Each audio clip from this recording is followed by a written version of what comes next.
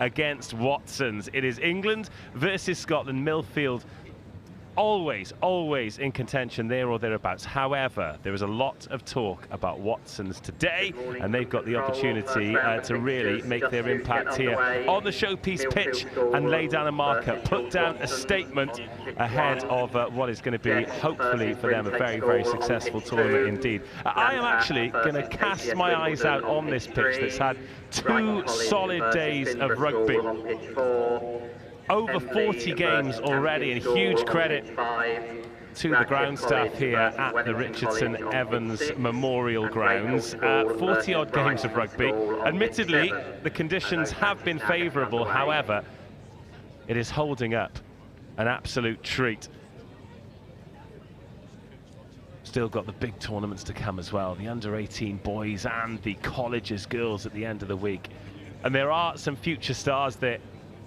A little bit later on, I'm actually going to be leaving so I can go and do the Buck Super Rugby quarter-final between Bath and Cardiff Met, and Kepu Tuipulotu is going to be joining me on commentary, who once absolutely tore up the turf here on RE1 in his Harrow days.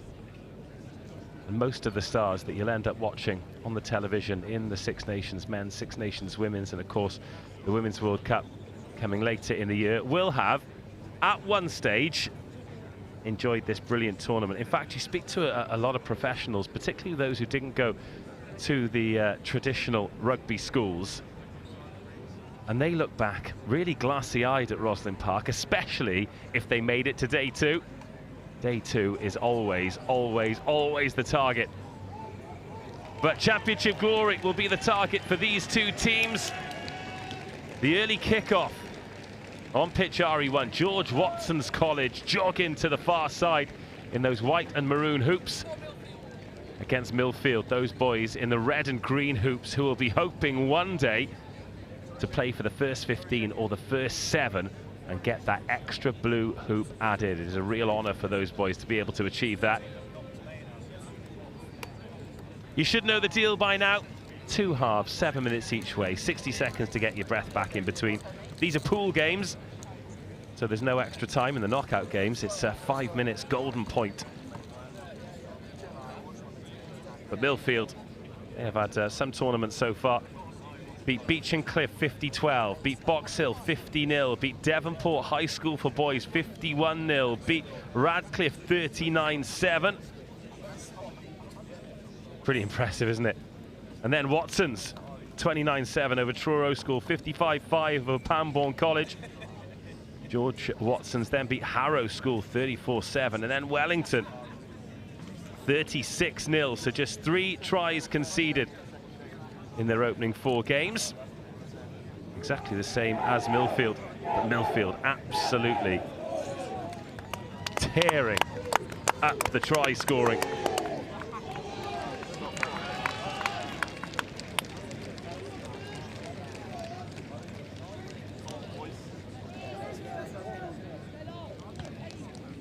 Unfortunately, haven't got a team sheet for George Watson's. Hopefully it will appear before the end of the game so we can shout out some of these brilliant boys and give them the attention they deserve. It will be Watson's kicking off day 3 of the National School Sevens, brought to you by Howden here at Rosslyn Park. And a brilliant defensive effort to begin with. Millfield coughing that one up.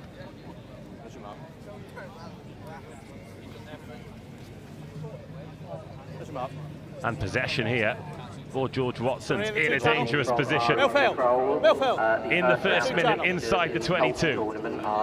Uncontested restarts from the line out. And look at this comfortable passing, fizzing off the right hand once, twice, then bursting out of a tackle, finding an offload. And this is a dream start. A first phase firecracker from George Watson. A little bit of a warning sign there for Millfield.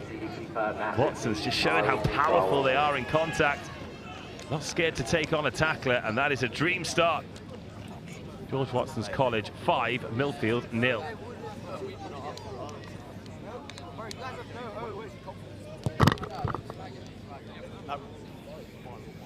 Just wide with the conversion.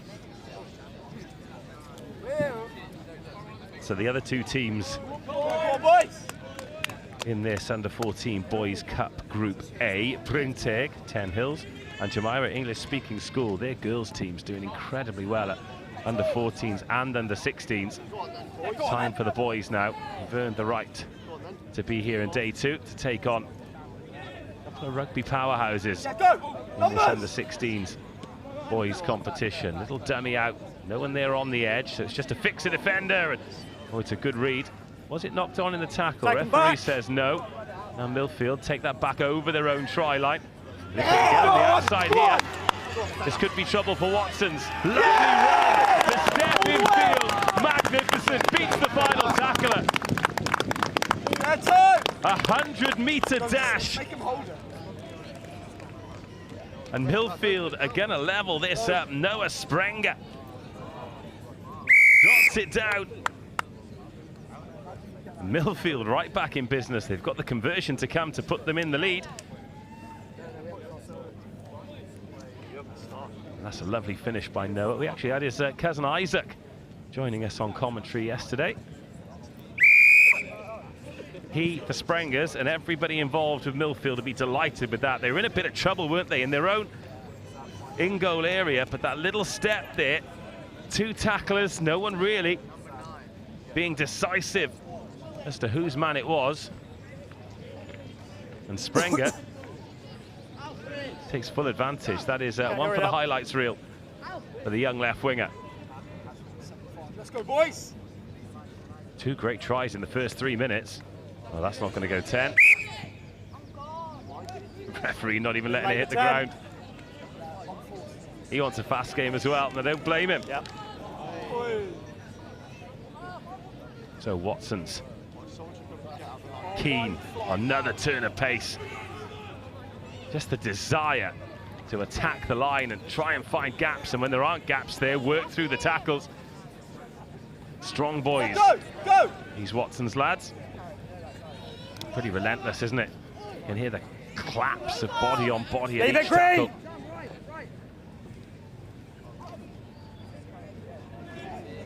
And then Millfield just trying to get himself in passing lanes. Release, Green.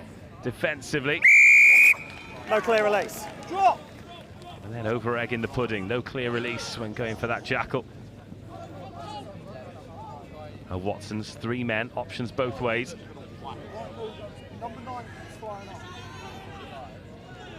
And then just working it back to the left. No sweeper in for Millfield, and a really good tackle.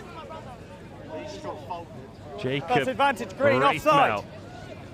But a penalty advantage coming. Millfield not getting onside, and they need to plug that gap in the middle. No advantage coming. 7 offside. Drop. That's advantage. 9 not onside.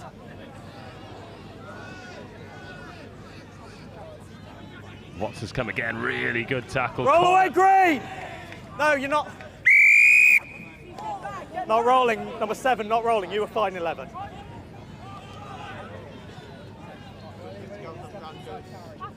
And Watson's coming again. They're controlling this middle fine. part of the pitch, Yes, but boys. it's well ripped. Good effort from Millfield.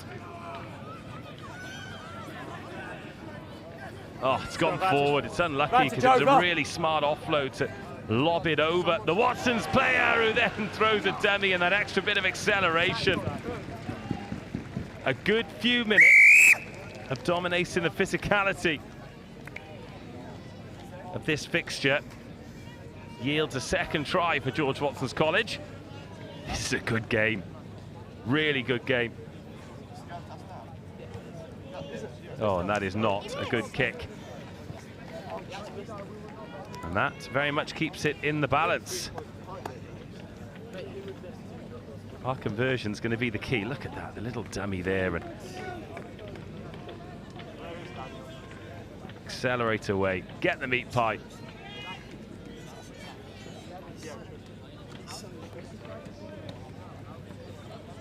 Minute of the game, minute and a half. 1 minute for Millfield to respond. They need to field this ball first. Oh, they got it! Oh, if that sticks. If that sticks, there's no one at home. Give!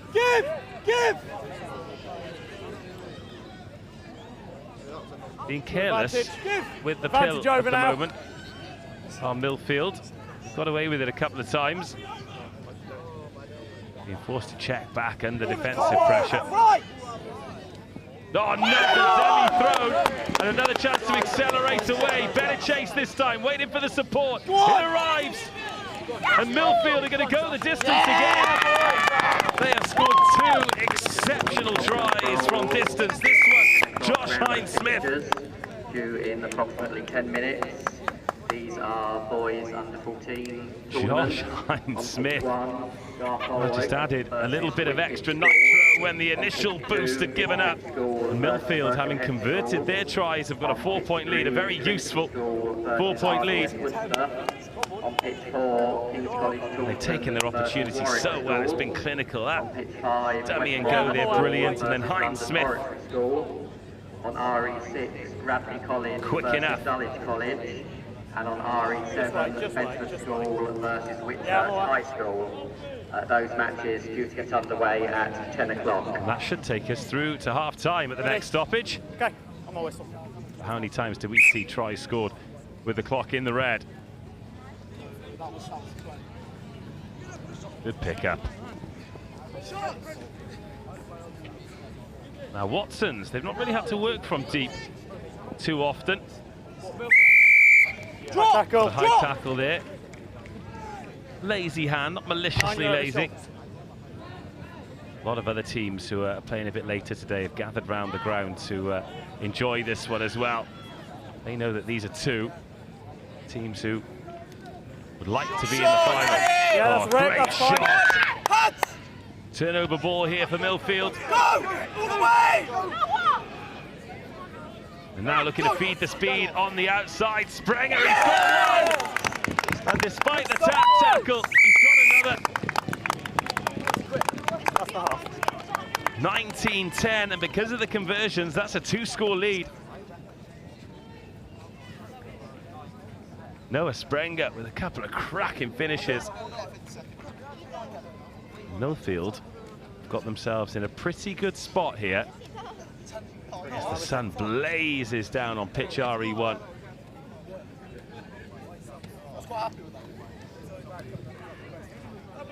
Oh, the conversion has rattled the beans on toast, but at half-time, Millfield in a great spot. They lead 19-10.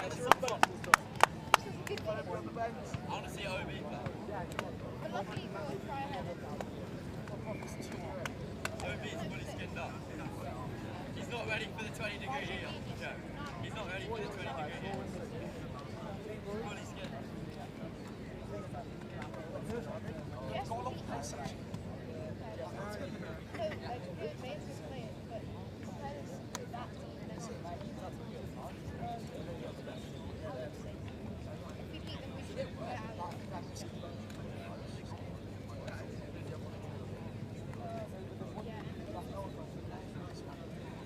Good morning from control.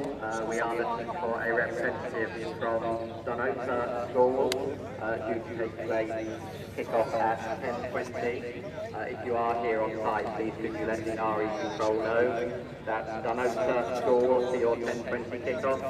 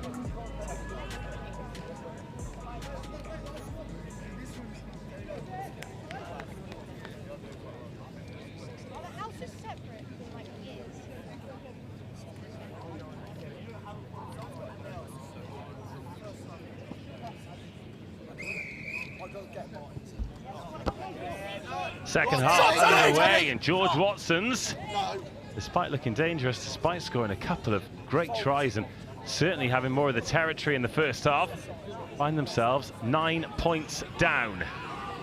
Need 2 Tackle, scores, release! 2 unanswered scores. Ball's available.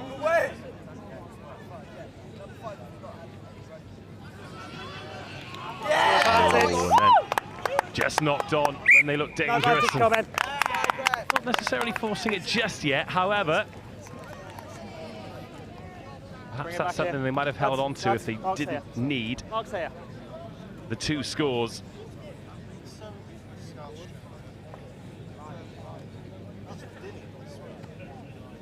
Crouch! Bind! Set! Ball's out.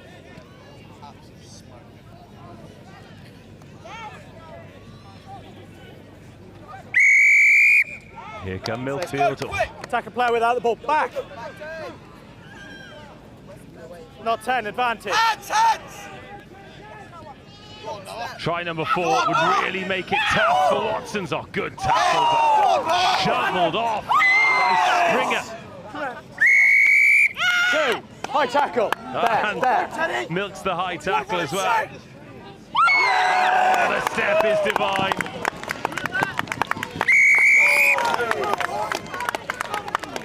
Is that the game breaker?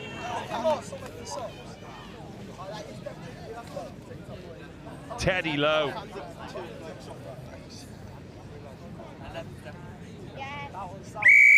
Oh, from some seriously hard work by Noah Sprenger, though. Look at this, hard graft, and gets rid of the first tackler. And just that swinging arm, wasn't it, after a brilliant fend from Sprenger. And then tap and go, no one really set. See ya. Toby Bryant. Okay. I'm going to be honest with you. It could be Toby Bryant or Jacob Braithmel or Teddy Lowe. They've got 3 number 13s, which really doesn't help on the team sheet. Look, there are 2 of them next to each other in the middle of the park there. So we've got 2 number 7s, 2 number 13s. Mark's here. I'm sure they'll be back here on pitch RE1 in the knockouts. I'm going to have to ask the coach about haircuts or boot colours or something to try and identify the boys. Crouch. Either way, Bind! they're in a great spot here Set. now. 4 tries to 2, 26-10. Ball's out. And in the 22 with more dancing, fancy footwork and a lovely ball, the 2-on-1. The diving finish, and Millfield are rampant. Yes!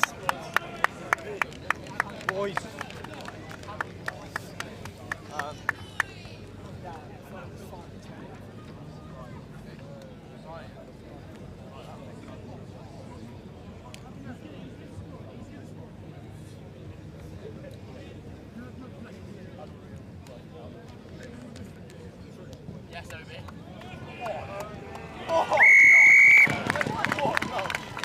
And the kick too.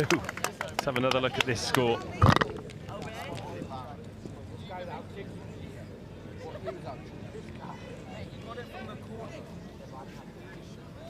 Look at this, 2-on-1. It's just well executed, isn't it?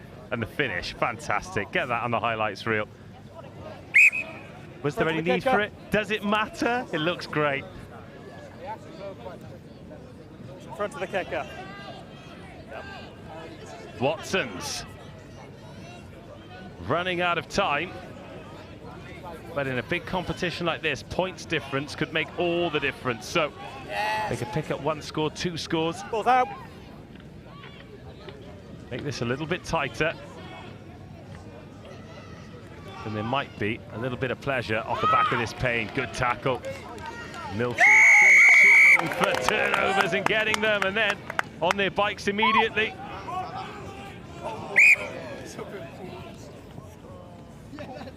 Forward pass.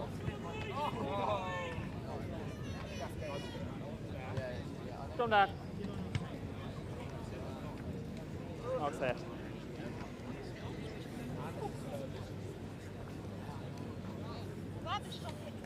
Couple of minutes for Watsons to try and rescue this. Couple of minutes Crouch. for Millfield Bind! Set! to pull even further away. That's a turn of pace, isn't it? That's advantage. 9 offside. Millfield offside. 9 offside. A little bit too eager. Watsons need to find some of that zip and fizz that they had in the first half. Yes, oh, instead they've thrown the interception right in the passing lane. Oh, go on, go on, Lee. Go on, And there are numbers here. It's been a great last 9 minutes of the game from Millfield, hasn't it? They were shocked and shook early on, trailed 10-5. 28 unanswered points since then. What a nice dummy hand, the step as well, and another one, and another one! But it's a long way between them and the line, and not a long time until the full-time whistle goes. Credit Millfield's defence, it is up and abrasive and in the face of these Watson's College boys, but if you miss a tackle, then it calls the sweeper in, and we have a foot race. Love that stop and go. Not done yet though. Oh, just gets there. Always worth the chase. But Watson's get another 5 on the board. Good score. On the line. On the line. First chance they've had. And what's been a frustrating second half for the boys from Scotland.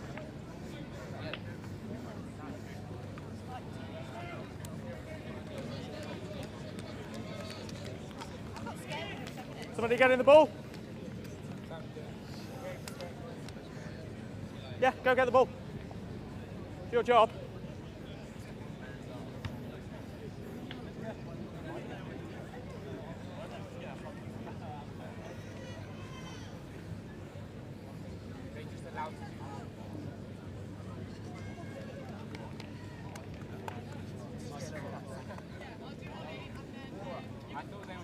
Final play now. Josh, is that time? Catch it. Get it all the way. Well, Millfield could just get the ball out here, finish the game, and instead they've got their foot on the throat and they want more. Real statement victory. Oh, well balanced. That is so good. So good. It would have been easy to quit on that, hit the deck and wait for somebody instead. To ride that challenge, to stay on your feet and to score that try. Fantastic effort and a fantastic result for Millfield. Let's take another look at this. Just there, the ankle tap, immense balance.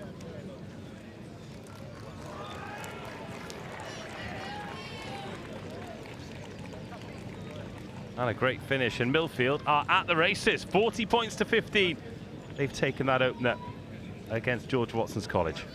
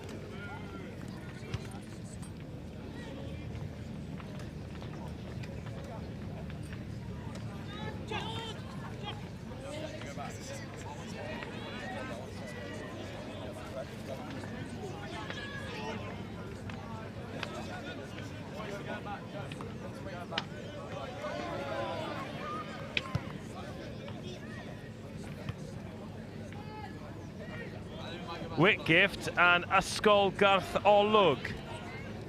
Next up in the boys under 14s.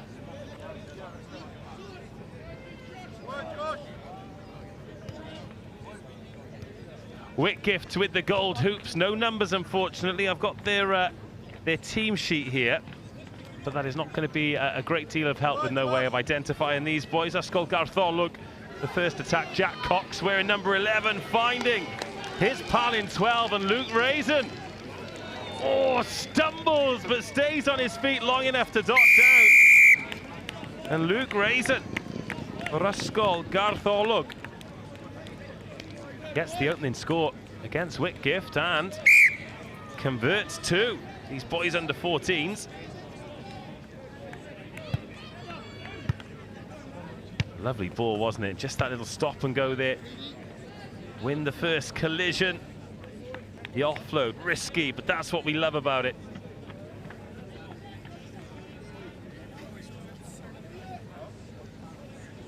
So Whitgift yesterday receiving this kickoff. Quite shallow here. I wonder if Gartholog might go a little shorter. No, they're going to take this one clean. Oh, no, well. Referee says it's not knocked on. It's a good catch by Jack Cox. Went backwards. Then a loose ball that Whitgift can pounce on, and then okay, a little knock on by yellows on the ground. Going to have a scrum. So Whitgift yesterday Blue. beat Watford Grammar School for boys 19-7. UCS were then dispatched 45-0. Tonbridge Grammar School 24-15, and then Seaford College 22-19. So some close games for Whitgift. Ascol Gartholog, well, they put 57 points on Winston Churchill School and then beat Tiffin 22-14. Ascol Bromerden then defeated 26-12, and then Robert Clack 36-21. So a great day for Gartholog. Balls out, balls out. Association of International Schools. But Whitgift making a real mess of that breakdown. The referee spotted a Gartholog infringement. Now Whitgift can go to work. Not held. Okay, little knock on, playing our advantage. Okay, so we are knock on by blue. Okay, no advantage coming. Scrum down yellow.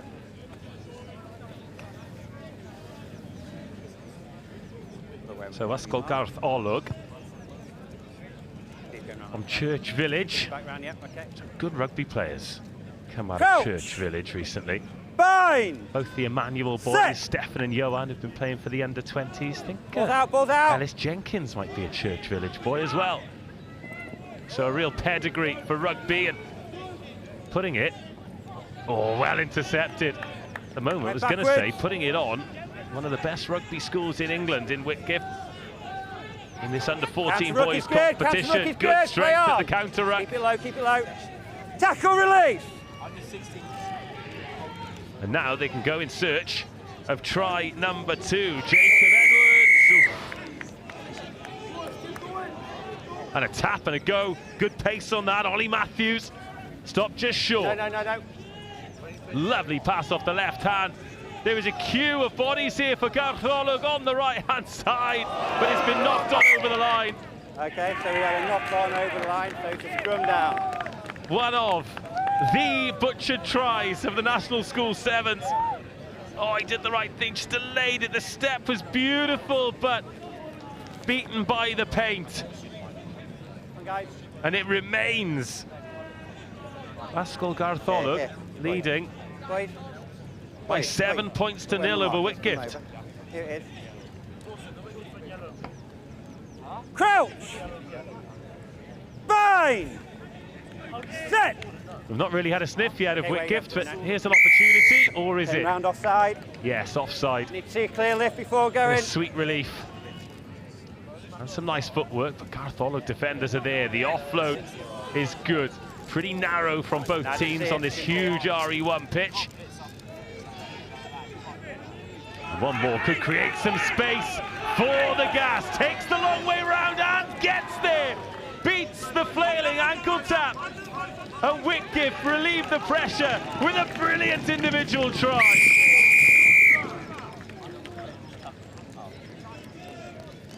And just like that, having played all of the game inside their own 22, Whitgift break free with a sensational solo effort.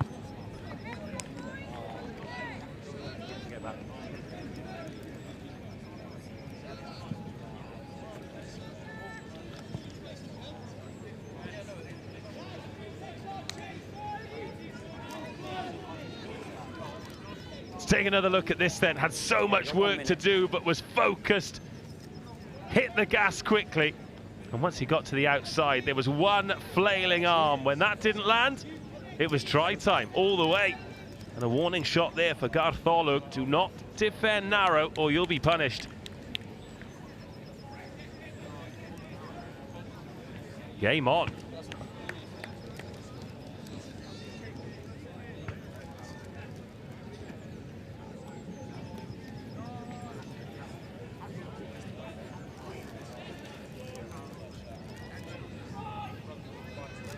Right, Gartholwg now, they've got some space on the left-hand side. Try and...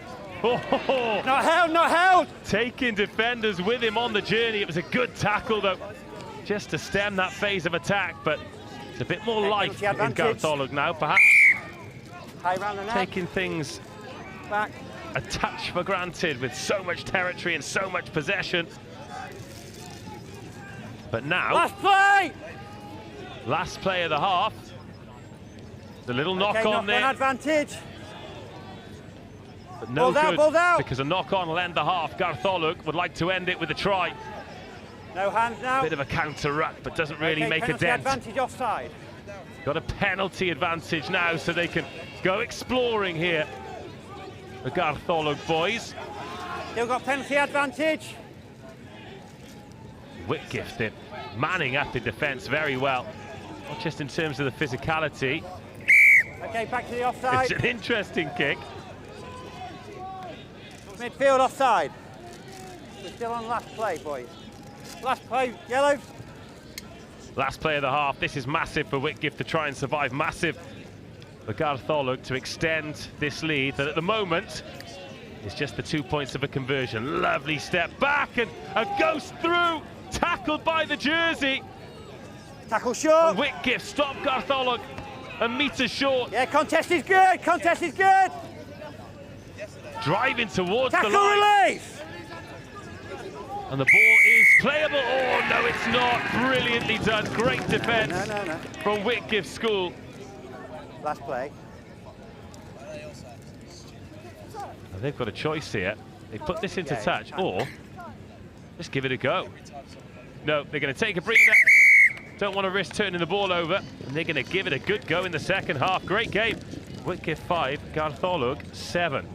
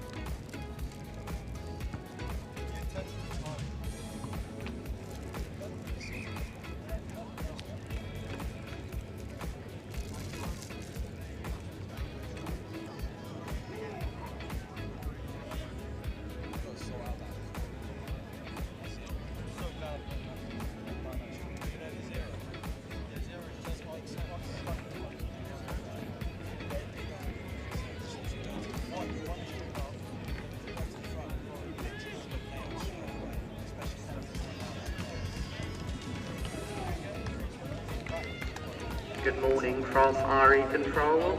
The scheduled fixtures at 10:20. 2 matches in the boys under 14. On pitch 6, Epsom College versus Bryn Hellinog Comprehensive School. And on pitch 7, Haverfordwest versus Fulham Boys School. And then first matches in the Colts tournament. Let's get underway with this second half then. Gartholwg kicking off On pitch 2, To a young Whitgift lad who's left his glasses on, and I respect that massively. On pitch 3, For those who remember, like Edgar Davids. Pitch 4, Dunosa School versus Cancer School. And on pitch 5, Blundell School versus Bedford School. Those matches are due to get underway at 10:20. Okay, let's just keep the challenge in a little bit less, please, Captain. Thank you. Crouch! Bind! Whitgift ball. Set. Nobody to the left of the scrum, so that might be the place to attack, but soon checking back when he realises there are some big defenders there looking to halt his progress, but gets away. Oh, ball's just gone forward. Referee has got himself in a really good place there. Stay where you are. Head. He's just taken a little bash on the head, and the referee... Okay. Scrum down. Just checking he's okay, and he is, which is good news. From RE Control, we are Also important news. Confirmation of arrival from Kingswood School and Any suggestion? School. Crouch! Oh, there is a huge Bind! blindside to attack here. Set!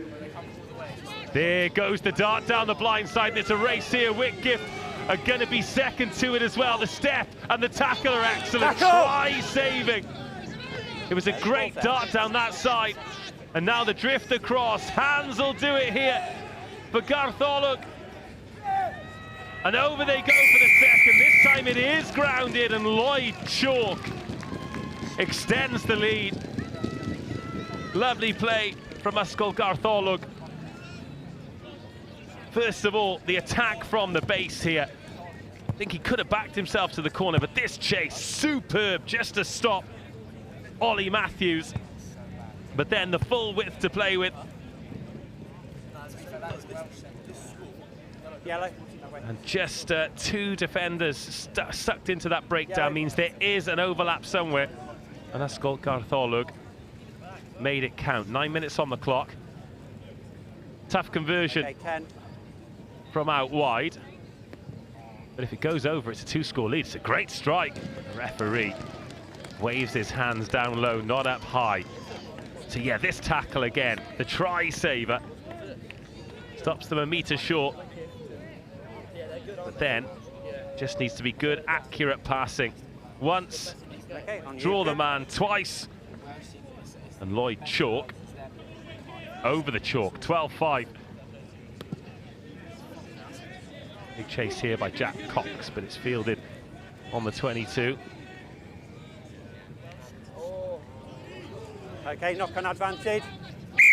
Just Okay, a knock-on, says the I think referee. they generally intend to catch that one, so it's just a knock-on, scrum down yellow. No penalty.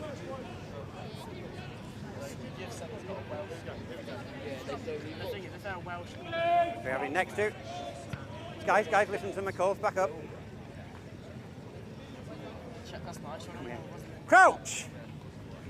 Bind! Halfway through the second half. Set! Whitgift still just Ball's a out. converted try behind, despite having spent so much time in this part of the pitch. But they've shown gas around the outside. And missed the tackle! Oh, just in the passing lane, Jack Cox. And now he can release Gartholwg. Whitgift Tackle had now. to respond. Clear out's good, clear out's good. Finding themselves Offside. behind here, No, no sweeper at nothing all. there, Was Ollie nothing Matthews taken out? They're still appealing for it, but the kick chase is good. And now they can go after the turnover. Game's just broken up, and this could work for Whitgift. Galloping. It's a long way around the outside. What a tackle from Ollie Matthews. The diminutive number 10 has done a job for his team. And Ascol Gartholwg from Church Village have wrestled it back. Ball's out! Great passage of play. Second penalty they've given away for playing the ball on the ground. And all of a sudden the energy's changed, and Whitgift really fancy this. Gartholwg Advantage. are narrow, and there's a penalty advantage.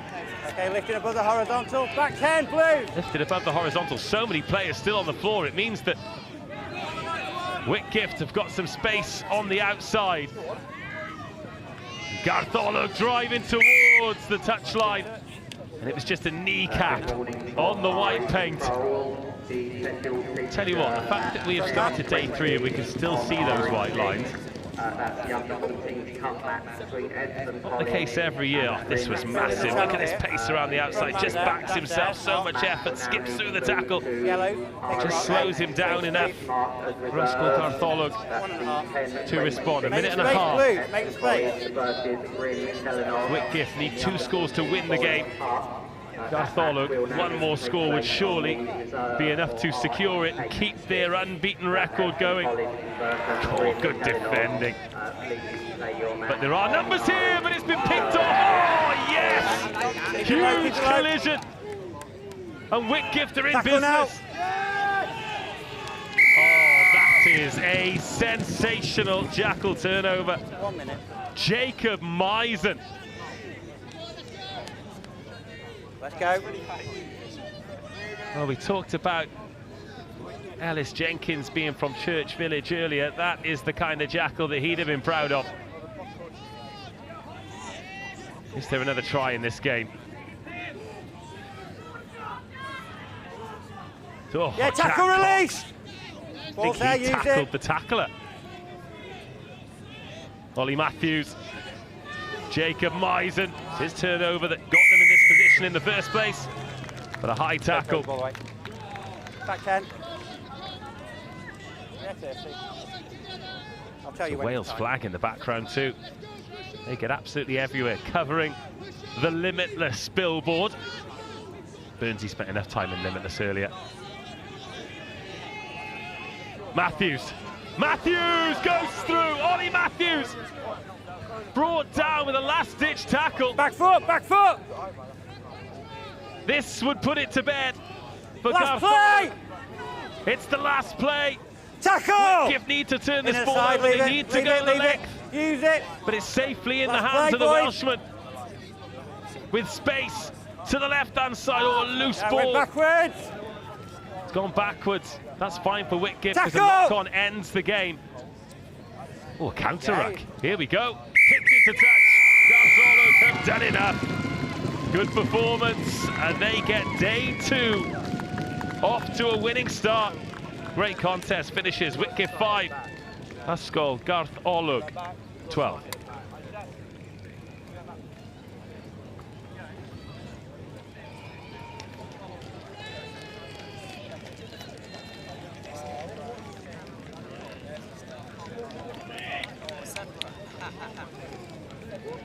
Guys, Jelani's playing apparently.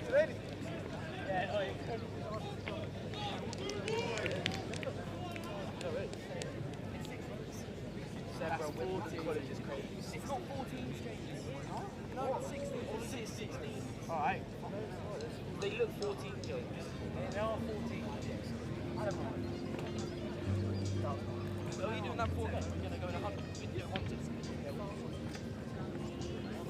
There's 14.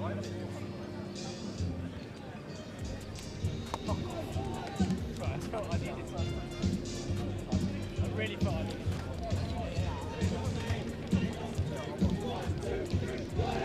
John, move up on your side. We're Wimbledon, one of the best teams.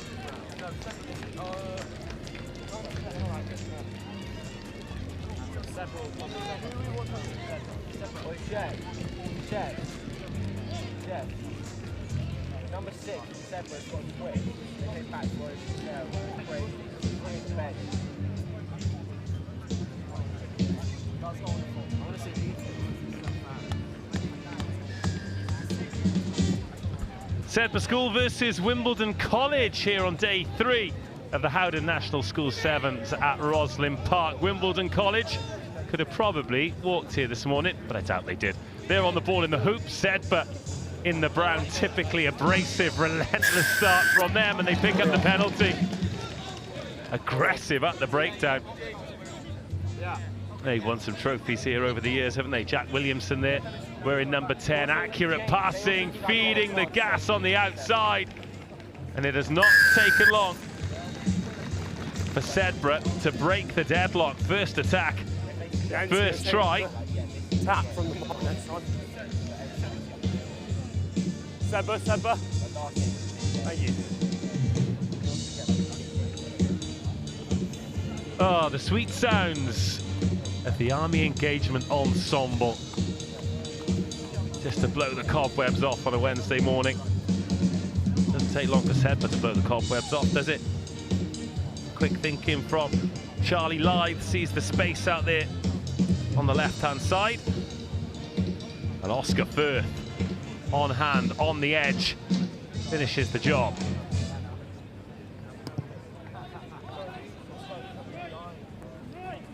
Got a lot of respect for Sedbergh because it's a really brave choice to pair brown with navy, but they make it work year on year. It's great stuff. Leave it now, red. Wimbledon College. I think when they saw the draw, there'll have been a big gulp, but it is time for them.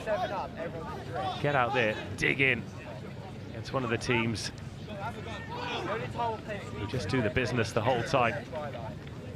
Had some excellent players in this tournament over the years, though. Wimbledon College, Cassius Cleves being one of them. Now making his way with Harlequins. Oh, little nudge in behind. Here we go. Doesn't look like you're going to beat Joseph Folds in a foot race, though. Quick boy. Leave it, red. But the kick chase is good. Sedbergh over their own line. Wouldn't be the first try we've seen scored from behind their own try line, though. And we might be about to see try number 2. It is another long leg stretch for Oscar Firth. But then it finds its way to Lucas McComb. And the Newcastle Falcon under 16 touches down under the poles, and Sedbergh do not look like they're in the mood to play.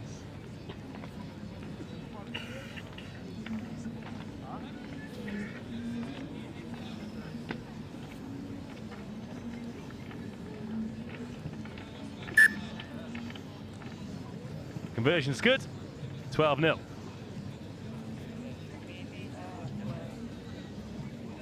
Well, they're having joy on that edge, aren't they? Lucas McComb, he is a big rooster, but he is quick as well. Once you're away, you're away. Right, Wimbledon College, second touch inside their 22. They managed to work it all of 80 metres last time. They might be about to make it a bit more, stepping away. Sweeper in for Sedbergh. Oh, forcing the knock on. Harrison Riley. Oh, that looked a touch forward. Referee says no, flat. One-handed offload. Sedbergh just brimming with confidence. Oscar Firth lays it back. Wearing number 10, Jack Williamson. The quality of the passing is outstanding, the timing. But the cover from Wimbledon College. Out there on the edge, keeping the score at 12-0. Brown mark.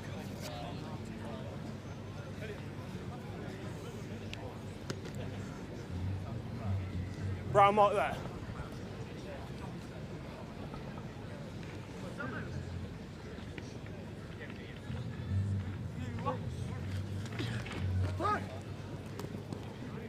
Right, Wimbledon College with the ball again, looking for space in behind, getting away from tackles. This the best chance of the game so far. Sweeper called into action, he slips off the tackle. This is a fantastic individual effort. And Wimbledon College are in the game. Oh, we've seen some tries today.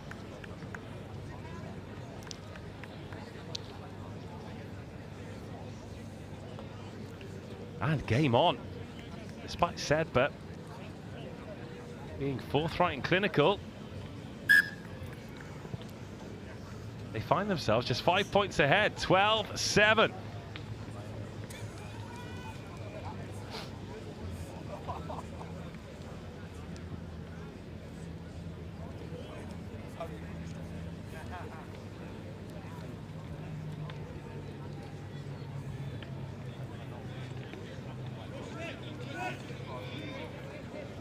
Timer, gents.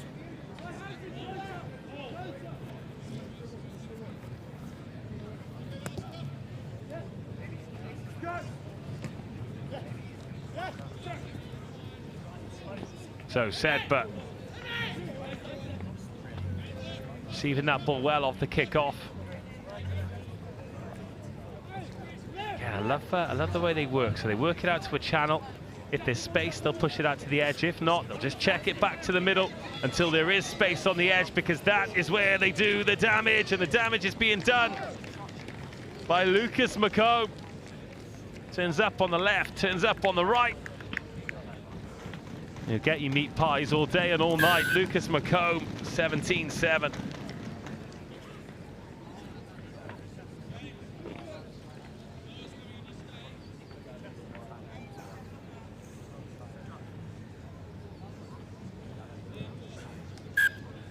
Make that 19-7, simple conversion. It's a good finish, isn't it? They just drag you one way, drag you the other way. Final play, gents. I mean, they will go through the middle at some point, but when they don't need to. Now, the first team we've seen today, first team we've seen really properly employing a sweeper as well. Wondering what we mean by sweeper. It's like a fullback in 15's, a last line of defence. Back we go.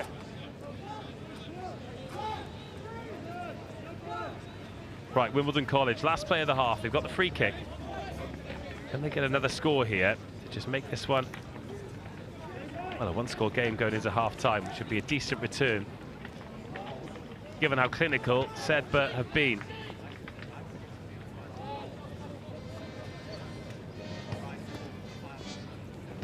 Oh, lovely offload now. Love the goosey. And the offload. It's some nice stuff here at Wimbledon College. Oh, and that footwork is sublime, but a big clattering tackle comes across. It comes across a bit too high. So Wimbledon College with the ball inside the 22. Sedbergh man for man in defence. Gone backwards. But the rushing defence creates some space here. There's rarely space on the outside, so you need a bit of grunt too. Oh, I love that, out of the back door. Toe poked forward. Wimbledon College can come again. No space to go through though. No space to turn the ball over for Sedbergh. Wimbledon College building. Where's the hole? Is there a hole? Is there a missed tackle? Is there an outside arc to attack? Tackle release, Brown! Push! Last play of the half. It's a half that's really dragging on. Oh, that's looped up, and oh, great strength. Oh, if that pass could have gone then. And on RE7, Kenyan Association of International Schools. But knocked on. That'll be the half. And Sedbergh lead 19-7. The scheduled match on pitch RE6, Westonbirt School and Row Eden. That match will be being moved on to RE8, which is marked as reserve. That's Westonbirt versus Row Eden. Your match will now be played on RE8 or the reserve pitch. Thank you.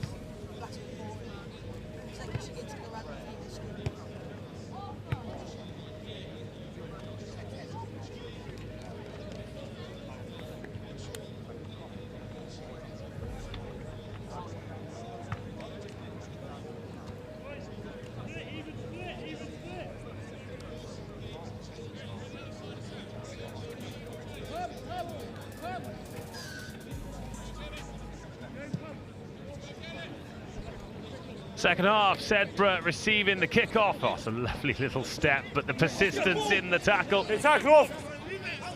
Push, push. It's actually a really good contest. Sedbergh sharp, as they so often are. The passing off both hands is great to watch. But Wimbledon College hanging in there. Quite had the bite and the cutting edge in attack, but defensively they've stood up. The only spaces have been around the edge, and there might be another one here. Oh, the passing and then the step and around the corner, and a little bit forward. Put it over him. Scrum red.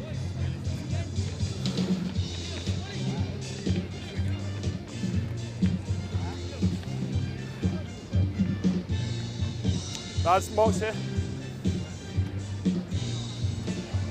Holding the space in the bind. Don't push the balls in, alright? Let's go, marks here. Crouch. Bind. So it's Wimbledon College. We've got the first meaningful opportunity of the second half. Again, they're going man for man, relying on a missed tackle, or look at the nice work like that to create the space, and the afterburners, the tap tackle saves the try, and the ball's been knocked on. There was an extra roll, which might have been a tough call by the referee. I mean, the play to create the space was amazing. The tap tackle, magnificent. And the score remains 19-7, but not for long. Away goes Joseph Folds. Goes one way, then the other. And then hits the turbos. Oh, Joseph, that is some score. Well played, young man.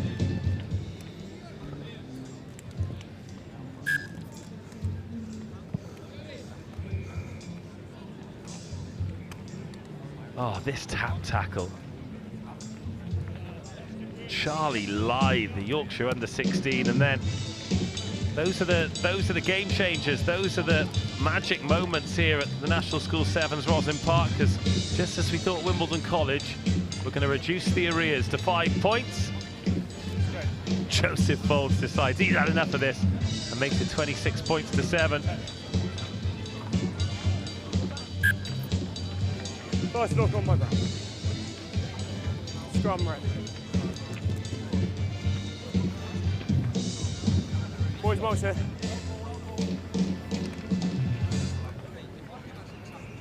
Hold the space in the bind, not going for the end, alright? Crouch. Bind. 4 minutes to go. Set. Till the end of this one. The Budgie Smuggler crew watching on. Spin. One warning, you're going to tap it next time, alright? Right, Wimbledon College. Can they pick up another score here? Oh, they were Leave so it, close, bro. weren't they? Straight So off close, feet. but so far. Leave it, get up. Sedbergh off their feet. Another penalty coming, because they're not 10. Hold it. Ooh, hello. 5. Off you go, please. 5. Charlie Beale, the captain. Slowing the ball down. Slowing the ball down, knock back 10, given a yellow card.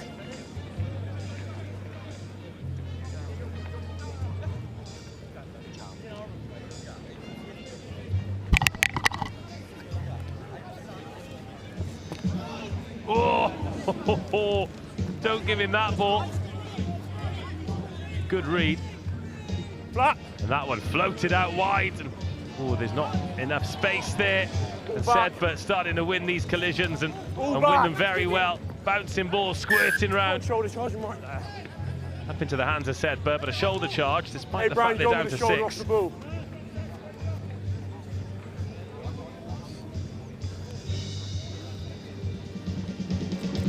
Is that a little high? Ref says no. Forward. Oh, and that's gone forward. Advantage. Sedbergh Advantage over. again on the ball, still down to 6. Can they find some space? Passing is so crisp from these boys in brown. And they're getting the edge in these collisions too. 2 minutes to go. No sweeper in. Is this going to sit up? Oh no, and he's made the right decision to leave it behind there. In fact, he's got a little tickle on it as Oscar Firth. Scrum red.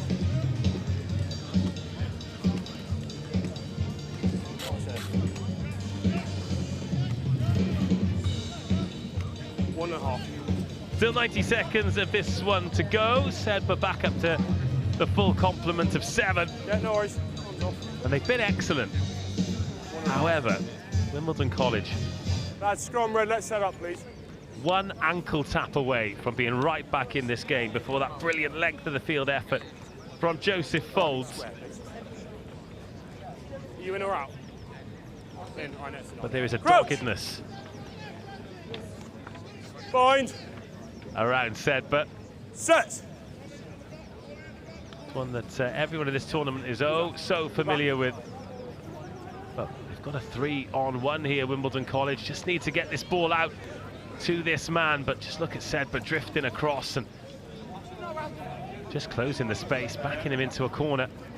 Big brown cul-de-sac. Here is the gap though.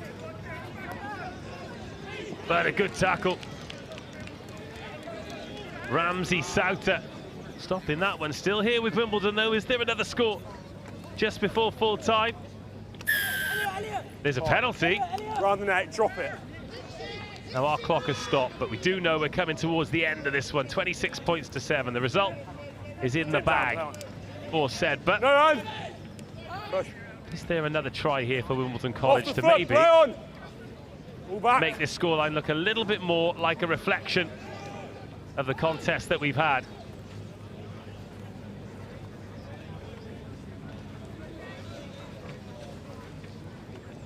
Like that. Lift up the cat flap and let it out. Leave it, Brown. He's got to roll first. Competed at the breakdown. 3-score game. This is where a lot of the game has been played. Sedbergh get to a certain point of the field and then shut up shop. But watch them if they turn this ball over. Well, they're not going to, are they? Because it's a show and a go and a lovely try. And Wimbledon College get their second. Oh, if they'd have got that one moments earlier, before the 4th Sedbergh try, then who knows what could have been. But it is Sedbergh who get Wednesday off to a winning start. 26-14. They've beaten Wimbledon College. We need to get off there, running rate.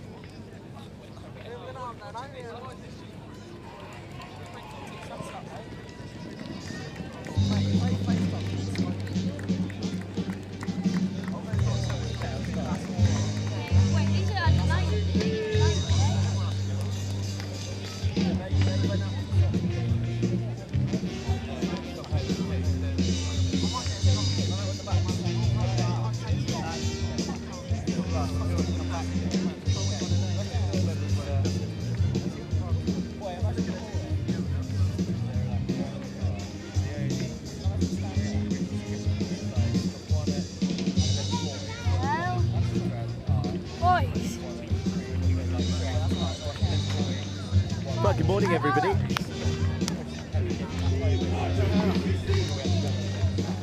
And good to be back on RE1, and good to be welcoming another school from abroad. Dubai College are lining up in the blue and red hoops, looking to continue to fly the flag of the UAE nice and high after the exploits of Jumeirah English-speaking school girls across the under-14s and under-16s on Monday and Tuesday.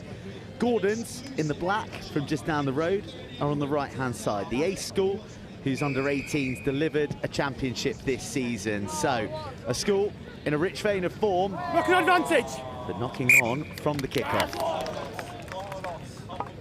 I think this under-16s, boys, is going to be a tasty treat today, isn't it? I think so. You look at them and you think, get back, please, five! Yeah. Crouch! Five! The longer I get... Set! The referee does know he's got a microphone on and we don't have to hear him at the top of this scaffolding, right? No, we're going to reset that, guys. Goodness me. Got a set of lungs on him, hasn't he? Yorkshire grit is how I describe that voice. Mark's here, All guys, of on the our 5. referees It's on the 5. with a set of lungs on them, though, out, as please. well. They Crouch! do Bind! Pretty well, Set! more work, almost Go, as go, much go, work. go. They do a lot of work this week compared to the boys and the girls. Those who are in the Vars who lifted silverware yesterday played 10 games. Oh, there's a wrong footing and off go Dubai College. And Ethan Baxter just about is reeled in by Tom Norman. Oh, that's a beautiful line, bulldozing one Shot! to the paint, somehow short. Use it! All a bird. Use it, Blue! My namesake, Shot! dragged down. An impossible tackle. There's width on offer here from Harry Moyes. He doesn't receive it. Oh, mighty defence from Gordons. How on earth did they keep Dubai College at bay? Well, Adam Cohen See you guys. has recovered so well to get back in that defensive mix because he just lost his footing, which opened the door for Dubai College. But then, when they were scrambling for the ball, he got back, he got his hands on it, he slowed it down, and that is an excellent recovery from the young man from Gordons. Ethan Jones surfing the shoulder of his opposite man. Oh, Gordons are so tight to their try line. It's a good hit from Ewan Reardon.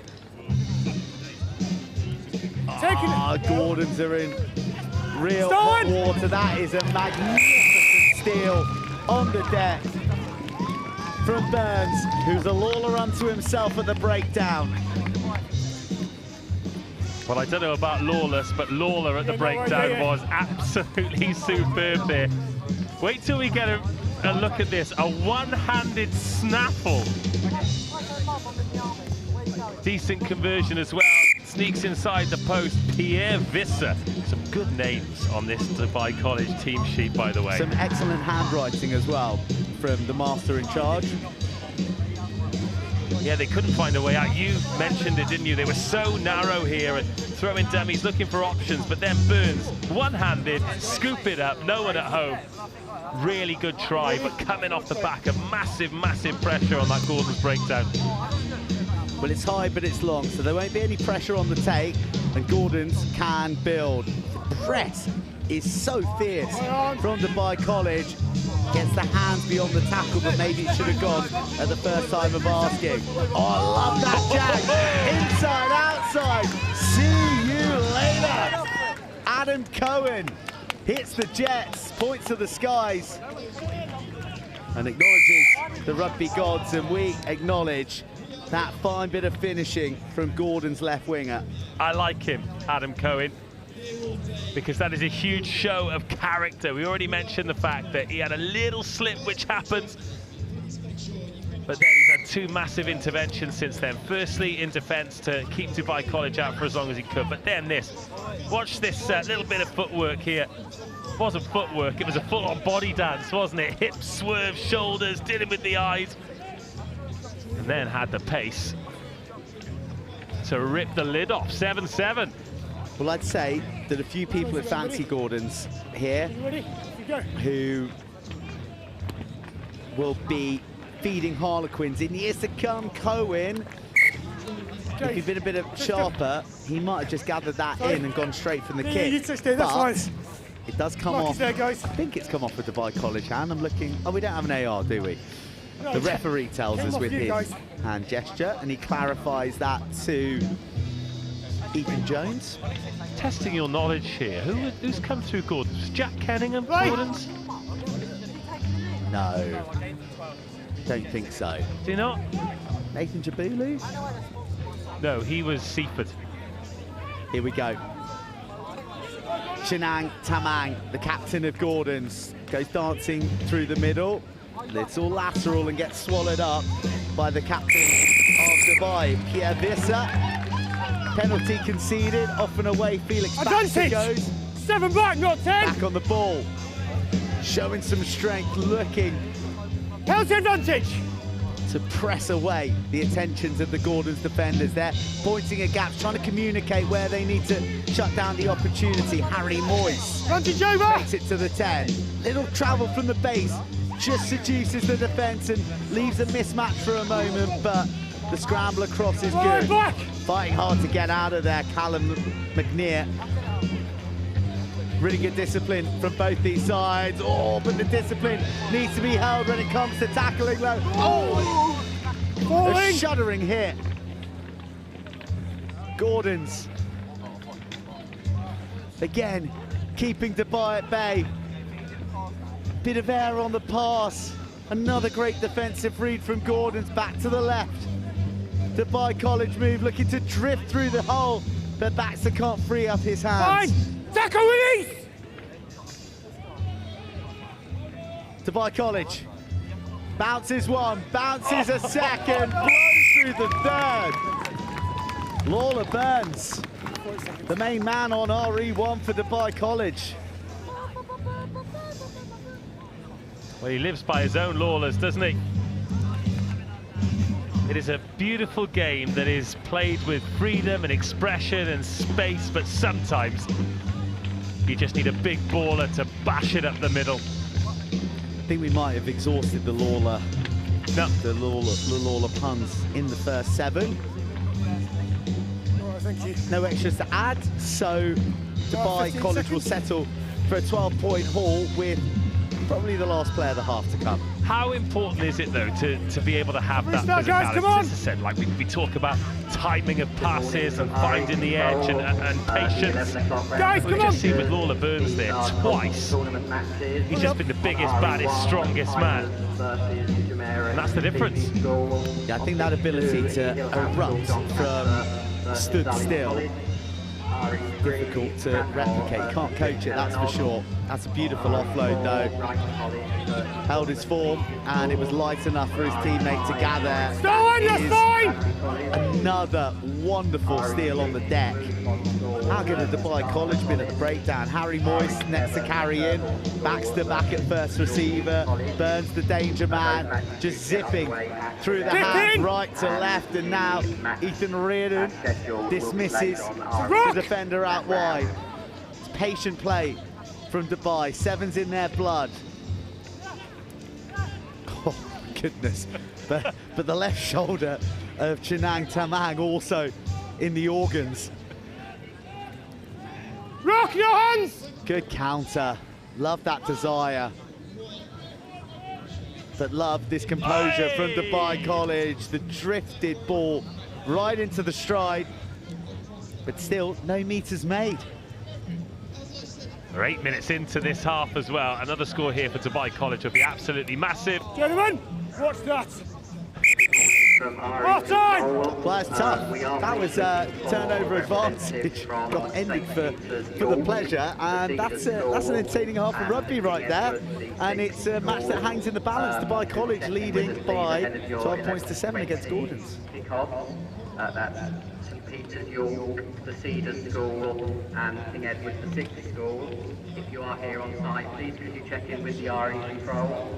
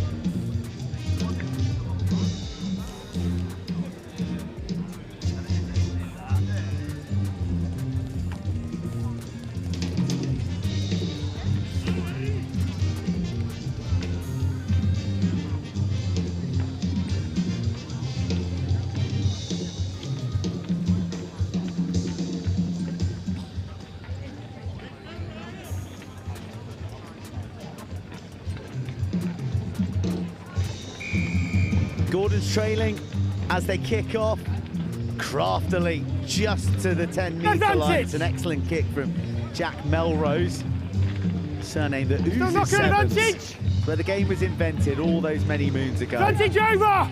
Oh, beautiful offload. This land's on for a hat-trick. Lawler hits the afterburnsies. Oh, but he gets gathered in. He wants it back. He wants it here at first receive. It might not get it because his teammate with 5 on his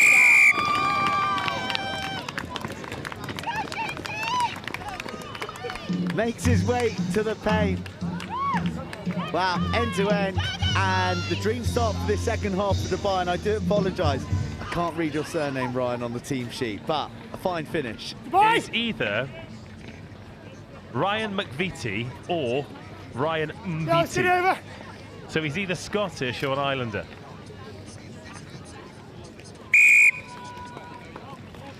It's McVitie, isn't it? McCavity? Here we go, that's the break, here's the support.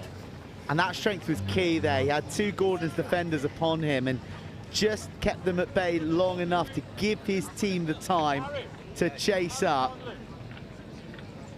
And that was the try.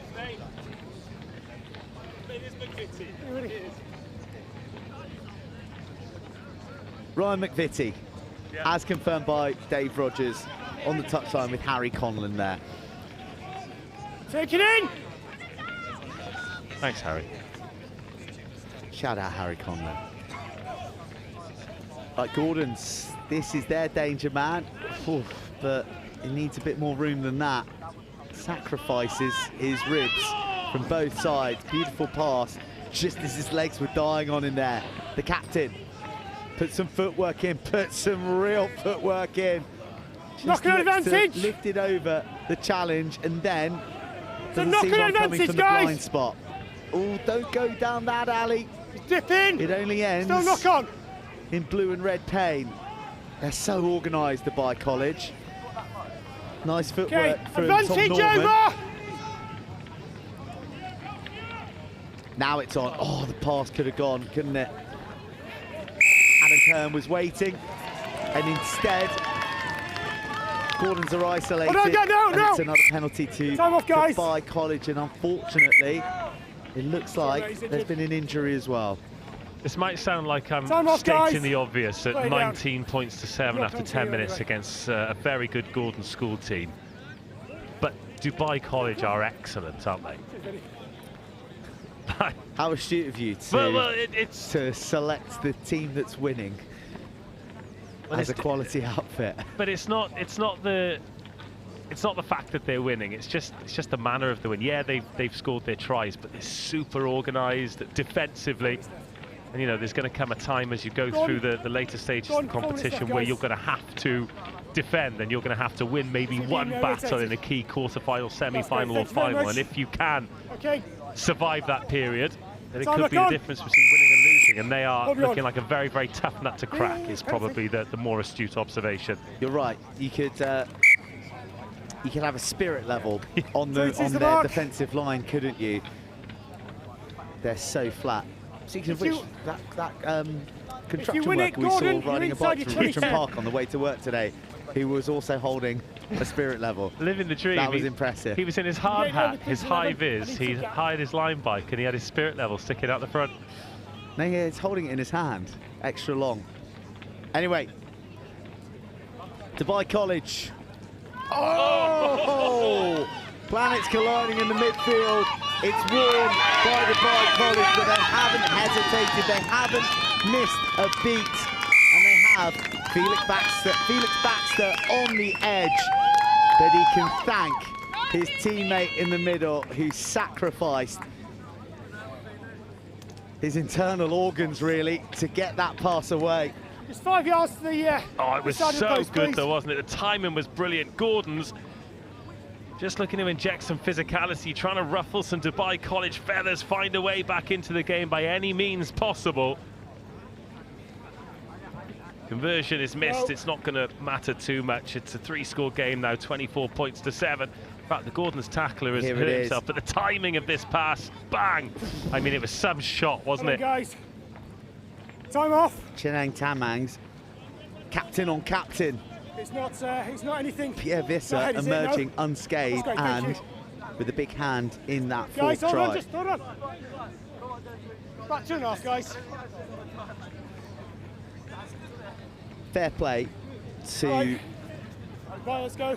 Chenang Tamang, because that's the kind of hit that can change the momentum of a match, and a lesser player would have worn it, not continued, and also not been able to get the pass away. But it's a testament to the class of Dubai College, really. Guys, let's get on with it, please. Take a step, please.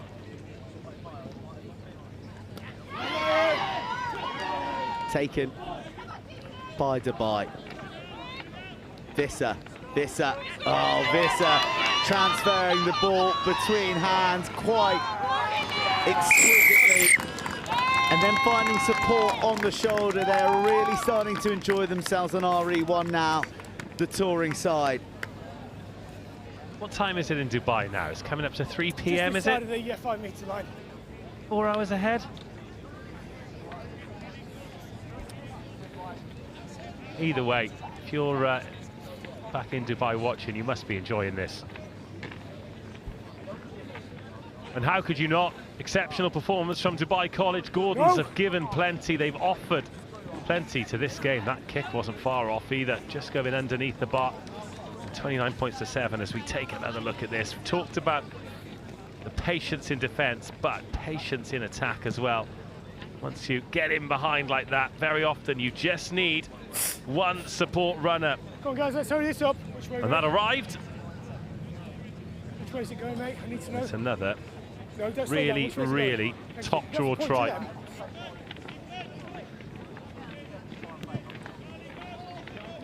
Deeper with the restart. They know this game's won, so they're going to make Gordons work from the 22. Oh, another excellent tackle. Like Backwards! that. Out of the back door, though. Picked up by Bizem Kappa. And then Dubai College applying pressure at the breakdown and winning. Another ball. Darzel a lot. 5 metres short. Options both ways. And then bulldozing and barreling over is Ethan Walmsley. And Dubai College hits 6 tries here on RE1. And what started off as an excellent contest has finished as one-way traffic. That'll be time after this. That'll be time, so let's get on with it. Trying to draw that one. And that'll be the ball game. Dubai College. Fantastic display, composed performance, and some excellent tries to boot. They have defeated Gordons 34-7.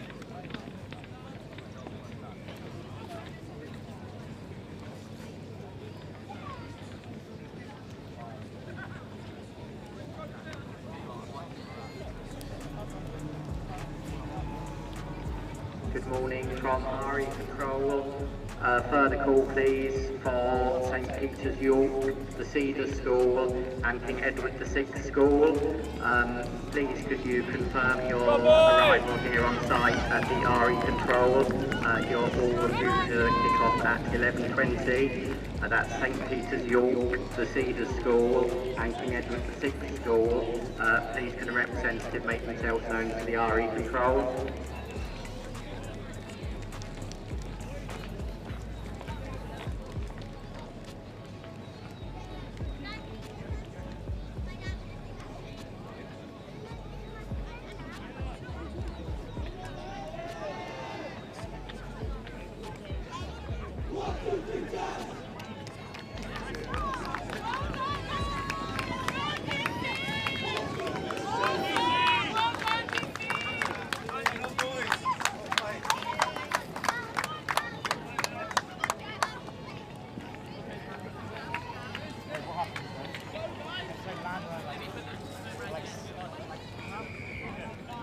Hymers College kicking off against Jess in the under-16 boys. Jess have had a great girls tournament in the 14s and the 16s. Now it is over to the boys, hopefully. Some of you who just enjoyed Dubai College over there in the sandpit have stuck around to enjoy this one. Jess in the blue and white hoops, Hymers in the black and red, and a little dart through the middle here, flowing locks of Finn Hunt. Manages to get the ball away too. Get out, Black! Very bright start here from the boys in blue and white. Got a man out on the edge, might not need him, skipping past a couple of tackles is Connie White. Then a little forward pass brings proceedings to a halt.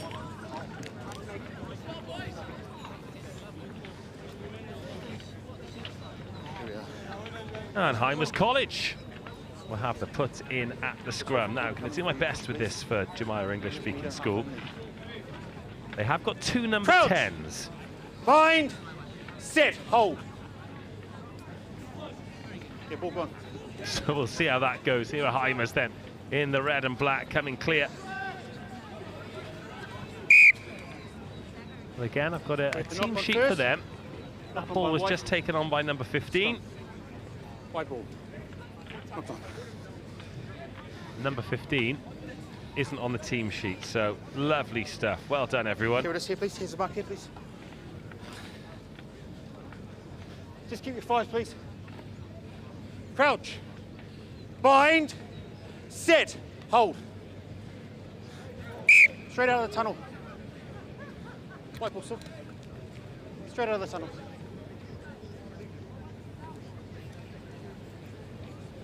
Crouch. Bind. Sit. Hold. Jemima English Speaking School into the Second Hymers release. College Get out, Red. 22. You're okay. Play on. And Hymers, well, they're going hard at that breakdown, but strength on the drive. And there is space out on the right-hand side. Oh, as the bounce pass could have probably gone through the hands, but doesn't need to. Skipping and skirting away, Connie White. Oh, it's a great finish. Electric feet from Connie White.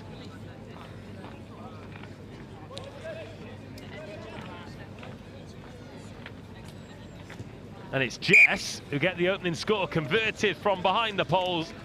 And we can get back underway. Just have a look at this. Not sure it needed this big looping miss pass. A lot of work to do for White, but stops and goes. That little dart there, just wrong foots the defender. Flirts with the paint. And White is all right on the night. It's Jess 7, Hymers College 0. You know how in England we feed our kids alphabeti spaghetti? Yeah. I think in Dubai they feed them like number 7 shaped cereals. Fine. Don't they? I mean, like, how good are all these schools in the Middle East? Oh, what a tackle. And now Hymers out of the 22. Great news, Burnsy. We have got a team sheet, but none of the numbers even nearly correspond because he's number 15. Lower, and there's not a 15 on here. So just want to clarify, I don't feed my kids alphabeti spaghetti. I don't want Jamie Oliver getting no, on my... No. Big broccoli, guys. Well, Jamie Oliver, big Howden Rosslyn Park National School Sevens guy. Yes, he is. Forward by Red. But as great a chef as he is, he's not as good as Holroyd Howe. Oh, he's not as good. I was going to say, can he put together a burrito? Probably. Would it be as good? Would it be as good? Snacks at Holroyd Howe here are Bind. delish. Set. Hold. I genuinely thought you were pointing at the pick and mix then. I was like, that is so rogue. Here comes Jess. Little dummy. Little goes through. 2 tries. It's Freddie Peters or Cade Waverley. And as soon as I work out which number 10 is which, I will confirm the try scorer. The conversion goes into the Edwin Doran tent, but it doesn't add 2 to the score. But some finish.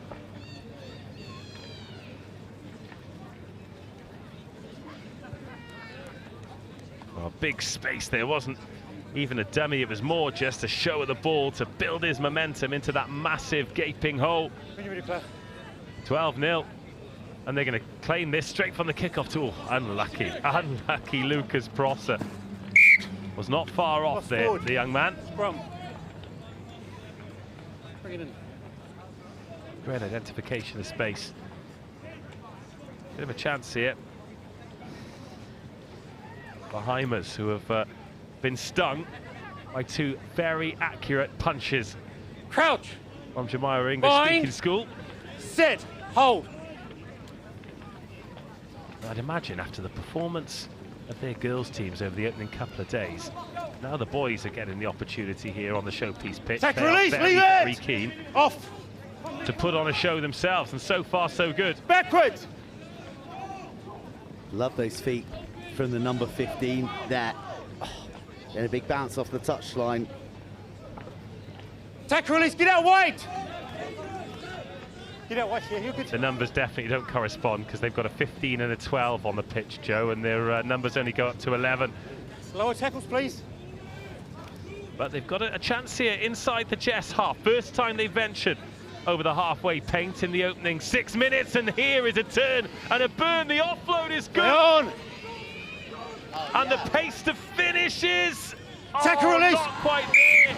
Out. And that is a great Wait, line defensive out. response from Jess. Bells ringing. Wow. I thought it was going to be a fine finish. He was almost across the line, then dragged back. It was like that Dupont tackle on Hugo Keenan, was it? One up here, Back please. in the Six Nations One a up here. couple of years ago. Here, you need to be here. Thank you. Physics-defying strength at the last ditch. And that is a real high line-out drill to the tail, but it slipped through the grip of those from Dubai, and Hymers get to go here again. This is the danger man. Absolutely electric every time he's on the ball. He can deliver a pass. Oh, we've just seen the tackle of the tournament. What a way to end the half. Here he goes, try time, wipe out. I mean, if you're getting technical, the head's on the wrong side, but low, hard, and at velocity, thou shall not pass.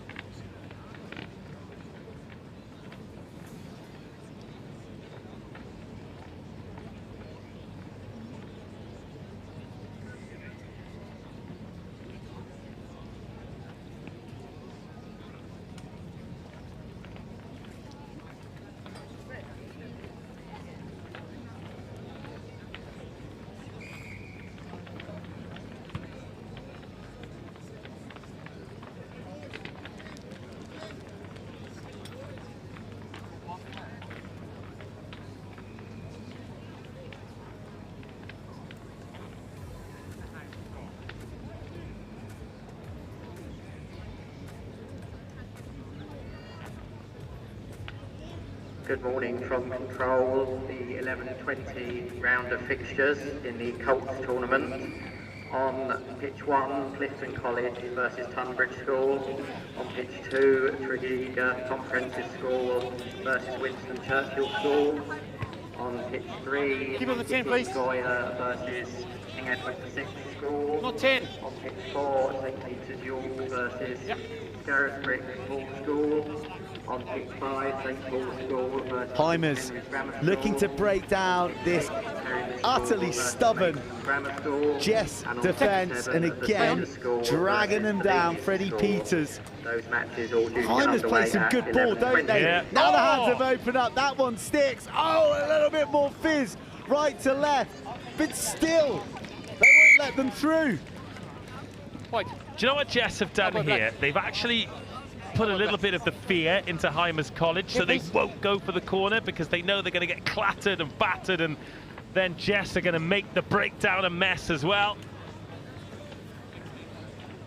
See them chasing down. You remember in the in the old cartoons as that ball starting to make its way out. I can't switch off to give you my anecdote here. Hymers bringing the beef as well.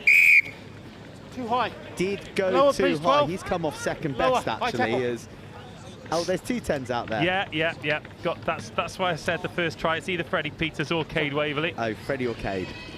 And here is Freddie or Cade. Play on, backwards. Freddie Cade. Play on. Leave it white. Oh, wow. Nice turnover, Hymers. They're due a score. Oh my God! Granite Too high. shoulders. Lower. That would have been heavy in the baggage allowance on the plane over. Leave him. Hymers on the drift. Hymers finally break down the most stubborn defence Lower, please. of this season. And it's game on. And Hymers are well worth it. Yeah, played some really good stuff. They have just had every door closed at the end of every corridor by... Closed. Been slammed with their fingers in the door jam. I'm afraid your opposition for your Great match nudge. at 11:20 is not Conversion of the week. available. And it's not today far for the off, is it? tournament. Not far off. Yeah, it reminds me Fresh Prince of Bel-Air when Uncle Phil throws Jazz out of the house. That is what Jess's defence has been like. No longer take place. That is a real niche reference that is going to appeal to Every parent that's watching. yeah, certainly not to the demographic that's playing. Unless it's making a retro comeback. That is a devil of a kick-off, and Hymers deservedly claim it. It was bang on the money. Leave it now. And now, Jess are being starved of possession. They've gobbled up every Hymers runner that's come at them to this point. This man, the one to break them down after 10 minutes. Now, do they smell blood? Drifted over the top. The big tackle empties the man. How did he squeeze that ball away? Now for the transfixing feet of their number 15. He gets up and goes for more. He's got a couple of Jess defenders with him, but he can't piggyback them across the line. Hands, whip, find the space, find the finish. Don't go that way. Here's the wraparound. Here's the try scorer. And a bit of the sting's been taken out of the attack. Hymers, patience, Hymers with men over, Hymers, Not held! Slammed! Tech release, let go, Blue! We're going to see both of these teams again, I'm sure. We need to get a Hymers team sheet because, they're in! Because they're level. But these boys, the effort they're putting in, the quality of their play, we need to be able to shout them out because they are playing some stuff, and they have. Well, the first half, it was 7 minutes of physical assault. But they are tough boys. And now they lead. 14-12 to them. 14-12. Confirmation of the score. It is 14-12. This lad, 15, twice. He's burst the tackle, a good tackle, to just buy some extra meters, create the space, and then got 2 minutes. 3 in the scrum cap. To you. Just direct. It's a little bit of a tired effort there from Hadrian de Pantalen. Criminally, they don't go the 10. 10, make the 10, make the 10! What Jess needed. Living off attacking scraps. And with 2 minutes to turn this contest around. And that's how fast they can strike. Andrew Wahlberg.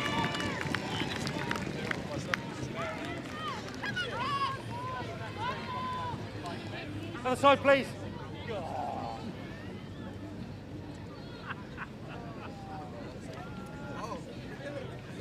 They barely had 10 seconds with the ball in their hands this half. Jess, a fair play to Hymers, who made them pay, but now Hymers have got to do it all again. Just shows how important it is to do your best to play error-free rugby, doesn't it? Worked that hard to get into it, scored 2 excellent tries, and then coughed the ball up on the restart. 2 passes, that's all it was. You can't overestimate the importance of the kickoff in sevens. If your drills are good, it can change the game for you. It's a high-hanging kick, but there's a bit of distance on it, so Hymers again have the ball because there wasn't enough room to chase. Good high press from Jeff. Release, Commit to the tackles. They've got to be careful. They don't want to get too over-exuberant in looking to make those hits. That's a risky offload. What a pickup on the bootstraps. There's nowhere to go. Oh, yes! Oh, yes! The phone box feet leaves the Jess defence, clutching at memories of the man that once was a handful of jersey. Slows him down. One last bounce off the left boot. The support's there. Oh, there's a little breakdown. Ball's available. Use it. Placed or popped. Jess now. They'll go from their 22. Watch out, the blind spot. The tackle comes in. Ball back. And Jess knocked the ball on. Dying embers of a thrilling contest. A try levels it. A conversion wins it. Tech release! But they've got to do the first bit first. What Jess have got to do here is if Hymers score, they've got to push them wide. Oh my goodness. Sacrifices his spleen to take the catch that'll keep them in the match. Out the back door. All instinct now. This is the danger man. Outsteps himself. Draws in 2 defenders. There's no one behind the man with the ball. He's exhausted Their as well. strike runner's down 2. He's already gone the length in this passage. Well, I'm not surprised he's empty. Now Jess needs to be patient in defence. Hymers need to be flawless in attack. This is the ball game. Hymers have only got 6 Tackle to work release. with. Jess looking for their opportunity to strike on the floor. They lose the battle of the breakdown. They just need to stay disciplined. They just need to land their shots as they have done all match. Back to Wick. Does the number 15 have one last final play? He's a slippery customer, isn't he? One-on-one in the 5-metre channel. 15 wins it back. 15 wins it for Hymers, surely. That's a yellow. That'll be a yellow card for dropping on the player, or it should be. Yes, it's full time now. That's it. It's full time. 15 has emptied himself. What a performance from him. Where has he picked the energy from? This is the biggest kick of this young lad's burgeoning career. And he nails it to snatch victory at the death for Hymers against Jess. Absolutely astonishing.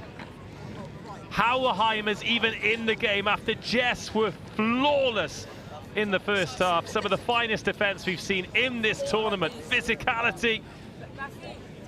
It had a little bit of everything, and drama to the end. One of the games of this tournament, of any tournament, finishes in favour of Hymers. 3 tries each, but a magic right boot. And this was the final moment. He was on the floor, stricken and empty moments ago, but gets back off the deck while he's on the pitch. They've got a chance. I tell you what, that finish was about the slowest he'd run all game, but it was enough to do it for Hymers. What a win, 21-19.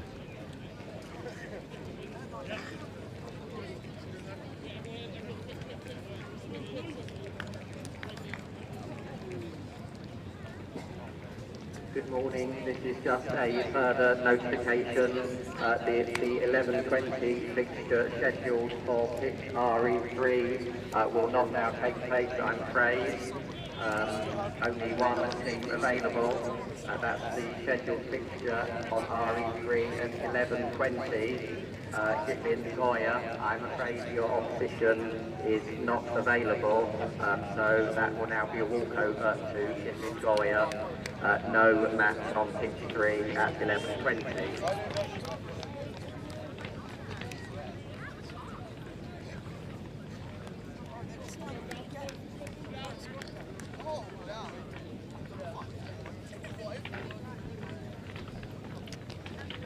More under 16 boys action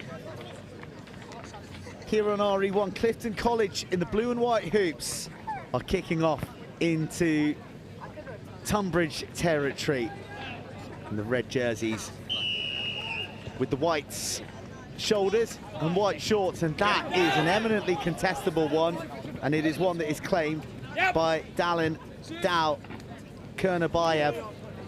Great bravery from the get-go, sets the tone for Tonbridge. He put the footwork in through Flynn Lewis.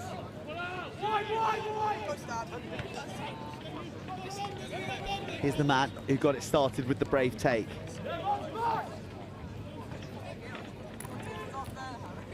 Nowhere to go for Tonbridge right now.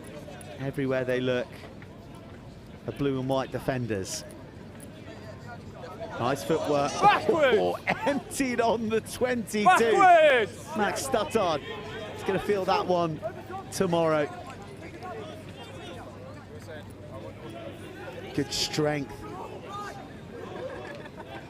from Clifton, who continue to press, and just on the glide to have the pace on Tonbridge, and they scamper across for the opening score of the match.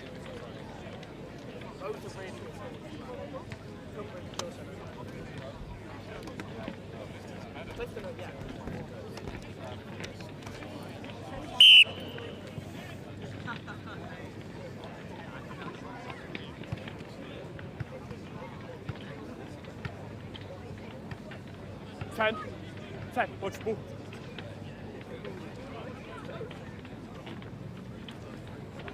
Time's on, you can go whenever you're ready.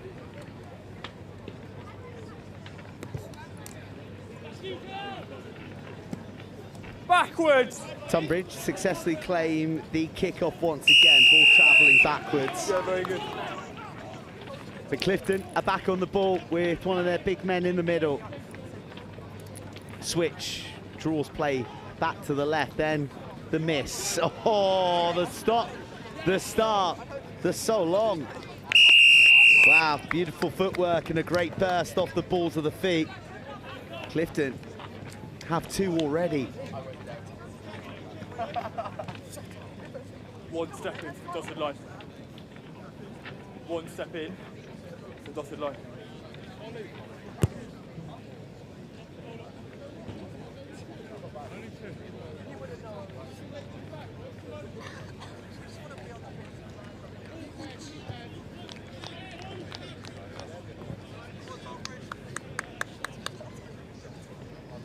Time is also good, you can go ahead ready.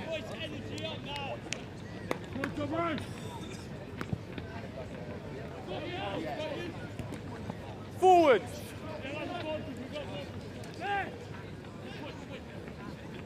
Okay, Red, your advantage is over now! Tonbridge caught in possession and all alone Come back. on the 22. Okay, you mark the seat. You're going to be ready. Holding it on. Clarity around the mark.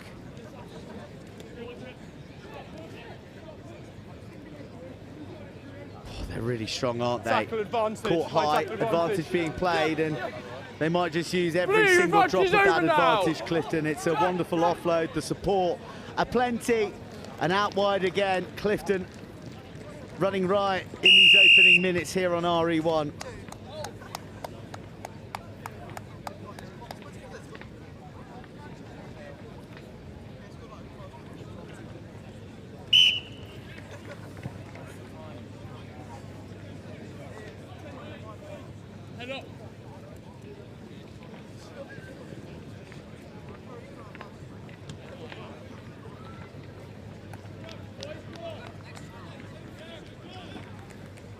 Time's on, you can go ready.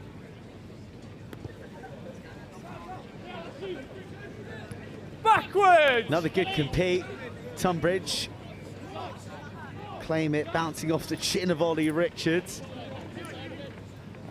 They move back to the 15-metre channel, like that offload, just getting the hands free. Batted back by Clifton. Well, he's been penalised for knocking that down, but it clearly went backwards, so Tonbridge get a bit of a gift from the whistle. Oh, short ball, don't run into that channel. There's no way through. Max Stuttard, who wore a big hit in that first half, in the earlier exchanges, just working as playmaker at the moment. Tackle! Charlie Scarbeck drops a shoulder and races no into the defensive line of Clifton, and this is better from Tonbridge, who've worked their way out of their 22. Nice ball into the path of the playmaker wearing two, Ollie Richards, but can't emerge with the possession or the call. Clifton, so many numbers flooding down that left channel. There's no one out there to the right, so they'll work it backwards and try and fashion an opportunity here. Again, looking to target the soft shoulders, the gaps between the two defenders, and well, the disconnect is far too large there. Finn Lewis will give chase, but he won't be able to make it.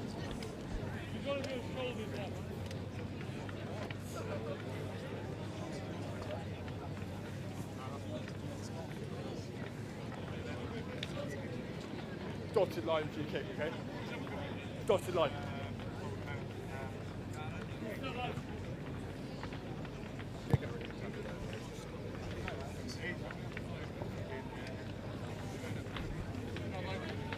No extras to add, but plenty of points already to the Clifton ledger. 24 points to 0 they lead. And really, they found the going a little too easy at times, but it's a testament to the way they're moving this Tonbridge defence around. that is leading them to leave those holes Jack's come to back, accelerate make sure through. you take it on the line rather than front, okay? No, because you're too far in front. Well, Good 2 foot in front. you don't see that given often. The bounce of the ball from the drop kick restart too far in front of the halfway line. Miraculous, love that offload into the grip of Scarisbrick. Now, Flat! it's Hayward.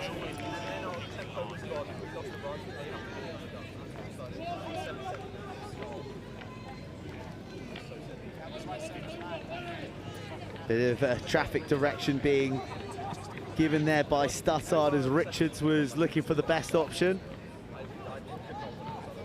Lewis drops it on the toe, spots no sweeper. He's got a bit of toe as well, has Knock Lewis, on. reaches at full extension. Chaps, it's a knock-on, man. It's also half-time. But it's well scrambled by Clifton, who bring up the half-time, and it is a half well played. As far as those in blue and white are concerned, they lead 24 points to 0 at the break.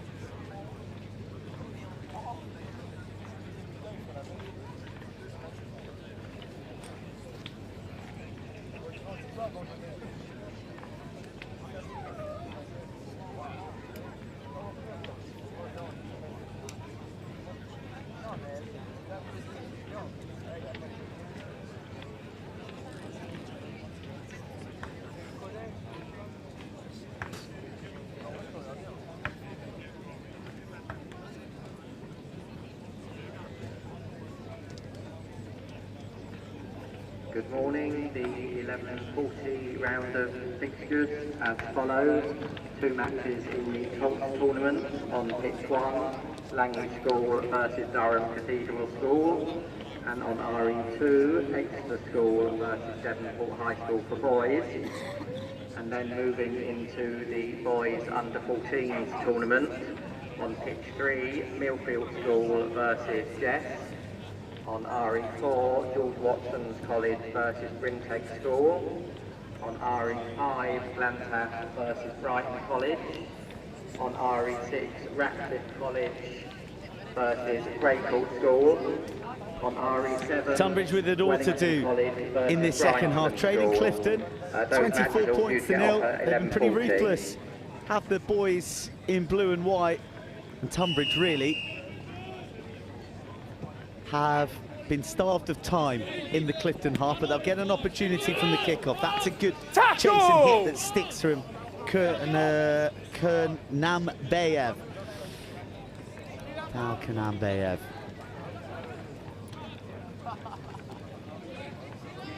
Clifton, though, methodical in the way that they like to survey the attacking scene. Back to the left they go.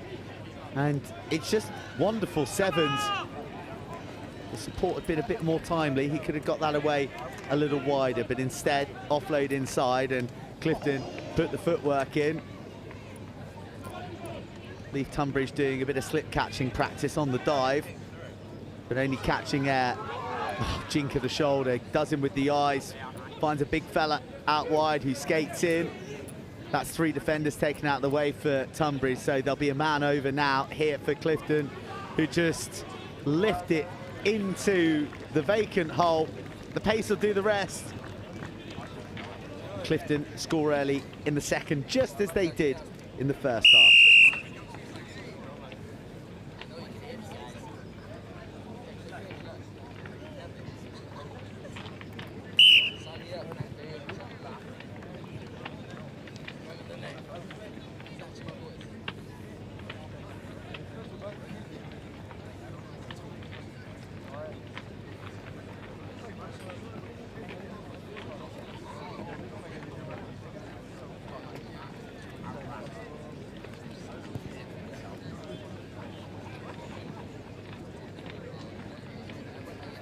run, let's go.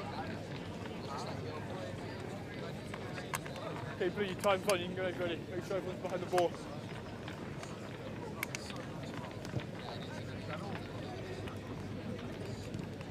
That was a brilliant kick-off. Not just the height, not just the weight, but also angled in tight to the touchline. And Clifton are the beneficiaries. Rightly they should be.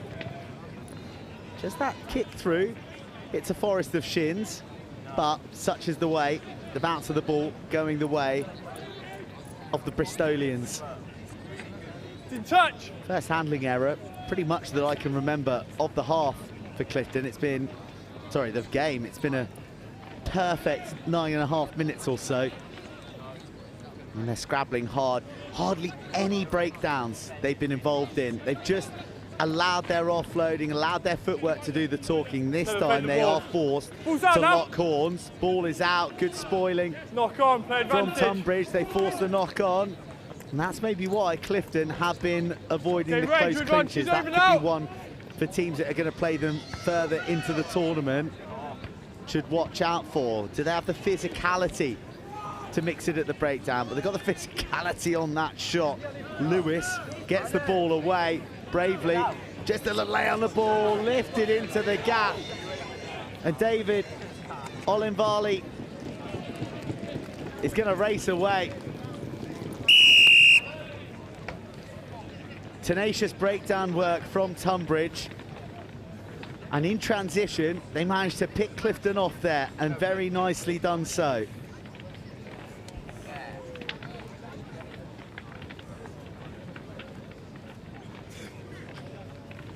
Right in front of the sticks, right between the sticks. Between the sticks. Yeah, of course.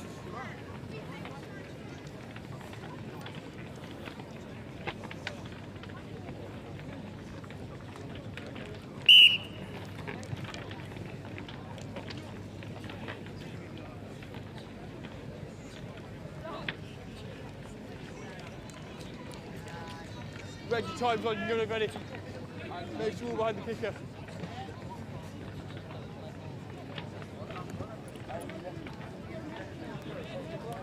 Knock on, play the advantage.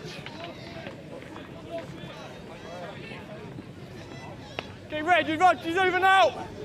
Tonbridge got a bit of wind in their sails now. That is wonderful strength. He could see the challenge coming. He had hardly any room to work with. It's a scrum down, blue ball. Sadly, that offload was forward. Scrum.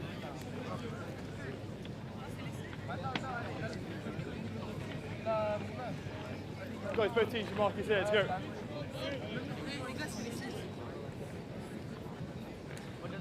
Both teams. Crouch! Bind! Set!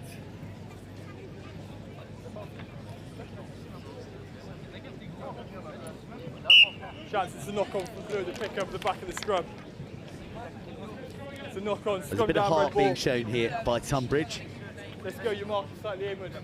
Who were down 24-0 at the break, 31-0 at one stage, but they got their try, and now they're spending a bit of cherished time in the Clifton half.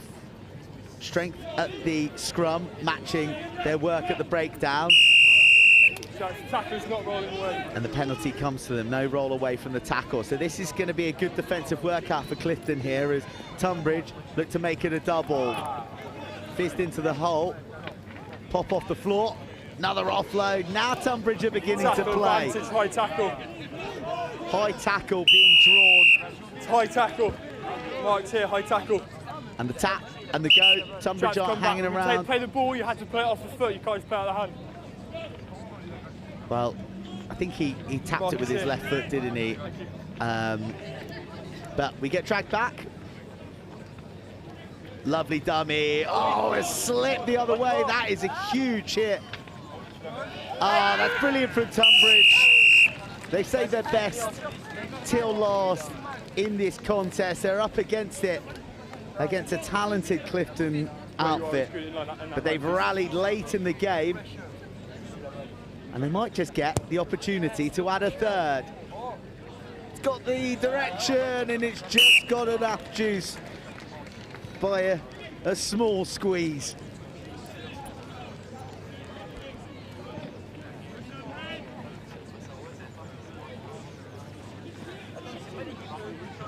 Attention, time is on, let's go.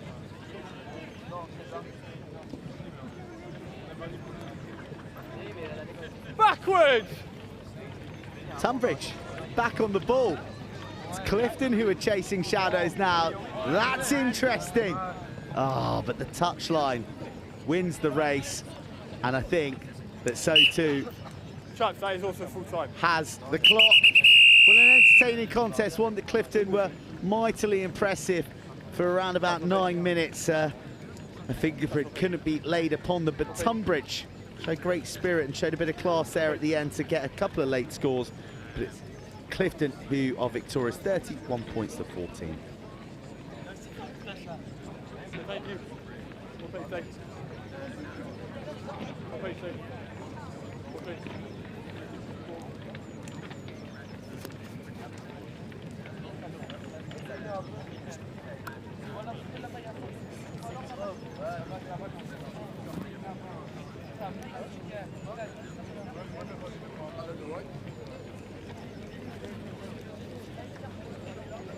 I've got one in my bag, genuinely. Hello, how are you?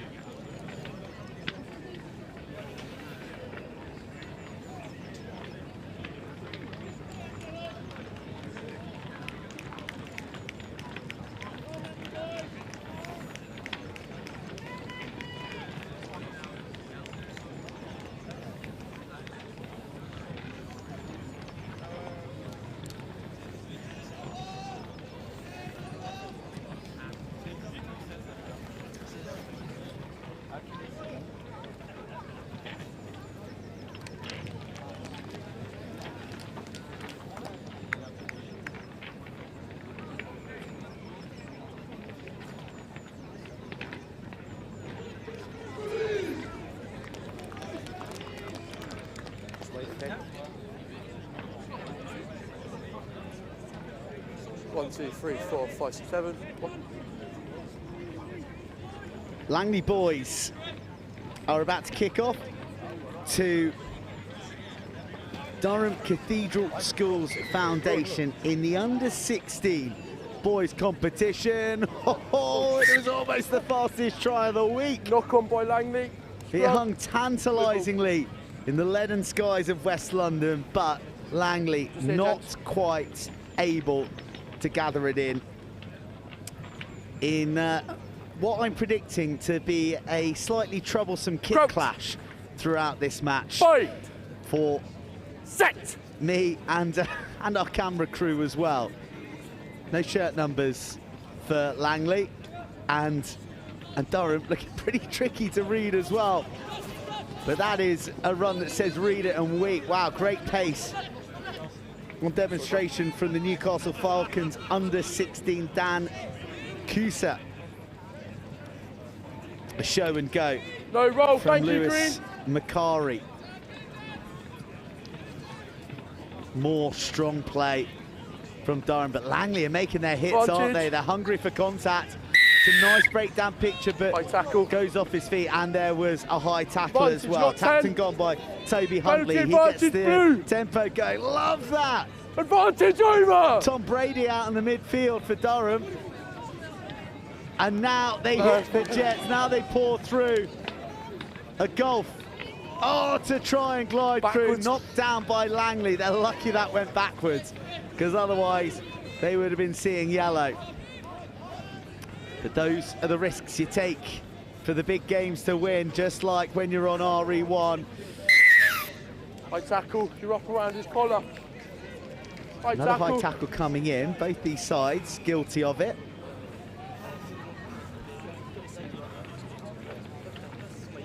Langley.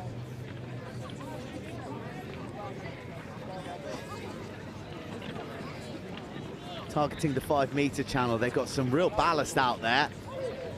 And you have to say that Durham need to be a little more aggressive on challenging those big men that Langley have brought to West London. Oh, look at fearsome breakdown. You don't see those sorts of numbers poured in ordinarily, and such that Langley have only got 2 men out here, so they stick their head down and they hunt out a few more humans. Knocked down as the scrum half pass it, fly hat through, it's loosey-goosey out there. Just lost forward on the ground by Green. Scrum Durham down. are going to get the put in.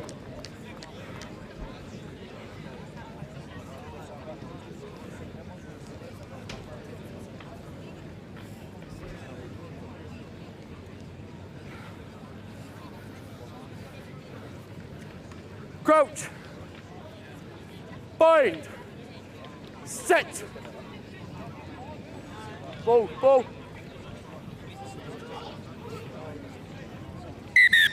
Come round, come on.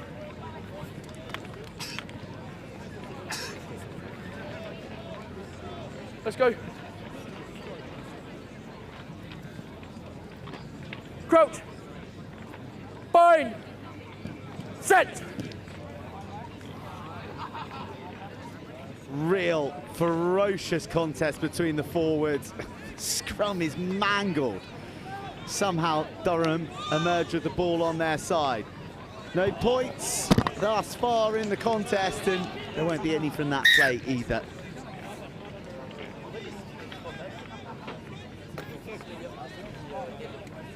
I can tell you that if you're watching at home, you're enjoying the action, you fancy taking a Wednesday afternoon off or working from home, in inverted commas, then we've got plenty of capacity for you down at the Howden Rosslyn Park National School Sevens. Langley running out of capacity to run with their own men getting in their way. Now a bit of pace.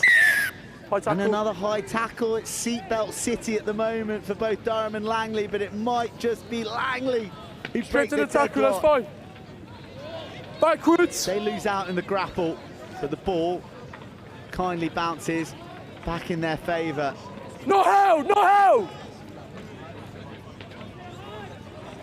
Concerted time in the 22. That's a nice ball and line, a bit of depth being offered. And now we're going to see a yellow card. Too many high tackles.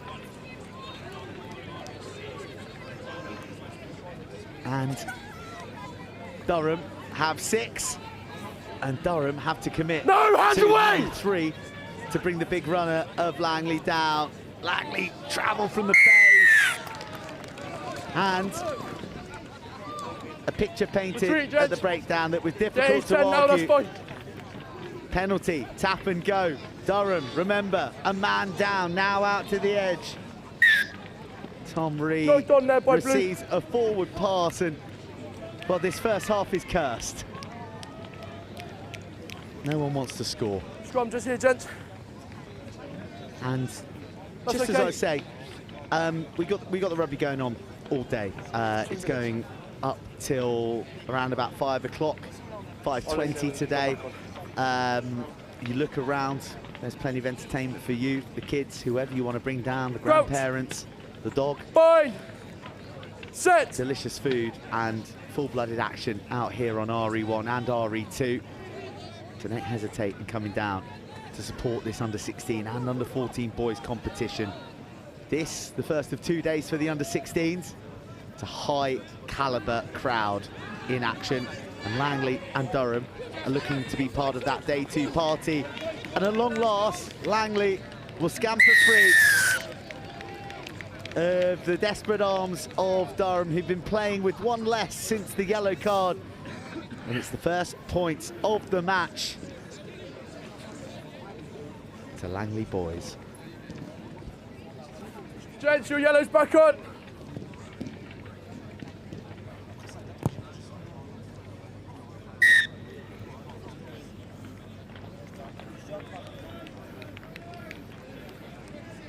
The dam eventually had to burst, didn't it?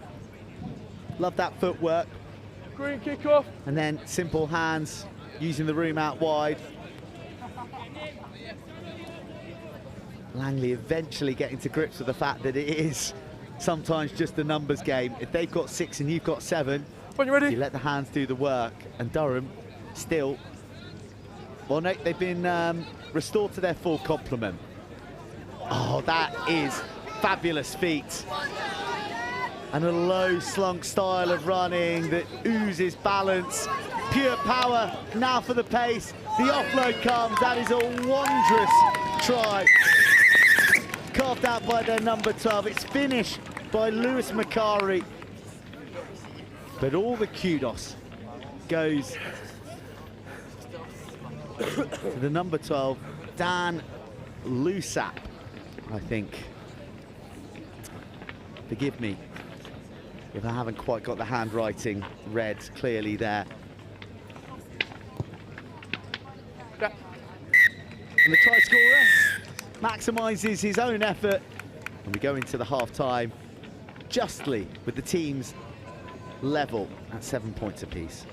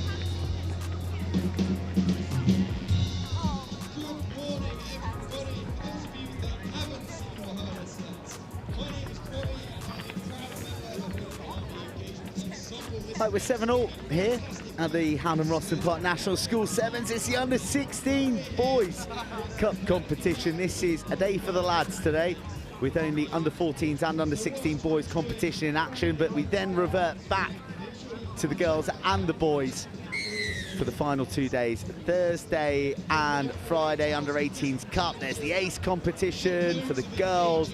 It is going to be wall-to-wall running rugby sevens, just like Langley are trying to create here early in this second half. It was a lacklustre opening seven from both. WWE style to the deck. Yeah, rolled away quick enough. The tackle was fine, Number but the 10 not rolling away quick enough. Wasn't quite swift enough. So Langley, who scored first when Durham had a yellow card, are looking to recapture that lead. Charge down from Durham, who equalised late in the first half. Langley just asking a little too much of the stretch in the fingertips of their own men. We're going to have another scrum. The soundtrack of the sevens is back on song. The British Army Brass Band have been bringing the noise all week, playing the hits, and not the usual hits that you would associate with a brass band. We've had some 90s four fillers, and we've had some more contemporary classics. Durham are looking to play some of their hits right now. Onto the doorstep of the 22 of Langley. There's blue jerseys queuing up out wide. KCS Wimbledon versus Finbra. Oh, beautiful offload. The backdoor boogie. Deceiving the cinching defence. And Durham take the lead, having trailed.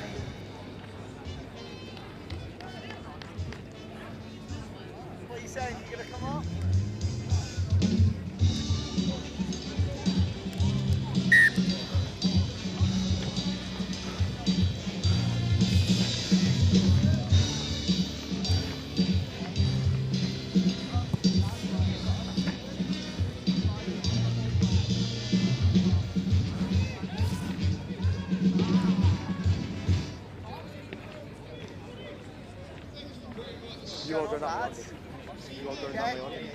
Just come through there on the side. Like, make your way through and then come up the ladder here.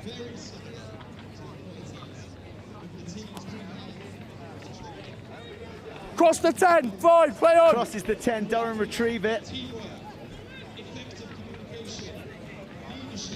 And there in the box seat now as the sun is bursting through the clouds here on RE1. Apparently, it's hotter than most of Southern Europe this week. And this is the hottest place to be if you love your rugby sevens. I'm getting a couple of guesses here, but they're about to break the scaffold, so I'm just going to dive off to help them. One sec. He's got to tap the ball and he's good. Just scrum to them.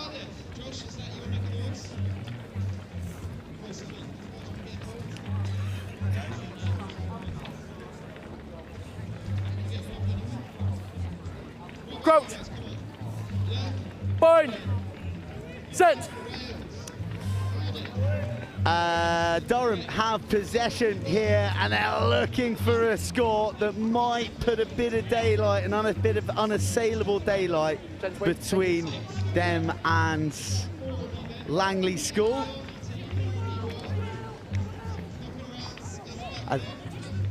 As they break into the 22, hand sharply to the left edge, and once again they're in. They've had to huff and puff, and Langley have made them toil, but now Durham have a 2-score lead.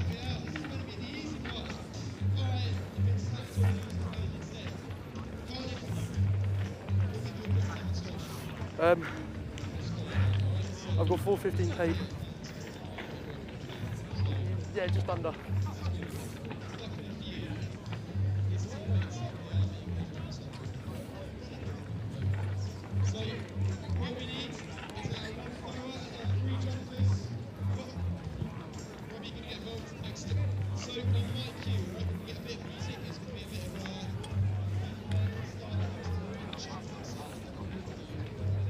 Um, 2 minutes, just over 2 minutes.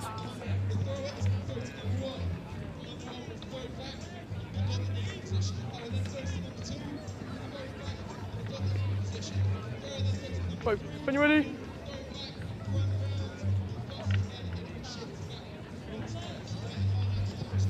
Find a couple of minutes here in this contest between Durham and Langley, and a steepling kickoff ricochets off the chest of the Langley receiver, and Durham could be in for a fourth.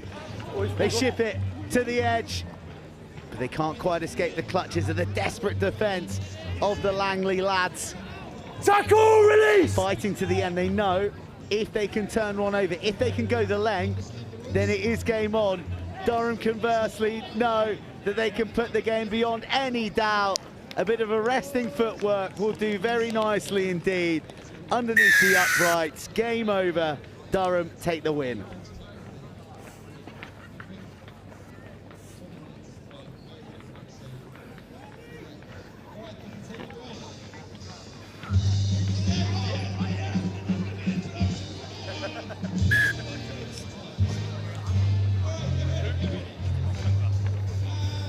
One minute.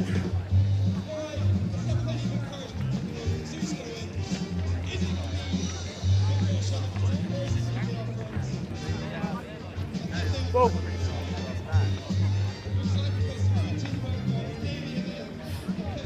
All right, Durham ring the changes for the final 30 seconds or so. When you're ready. The sun has well and truly come to the party now. It's shades on, factor 50, getting slathered as we speak. Front of the line.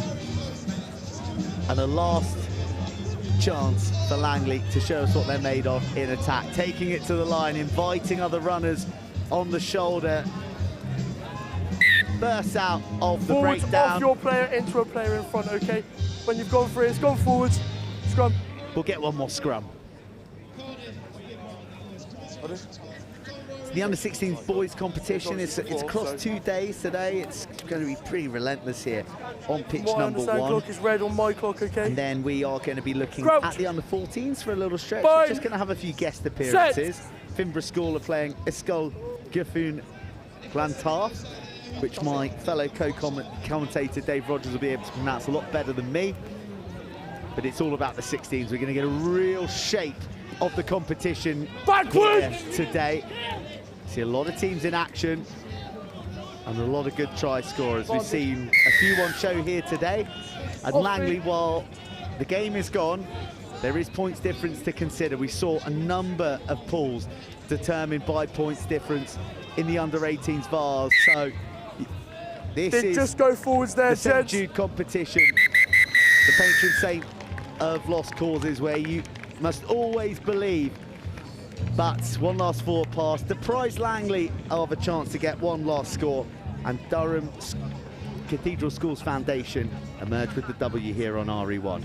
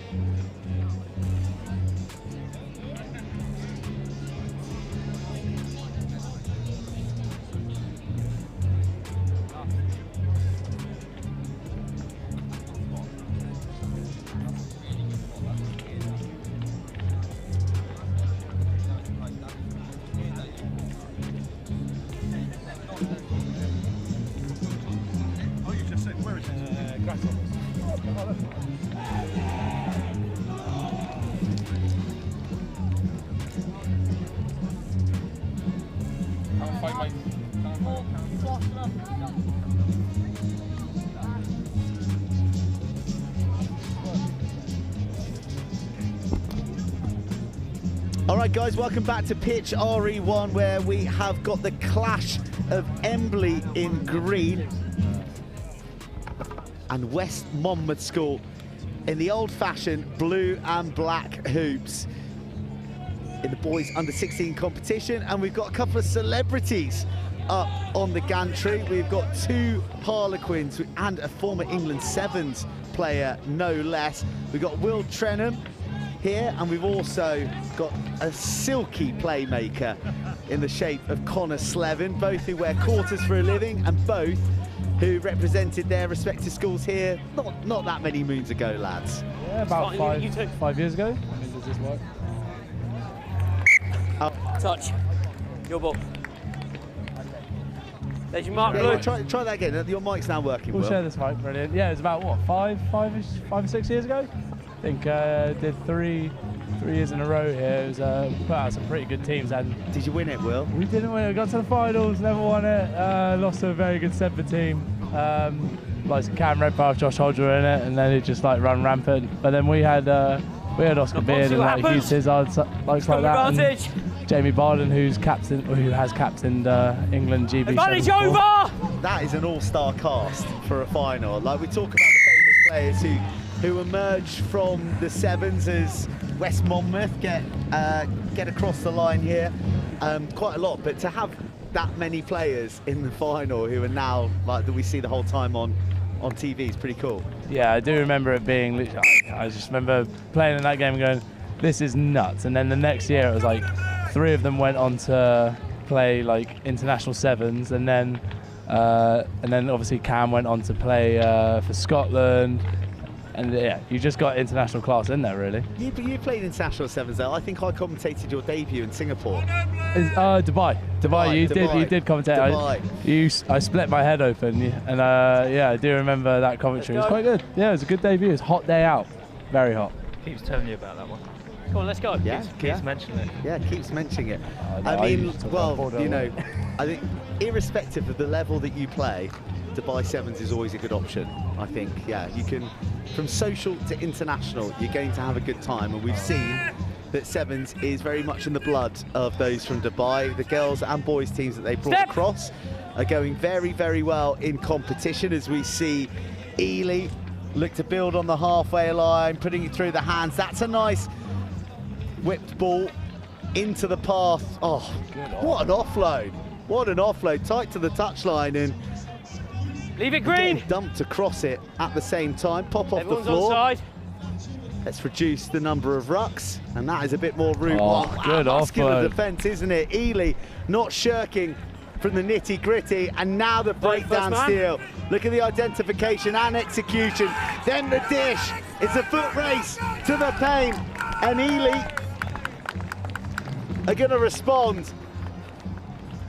And that was an all-court try. Tackles, turnovers, Kick it infield for me. and transition try scoring.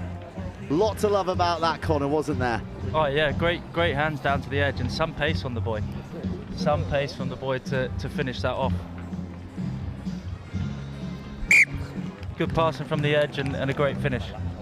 What are your memories of the Howden Rosslyn Park National School Sevens, Connor? You were a Whitgift lad. Yeah, I actually think the last time I played was under 14s. Under 16s, I was unfortunately kept behind to focus on my studies and my GCSEs. That's very studious of you to make that decision. Yeah, I Not made his that decision, is myself. Then moved on to the BTEC. Ah, memories. But then obviously COVID, then completely. I'm you sorry got to mention you it. got Yeah. COVIDed out. We did, yeah. Our last 2 years, COVIDed out. That, Well, guys, I let's mean, go. what a great shame. But look how the tournament's bounced Thank you, back. Mark. I think the view that we've got, Focus. we've obviously got a great shot of RE1 here. Let's go, But guys, if come on, speed it there's up. rugby being played as far as the eye can see, all make sure you beyond gap and to the past the second British left. Army brass band. Crouch.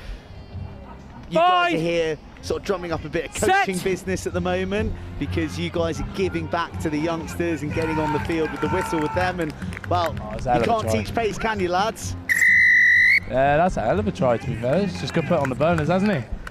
You're right on the 15. Very, very nice score from Ely, who've Anywhere recovered on the 15. from going down to West Monmouth early. Yeah, have you been impressed with the talents that you've seen on show today, chaps? Yeah, there's been some unbelievable pace, some really silky hands, all age groups really. I mean, even in this game you can see like there's unbelievable offloads being thrown, and I think the great thing about this age group of rugby is that these lads just got the confidence to throw it about, and it's just that purest form of rugby where it just looks so much fun to play. Kind of the rugby that Quins play as well, isn't it? That's the big thread of DNA that you've got, and Ely playing that kick-off rather nicely. Good counter up from West Monmouth. Freddie can't do that on the floor. Certainly not that close underneath the referee's nose. So this is a good opportunity to strike late in the first half. Show, go, Ben, foot to the floor. That's a beautiful finish. Oh, watch out for the chasers. It's committed stuff from Ely. But dogged and determined to get to the line. That try had everything. Yeah, great use of the fend from the fellow with the red scrum hat. Good power and good pace. But I like to see the opposing team chasing him back and making him work for it, for sure. I don't think anyone likes to see a chaser, do they? You know, I think, well, back in my day, there was a bit of a gentlemanly code where people sort of, you know, they didn't really chase that hard, but there's no such thing as a lost cause here, it seems, at the Rosslyn Park Sevens. Yeah, no, I like to see it. I like to see a bit of graft from the boys. I mean, also, we all like to see lots of tries, but I think something more satisfying as a player is if you think someone's about to score and then you just get them 5 metres away from the try line and get a good turnover. I mean, that's always pretty to watch, in my opinion. I quite like the gentleman's agreement at times. I thought you might be a gentleman's agreement man, Connor.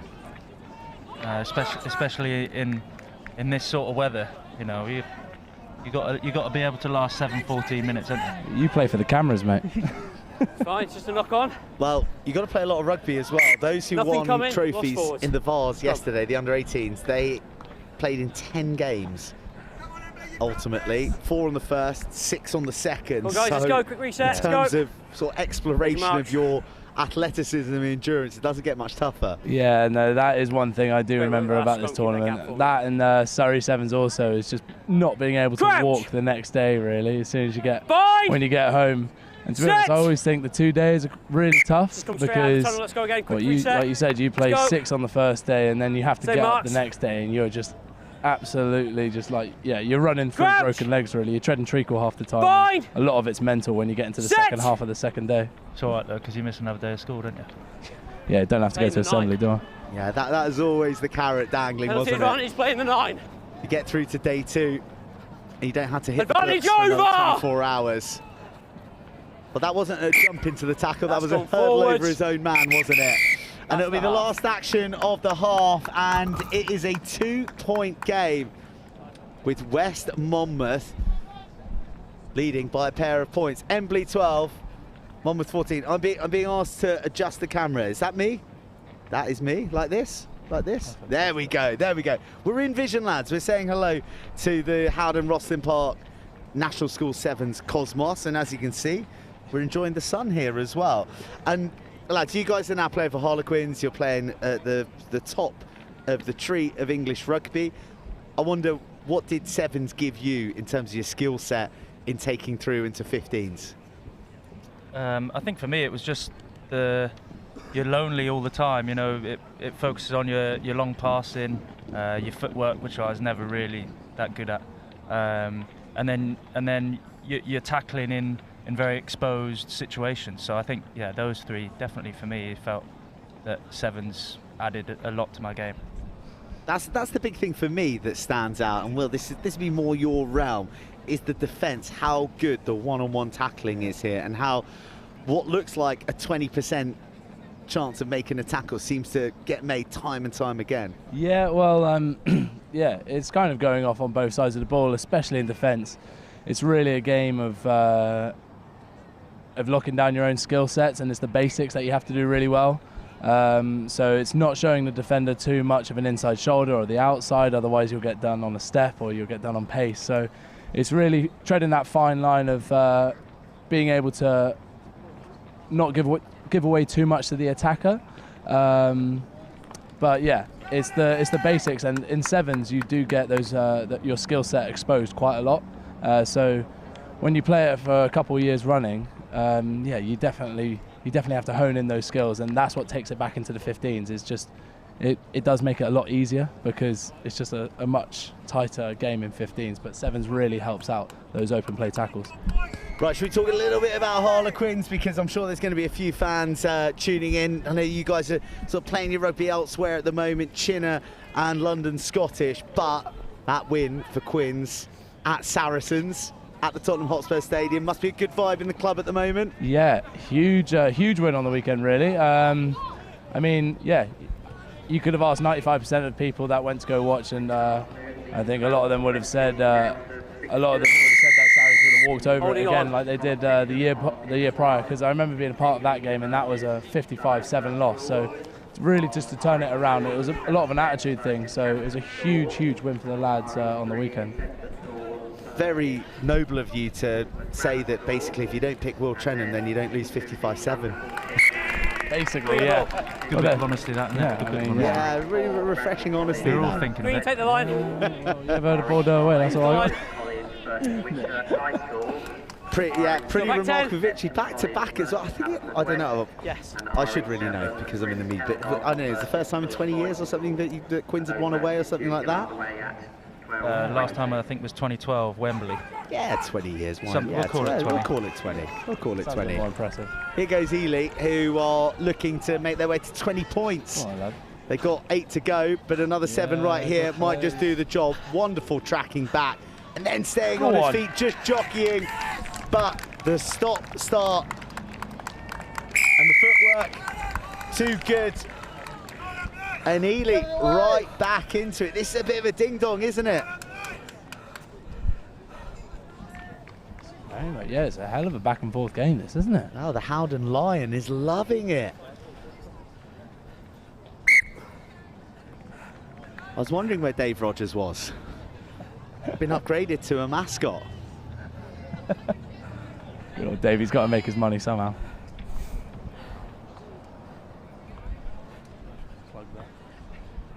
And my apologies, it's Embley. I've been mispronouncing. Sorry. It's, the number of games takes its toll on the commentators as well at times. So my apologies to Embley, who are into the lead here, leading 19-14. Stop there. And there's a bit of a nasty injury here to a West Monmouth school Time is off. lad. No, you don't, do you? But safety paramount. And we'll take a pause and make sure that that young man is okay and good to go. How will you be spending the rest of your day today, lads? Actually, Slevs, do you wanna? You've got the whole full kit on I it. think we've heard enough from Connor. Scrum, your ball. I've actually got a haircut at 2:45, so that's. Do you dare to take the hat off to reveal sort of what we're dealing with? I don't think that's actually a good idea for the listeners, but yeah, that's what I've got. But also, what we're doing for the rest of the day is trying to hand out some flyers for the coaching grid, which is a company that a friend of me and William set up. We are running a rugby masterclass at Farnham Rugby Club over the Easter break. And yeah, check it out on the website, thecoachinggrid.co.uk. Name drop a couple of people. Caden Murley, Oscar Beard will be there, and some unbelievable sevens players as well. They're all right at the Old Ruggers, aren't they? They're pretty good as well. Was Caden? Did you? No, he didn't go to your school, did he? No, he was Beach and Cliff. Bishop. Don't think he was Bishop Stortford. Yeah. 4 minutes. He's a hell of a player. We'll get to the bottom of it. We'll get to the bottom of it. So you've also But got women's there's a girls lot as well. of very, very good players who've never won this. Very true. Very, very good down. players who've never won Level. this, and they played in good sides, and they didn't win No, it. no, no, so they didn't knock it on. I think to win any Can't do it right now. competition Okay, at I've the stopped National the game School for safety, Sevens, it's from reset. you are in esteemed Okay, guys. company, aren't And you? I'd Let's put go. this above the Premiership, in my opinion. Time is back on. But yeah, on that Thanks, coaching Mark. grid as well, just to throw in, you've got some unbelievable women's players as well. Ready, gents? You can go whichever side you want. Crouch! Bind! Set! It's fine, it's fine. West Monmouth School looking to take the lead once again. A nice offload, one-handed from the tackle. Support Fine. arriving Just a round the knock on. corner. The most Knock on off the green stylish hand. head guard Advantage over for the knock on! at Rosslyn Park this season.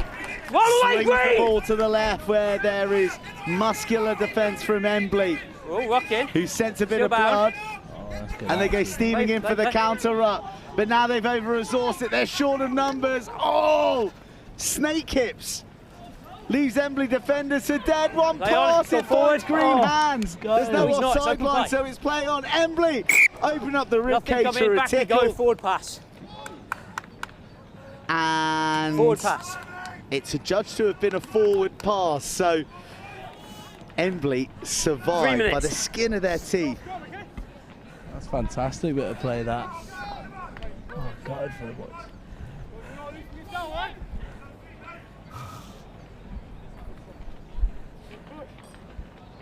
Crouch! Bind! Set! Long way to go for Embley to clear the decks, and they find a decent touch. But the pressure is still Thank you. on from West Monmouth. It's yours, green. That's green, Mark.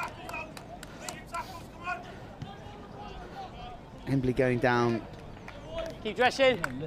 Just back. to Keep going. Campion in their first Thank you. game. The other school in Come on, this Blue, let's competition is go. London Oratory. No, He just edged Come on, out in the West centre at least. Monmouth. 22 points to 19, so it's a Better. really tight pool, this. And this could be a significant win Not wrong for with that, one play of on. these two sides. In the shakedown, West Monmouth. Oh, that looks yellow written Deliberate all knock on, over off it. you go. No, Mark is here. Off you go. Well, he waited just to check that he was When you're going to ready. be yellow carded. I think he was the only man here on RE1 that wasn't absolutely That's fine, certain leave it that now. he was going to be sent to the sin bin for 2 minutes. Yeah, the batsman starts walking there, doesn't he? Yeah, you got to walk on that, don't you? Yeah, that was a thick edge. We've lost that forwards. No need to go to Snicko. Reserve pit, and we'll follow the conclusion of the current match on that reserve pit. That's the scheduled RE5 match Well, you don't fancy pursuing the sevens dream again? Well, guys, let's go. Quite a Quick nice reset, let's life. go. Travelling around to Dubai, Singapore, Hong Kong is this weekend, in fact. It is a nice life in Hong Kong. I missed out on Hong Kong, unfortunately. But, I mean, when you're having to balance playing 15s and 7s, being about 112 kilos is quite tough to get around, especially when you're playing against the likes of Japan, who can just step you 6 times in a phone box, really. So it was definitely the most amount of fun I've had playing rugby, but yeah, training and the playing is very tough at that weight. You're telling me that Coldie away in the championship doesn't match? Oh yeah, well, for fun. I think I go pretty quiet on those weeks when I have to get put on loan for that one. Right, West Monmouth have an opportunity here to maybe steal the game at the death. We're drifting towards the final minute, but Embley are defending heroically. You can't slow it, keep it go. 30 seconds. Let's go. 30 seconds. That is really good game management from Embley, who've gone to the touchline because they'll have to throw in. Thank you, sir. Blue, take the line. Come on, Blue, let's go. In absolutely no rush to get there, are they? Yeah, I do find that interesting. Take the line, Blue. Will, you've probably been involved. You have been involved in 7 setups more. Why do teams not kick it as much for the corner? Well, I mean, you want to be playing against a scattered defence. Let's go. You can manipulate a defender a lot more if you have a centre field penalty. So you can drag a defender one way, take him the other. Well, that is an A start for clock management at the death. Embley find a touch finder, and then they use the set piece to get it off the park and win by 5 points, victorious over West Monmouth School. Connor and Will, I'm going to relieve you of your post, but thank you very much for the company. And lads, good luck for the rest of the season thanks for as having well us. with Queen Scottish and Chinner. Thank you for having us.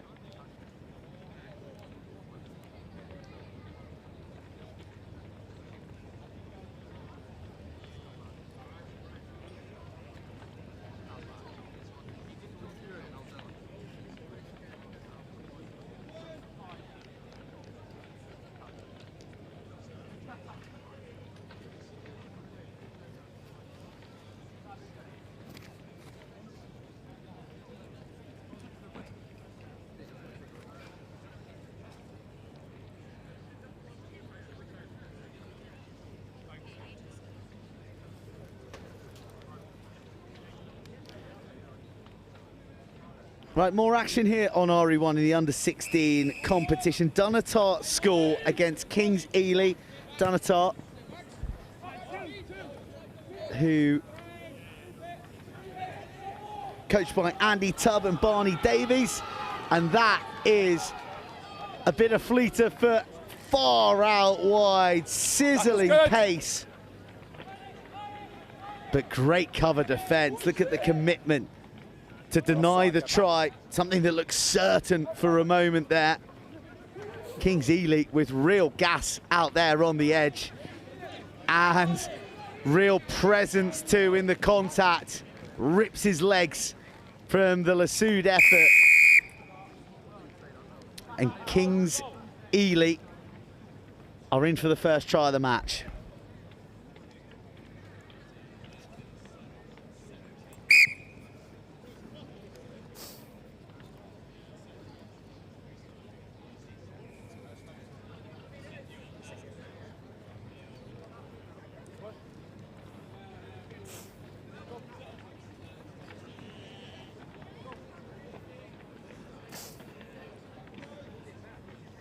behind the kicker.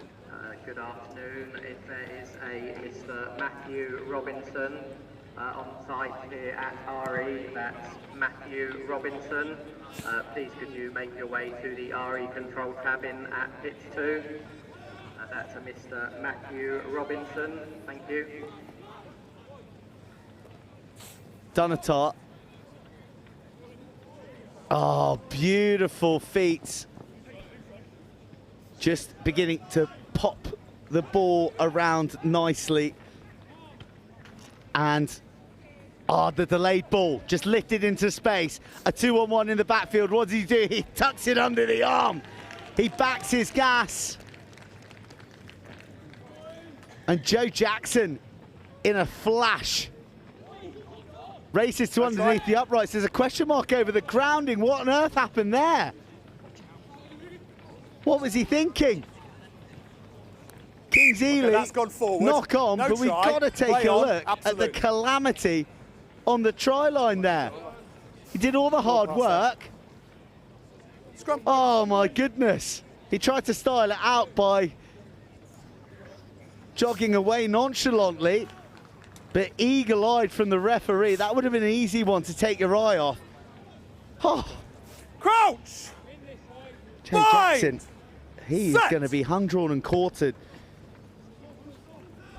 at the end of tournament court by his teammates, but there's plenty of rugby left in the match to make amends. Jack Harper back on the board. Jack Harper has got lightning in his laces.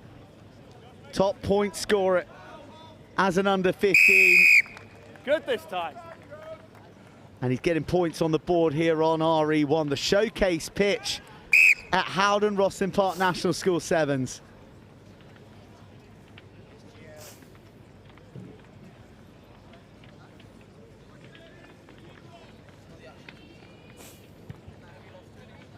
Jack Harper sparing the blushes of Joe Jackson.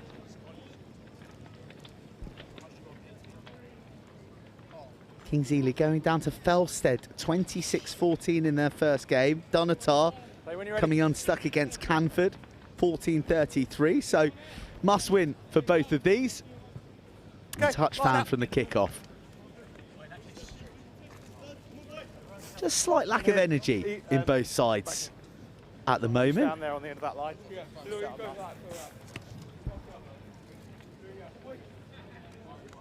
Charlie Wells, the captain, by the way, who got the opening score for Kings Ely. Backwards. Travelling in reverse, and they got themselves into a real spot of bother. The captain caught on the try line. Can they step their way free? In front of the try line. They're about half an inch from their line. No. It's absolute chaos. Bodies diving on the ball. Attacking 5 scrum. And it'll be a scrum put in 5 metres out. Kings Ely again. The architects of their own downfall with some unnecessary errors in their 22. Behind the line. Been given a lifeline from the non-try. They knocked on in their 22. That led to the riposte. Again, they got themselves into hot water, waiting with intent behind is Brandon Davis. Brandon Davis may just go it alone. Takes 2 Kings Ely players to drag him down. How silky, how elusive is that footwork? Oh, a concrete clavicle is offered up by Joel Coyote. You're down, you need to release it straight away, please. And that was like running into a brick wall. And Joel Coyote is the sole reason that Kings Ely's try line survives. Coming against the grain, bouncing, dancing, going for more. Oh! On that one. Is there a line out? That is no way with an exclamation mark after it. Hooker, contestable throw, down the middle, yeah?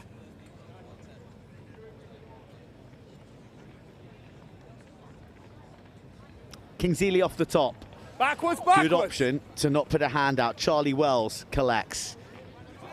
His 9, Marcus Fain.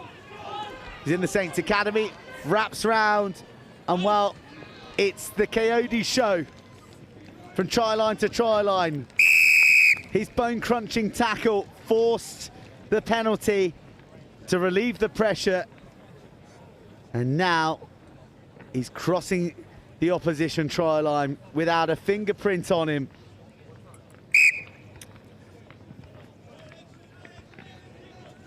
Score 14-7. Scoreboard is wrong.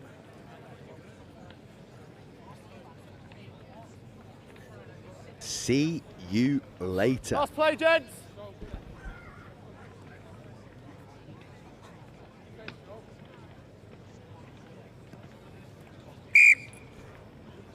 Well, we've seen a bit of this on RE1. Teams getting in front of the kicker. And do you know what? I like to see it punished. I like the referees enforcing that law. Kings Ely are the ones paying, having got back to within 7 points. Off goes the big number 19, Brandon Davis, tracks back inside, and now hands are the order of the day. Louis Lister.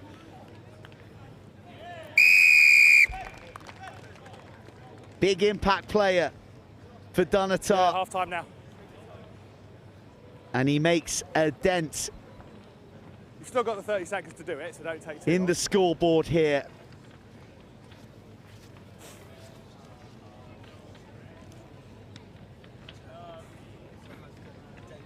Late in the Ely, just game, stand still, please.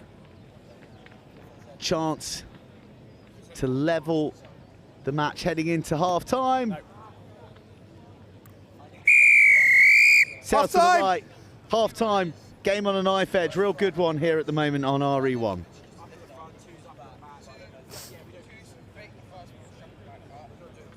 Thank you. Although you can keep hold of it because you're kicking off, all right?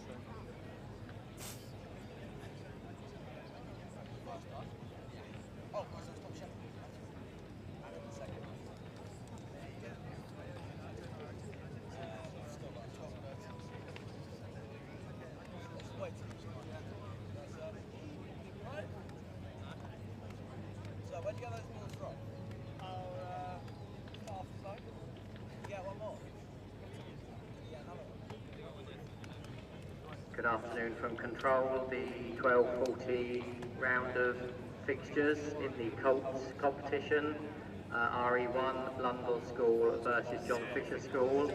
RE2 Bedford Modern School versus Duke of York's Royal Military School. RE3 Wimbledon College versus Magdalen College School. RE4 Dubai College versus Greycourt School. RE5 Gordon School versus Kingswood School. RE6 Lord Wandsworth College versus the Coopers Company and Coburn School. RE7 St Edward's School Oxford and University College School. Those matches due to get underway at 12:40.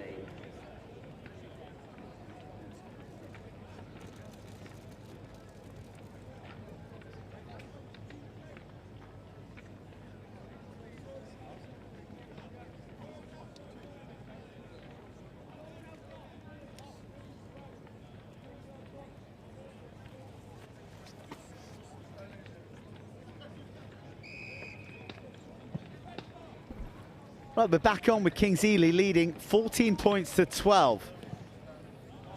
And Dunatar spotting that there is no sweeper at home and that they've got bags of pace. The bounce is unkind though, isn't it? And Kings Ely gobble it up. Harry Green working hard to track back the year 10 who's playing up.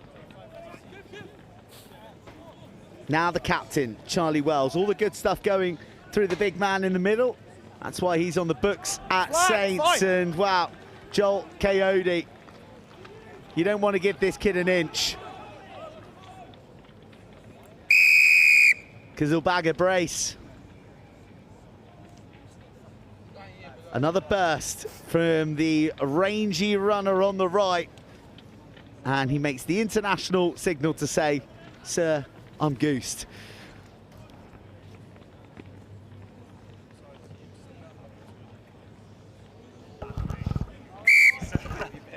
Literally, right? He's been on the site for 5 minutes. Yeah, still 50. Good, right, take a breather, mate, take an hour. Make sure you're behind the kicker.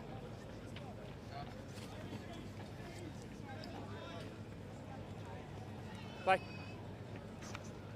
Good.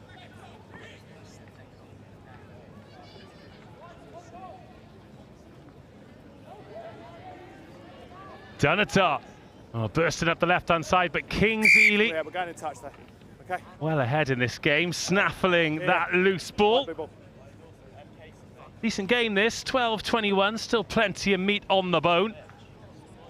Once again, our guys in the truck doing a sterling job, keeping the scoreboard right when the scoreboard in the ground. Go on the line for me, Dark Blue. Has done Dunatar dirty.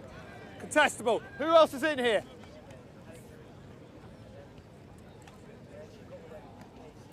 Okay, not straight. Choice. Choice. Scrum or line? Scrum. Not straight. It's not straight. Not straight. Wasn't straight the first time, wasn't straight the second time. Referee. Scrum called. Let's go. Very, very clear on that. Make it contestable. I told you already once. Yeah. And this man, in pink, Crouch. laying down the law. Bind. Set. Game's coming thick and fast, absolutely flying by. Next up, Blundell's versus John Fisher in the boys under 16s. There's a bit of space here on the right-hand side. Dunatar, Jack Harper. Can't get away, but presents that ball for Brandon Davis, and now they're all the way out to the left flank. Nice and easy, oh, crunching hit, but the offload sensational. Stanley Buck did his best, but could not stop Dunatar. Getting themselves over to bring it within a score. 17-21 now, 3 tries apiece. Just the conversions. Stand still 6. Keeping the Kings boys ahead. No. Again, that conversion not making a huge difference here because they're still going to need another score, Dunatar. 21-17. But the timing of this pass, watch big Stanley Buck coming across to absolutely drill the last man, who times this pass to perfection. And it's dotted down by Dylan Manarowski, who makes it 17-21. Okay, thank you. Play when you're ready.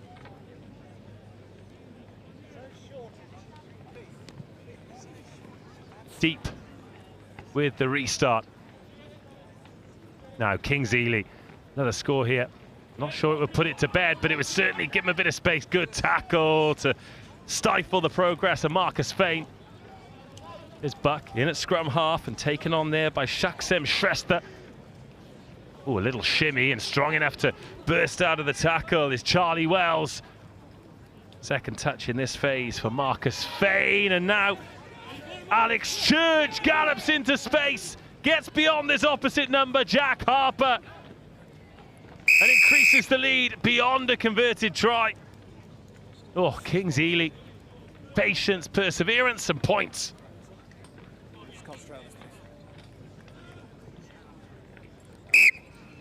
Conversion's good as well, and that is a very healthy lead. Not just 2 scores, 2 tries, but they'll need a conversion as well.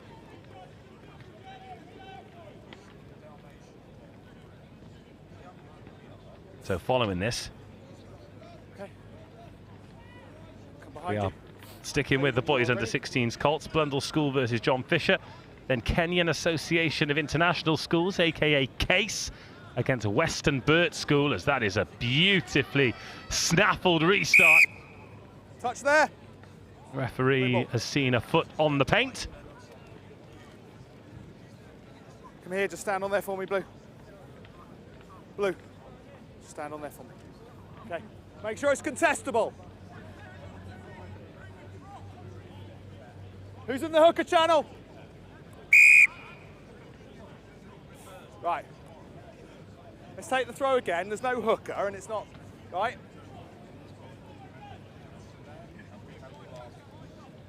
It's not straight, it's not contestable. Choice, Ely. Choice, Ely. Scrum. Kings Ely Well, they can just see out this minute, can't they? Not straight, surprised they're not taking a scrum. The clock will continue to tick. They've got their No. 28-17 lead. It's not straight. If it had not gone 5, you could have had that, but it's not straight. That's my call. Crouch! No one on the short side. Bind! 3 players fanned out to the open. Not crash together, please, lads. 1 reset. Go. Charlie Wells Crouch! waits at first Bind! receiver. Harry Green Set! outside him. Then Alex Church, scorer of the most recent try. Instead, it's a dart up the short side and a fend and begging for support. And it arrives in the shape of Henry Pethrick. Oh, the dive was nearly perfect. Just dropped the left boot down a little bit too quickly to really make it stylish, but plenty of style points, but most importantly, 5 points for Kings Ely. Nope. Missed conversion. Is that full time? Yes, it is. Kings Ely finishing with a flourish and a 33-17 win over Dulich School.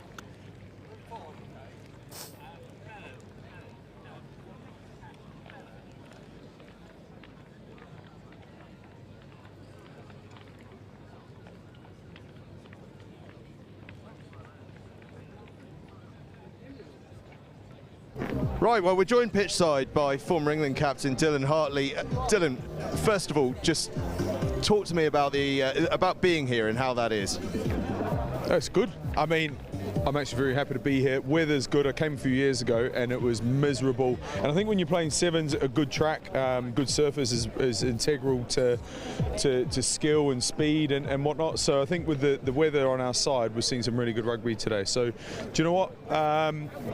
There's some athletes out there as well. And when we're watching under 16s today, this is definitely a step up from 14s yesterday. So no, to answer your question, very happy to be here. It's a good level of rugby. And you're here with Rugby School, of course, one of the big sponsors here. Actually, we've got a massive marquee. It's fantastic. Got all sorts of games in there. Food and beverage if you're interested in a free meal. But yeah, like rugby, we obviously picked up the ball 201 years ago. So for us, it's really important to have a presence here. So yeah, and for me working there, is sort of my whole life is evolved and revolved around rugby. So to go back to, I suppose, the origins of the game is quite special for me. And the boys have started well. They're off to an absolute flyer today. Yeah, I think. Yeah, we've got a great side. They had a good result, but I think just the experience of being here. This is a big circus, right? It's a festival. There's all sorts going on. There's food, there's music, there's free stuff being given away. But I just said to the lads, remind themselves why they're here. They've been preparing for this for a few months now. Their parents are here. They want to make them proud. They want to perform. So whilst this is a great environment to be in, don't forget why we're here. So and look. Looking at under 14s yesterday, they drew a few games and they went home, kicking stones, a little bit, fed up. So there's, sevens is your fortunes can quickly change. So you've got to respect the sort of moment, the opportunity that you got, and you've just got to basically stay focused for a short period of time. But when that's drawn out over a day, there's a lot of distractions. So my message to the boys is just enjoy it, but remember why we're here. Absolutely. And before we chuck back up to commentary for Blundell's against John Fisher, just as a former England captain, as a man immersed in the game, a man that never played sevens, by the way. You could have been a star on the sevens field. What do days like these mean for the rugby landscape? They're massive, aren't they? Yeah, I think. Look. You only have to read the papers to see headlines about the financial struggles and leadership struggles in rugby at the top, and clubs going under. But you come to something like this. This is a great sort of. This just displays how special our sport is and the support that it has. And I think you're not even scratching the surface here. If you opened up another 10 pitches, they'll be full of schools. And look, the girls' game's only growing as well. So look, this whole thing has grown in 2 years since I was last here. The weather's got better in that time as well. But imagine what this is going to be like in 2, 4, 5, 10 years' time. It's only going to go one way. So I think rugby's healthy at this level. Special times indeed. Dylan, thanks so much for your time. We're going to throw up to comms. I think Dave Rogers is up there for Blundell's against John Fisher. Yes, he is, and Blundell's off to a great start. Tom Aker, the Chiefs under 16, getting the first try. Great to hear from Dylan and Angus there. And I think Dylan's thoughts echo those of so many of us involved here with the National School Sevens. Brought to you by Howden at Rosslyn Park, and that is that rugby is in a good spot. And every year I think this tournament surely is the biggest and best it can be, but every year it continues to grow. It continues to be a more impressive spectacle, and here in the Wednesday sunshine there is rugby as far as the eye can see. This one though, two great teams and one great dummy, and the goose step. Oh no, oh there is space around the outside. Continuous, continual bamboozling by Alfie Brady. Off your feet, leave it! Nickname is the Warthog. Sit off your ground, not supporting. Max Roberts taps and goes and gets John Fisher started. Lovely ball floated out to Samahane. Turned over and just flung into green grass for Blundell's as they mount an attack, looking for try number 2. A good fend and not dying with the ball. Oh, gliding across the turf. This is lovely stuff. Lovey Baker and Rory Oram-Evanet. That little switch inside, looking for soft shoulders and gaps here, and Blundell's just offloading so well. Huge ball creates the space. That is a beauty. Lovey Baker is going to finish the try, but the pass, the seed that planted and sprouted into a beautiful 5-point flower, is what that'll be remembered for. Baker gets try number 2. Oram-Evanet is going to convert it, but oh my goodness me, what a pass.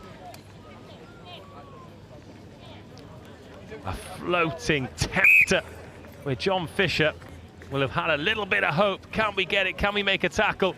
Neither of those things. Just a beautiful lure on the end of a line for Lovey Baker to help himself. Rory Oram-Evanet, brother playing in the under-18s. As we approach 5 minutes. Oh, nice feet. It's great stuff. Luca Wilding, wearing number 11 today for John Fisher School, who could do with a score before half-time, but don't want to cough possession up there. Well recovered. Tackle! Oh, was he held there? Yes. Tackle was called, you've got Tom Kelly. Mark, see you, lads. Overslept this morning, nearly missed the bus.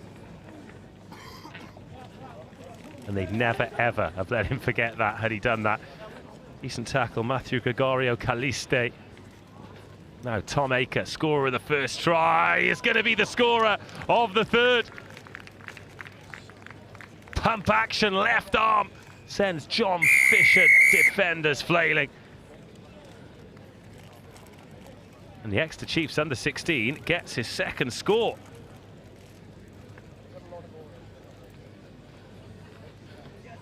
Deadly in the red zone, Blundell's.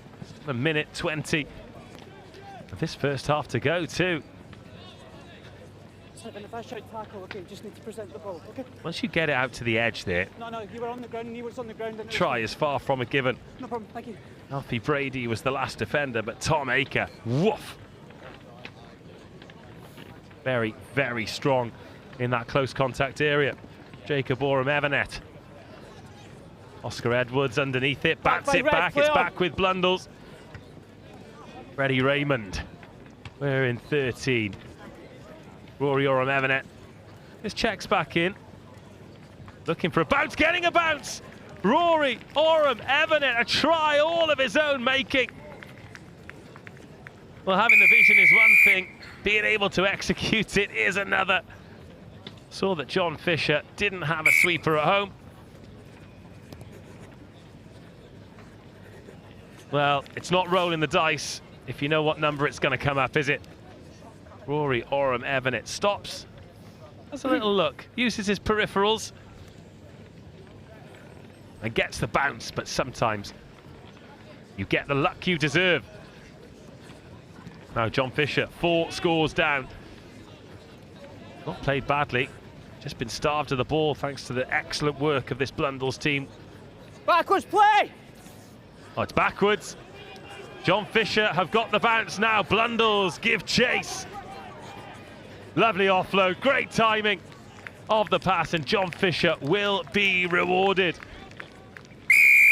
Nathan Christopher gets the score just before half-time to give them a little lifeline. He's going to convert it himself to take John Fisher up to 7, but they're trailing Blundell's, who are on 26.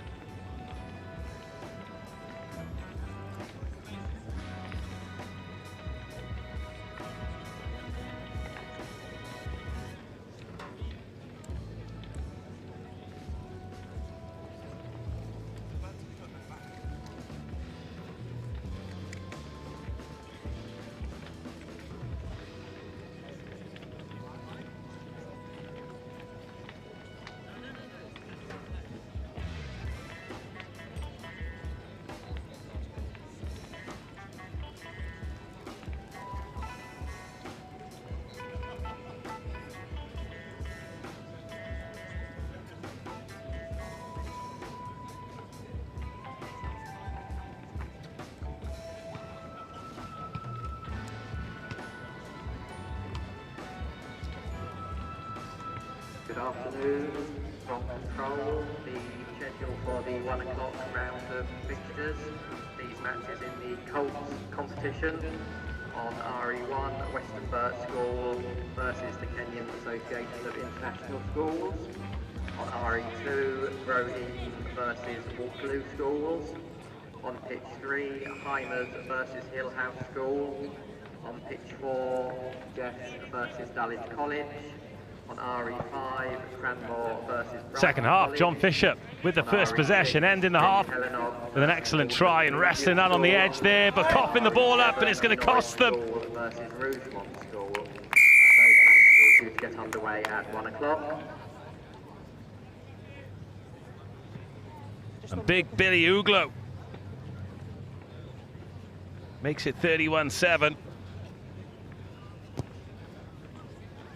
Oh, this is a good effort. What a conversion. Matt Harrison strikes the leather off it. On John Fisher, well, they're having to play, aren't they? Got to give it a go out there on the edge, but then when you're losing the battle with the touchline, just try and keep it alive. Hope you're going to get something. But Uglo pounces, and John Fisher find themselves here again. Like that, step off the left, step off the right. But no way through. Blundell's organised in defence. Oh, no way through there. Blundell's put up a red and white wall. Play on. Oh, play on, says the referee. Couple of extra rolls taken. Hands in the ruck, guys. Everything was legal before then. But then hands in the ruck, and it's John Fisher who pick up a penalty at the breakdown. Right to start off with, and then hands in the ruck. Nice little stroke of luck here for John Fisher to try and get something from this game. They've gone to the boot early, but going to be beaten by the touchline.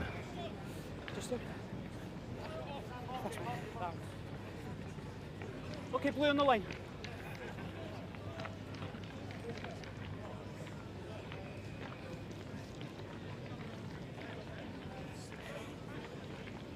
Needs channel, please. That's perfect, thank you. Blundell's straight back on it, aren't they? They smell blood here. They might fancy a 50. Nicely timed pass. Oh, again, working hard to keep that ball in play, and thought he'd managed it. But the referee spots a late foot in touch. Blue ball.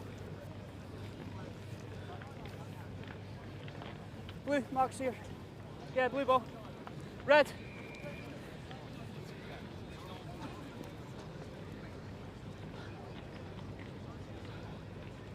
So John Fisher won their first game today, 24-21 against Duke of York's. They've still got Bedford Modern to play. That's over on pitch RE5. That's for Blundell's. 40 points to 5 against Bedford Modern School, but John Fisher showing they've got plenty of quality. One more man to beat. Brilliant tackle. But the offload matches and keeps that ball alive. Now, John Fisher just need to put the width on this. They've got 3-on-1 on the outside. But Blundell's recovering so well, chasing that ball back. There has to be space somewhere, and it's under the posts. Oh, it was patient in the end. Just needed one more pass off the left hand. Right, no conversion, 33-12. Halfway through the second half, decent score this. Nathan Christopher there, and then it was taken on by Sam Ahane. Got a try already. Thought he might have been able to go himself. But in the end, it was a little dip of the shoulder, the step off the left foot, and Nathan Christopher, former back row, now converted to a winger. Oh, it needs to go. Not 10 guys back on the 10, please.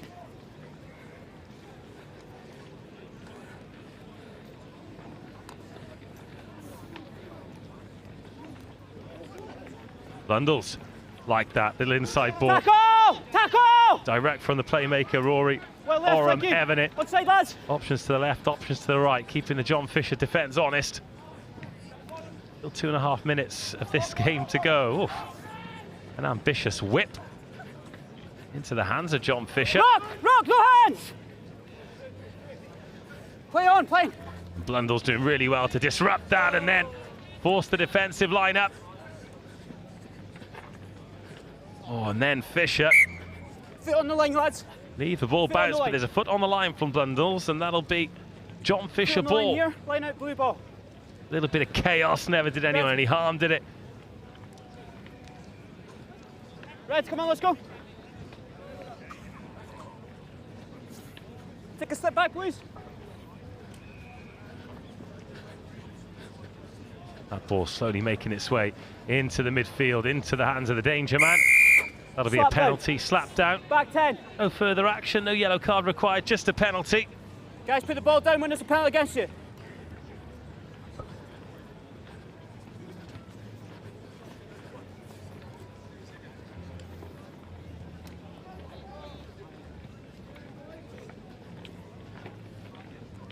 Again, Blundell's defence super organised. Tackle's good.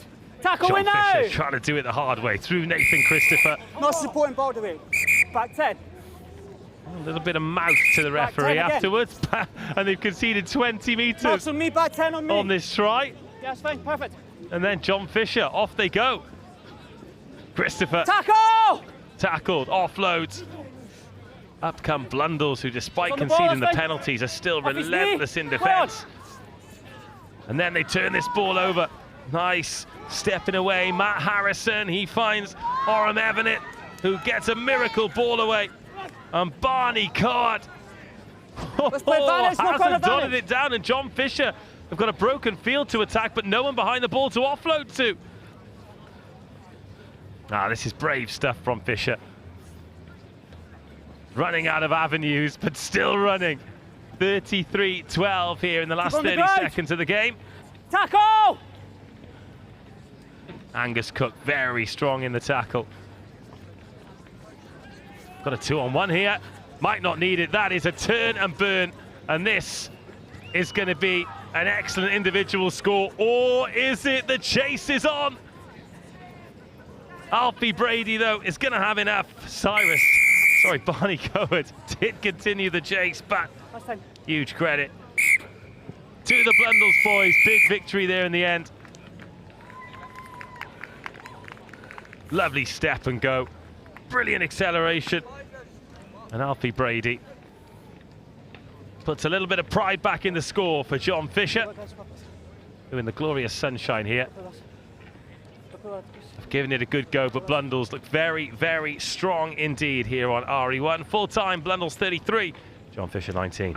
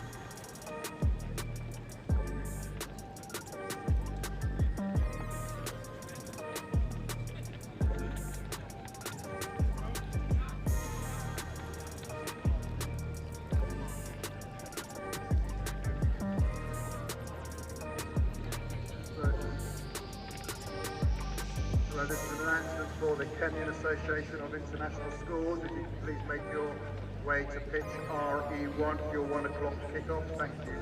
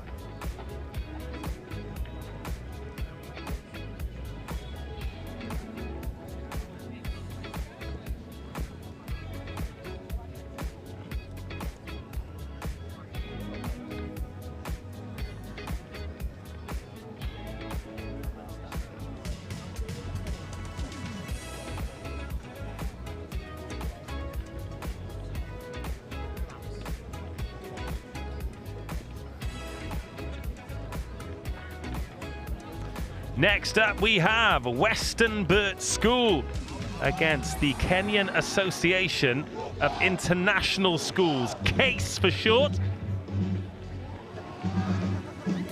And I love this match prep, just to get us in the mood. CASE, well, they lost the toss, so they have to turn their jerseys inside out. Not got a team sheet for them, but it's just as well, because I wouldn't see the numbers anyway. Do have one for Westonbirt School. And away we go, with an error. That's not gone 10, so the referee will bring us back. Kick and go 10. It's a free kick. Free kick here. Referee telling us exactly what is happening and where it is happening as Westonbirt make their way forward. West Country School. Oh, great tackle. Reeled him in with a handful of jersey. But is it going to be enough to stop him? Westonbirt deep in the case 22. Could be some space on the short side here, but they're going to go to the open side instead. It's narrow, but more importantly, for Westonbirt, they are in possession. One more pass should do it. Fed out wide, and for Westonbirt, it is Alex Black who gets the opening score. So they're in a kind of Bermuda triangle between Swindon, Stroud and Bristol, right in the middle, Westonbirt School.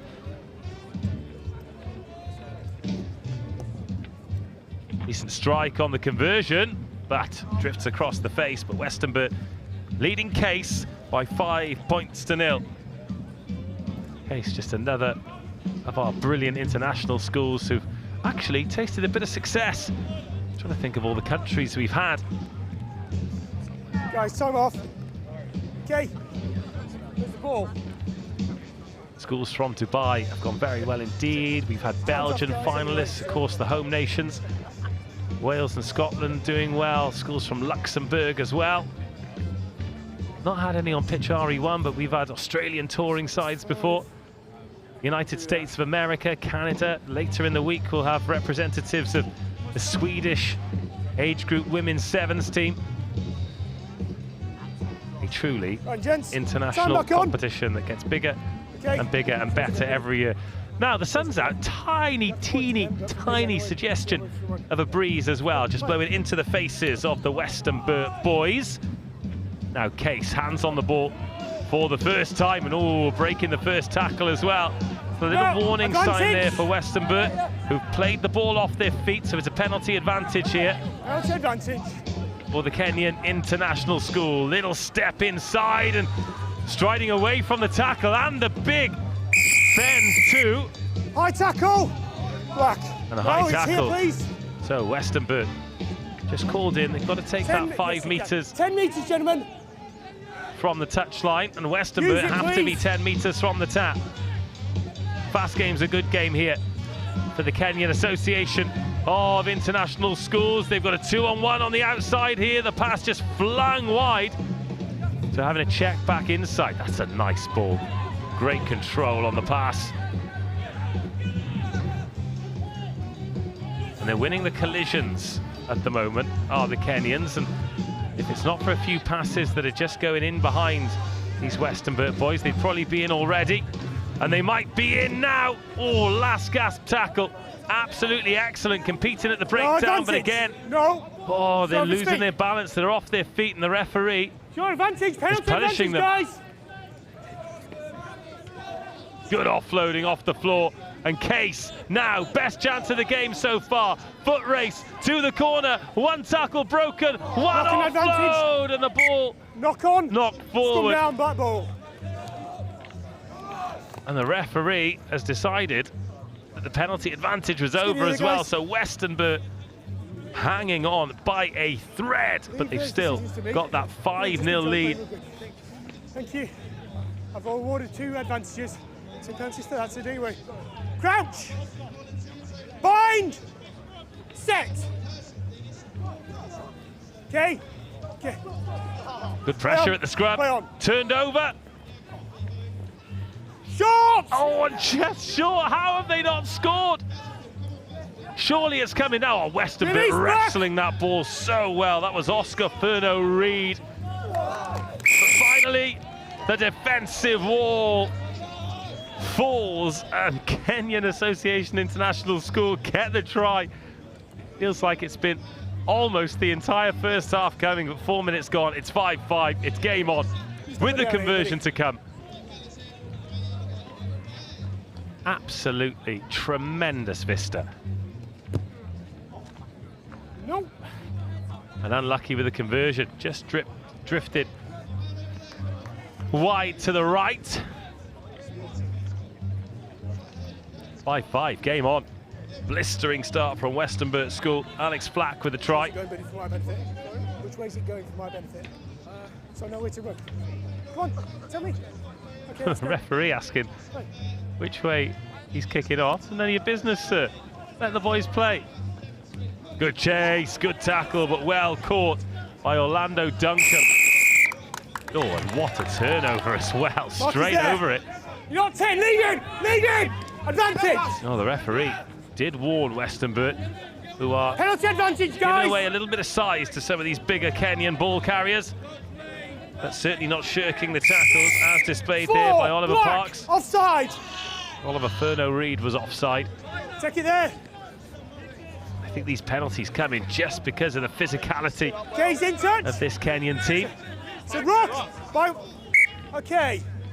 By White into touch, black ball. But this is really brave defending from Westonbirt. And these are the moments that can make or break games. Sorry, the mark is there.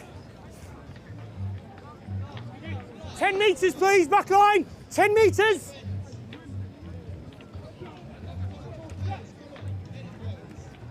Play on.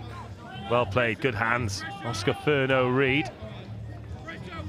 Nice dummy thrown in the middle of the park there, but you're in your 22. Needs to be as low risk as possible. Oh, an advantage. It's unlucky. Knock on by Black. Oliver Parks, it was a really nice ball from Oscar Furno-Reid. Mark is here, guys. It was one of those tempting ones to run onto, but Parks wasn't quite on the same wavelength. Just a half a step. It just drifts beyond his fingertips. The mark is there, guys, okay? Okay, can you come this side for me, please, back?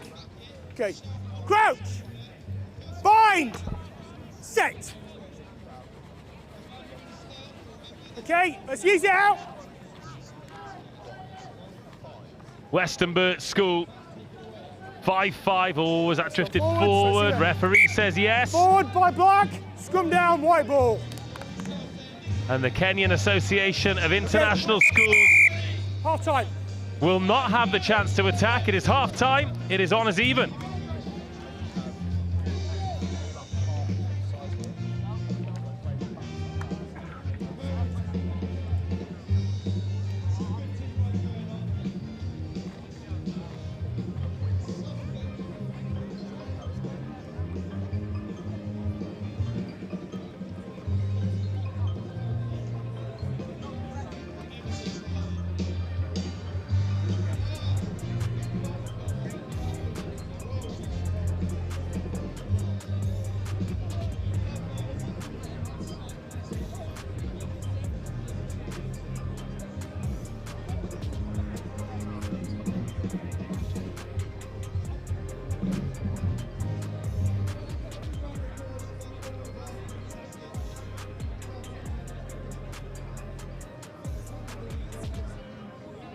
Good afternoon from control, the 120 round of fixtures, again in the Colts tournament. RE1 Sherborne School versus the Cedars School. RE2 St George's College versus the Lees School. RE3 Clifton College versus Sedbergh Comprehensive School. RE4 Tonbridge School versus Winston Churchill School.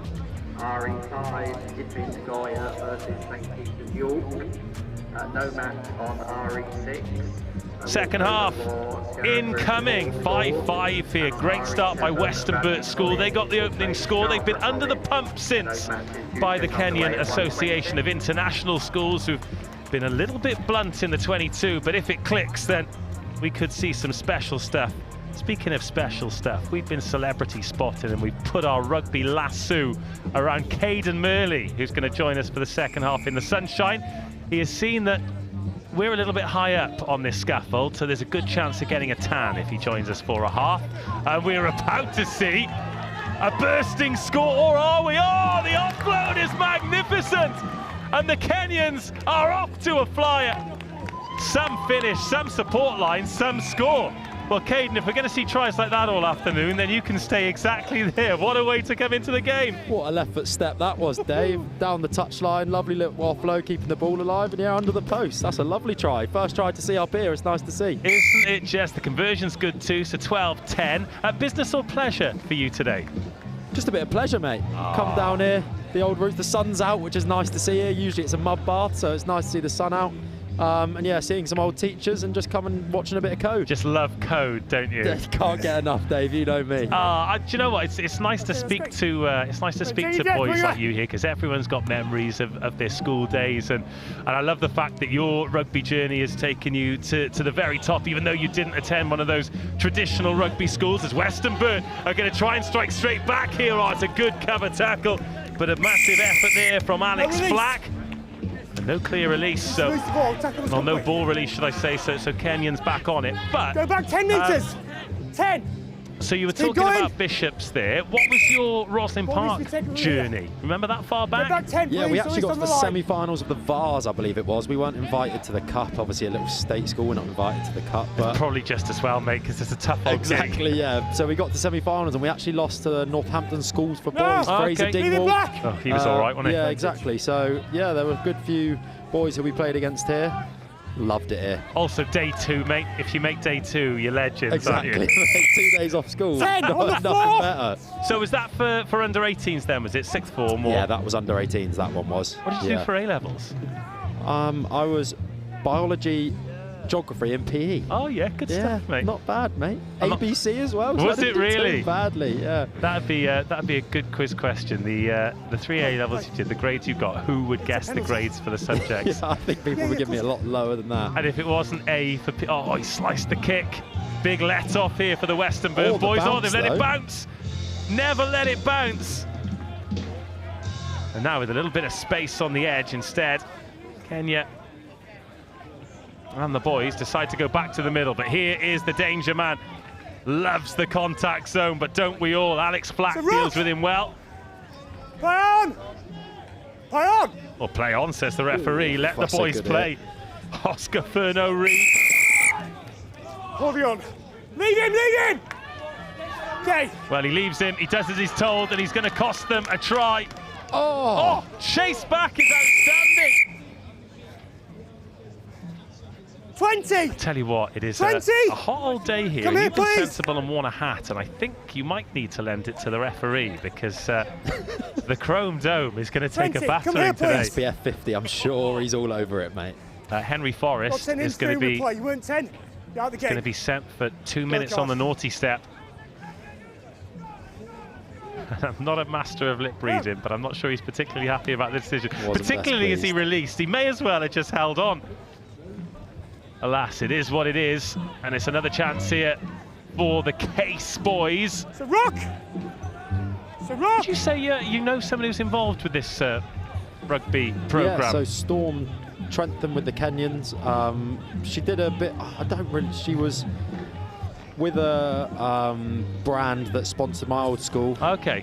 So I met her through that, and yeah, she does some brilliant work over in Kenya, trying to grow the game over there, which is what we need. Well, this tournament's a great showing of it. There's teams from all over the shop, but yeah, if we can get over into play on! those countries, I think it's brilliant. You see what they can do on the Sevens series, so yeah. Let's come down my ball. Well, when they first arrived on the Sevens series, everyone was like, oh, really? And then all of a sudden they started beating really good teams. Like, oh, yeah, Kenya, okay. Some unbelievable athletes, don't they? Come on, guys. Unbelievable. There's one who was playing on the World Series, and he's used that, retired from playing for Kenya, and used it to get a scholarship to Cardiff University. Eddie Anya, I don't know if you remember him, used to play on the edge. Any tenuous Welsh league you're trying to get well, in. no. So he was playing for Cardiff University, now he's playing in Super Rugby Cymru, but coming out of rugby, getting a scholarship, getting a life after rugby, and he is rapid as well. Serious boy. Right, this one though, still in the balance. One score in it, that absolute screamer. Just after half time, but these Westonbirt schoolboys going for it. Oh, a little shimmy, but wrestled towards the paint and then picked up and over. Taking it under the sticks is Fred Hazel. And with the conversion to come, they are down to 6, but they are on the board. What a finish is that, keeping the ball alive as well, fighting in the contact, not dying with the ball, keeping it alive. Perhaps a rugby ball can go anywhere, and it happened to bounce straight into his hands and under the post. Well, obviously the opportunities and some amazing opportunities have happened for you in the 15-a-side game.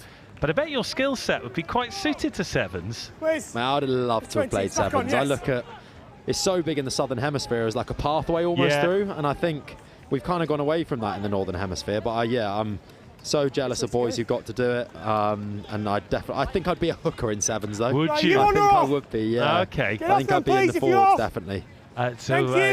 So your teammate, our good pal Domers, I remember last year he was picking his Harlequins sevens team, and I think his front row, oh, he's got away. He's got some speed, this lad. The chase is on, it's a big chase.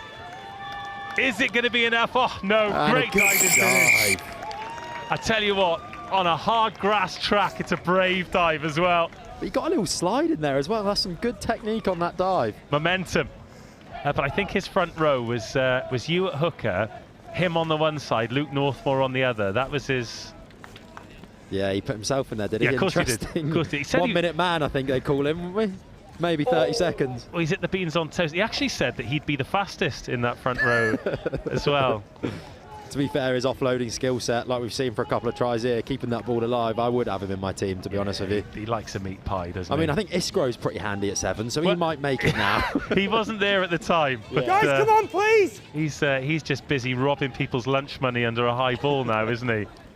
Go. Oh. Maintain depth. And the worst thing about Rodrigo Isgro is just how ugly he is. Handsome devil, isn't he? Just right, 17-12, good game here, and a great response from the Kenyan Association of International Schools. That one just bouncing up off the chest.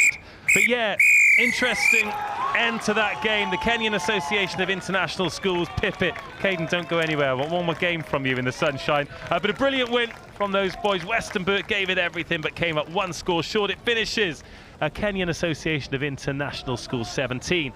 Westonbirt 12. Yeah, well, mate, I'll get this on.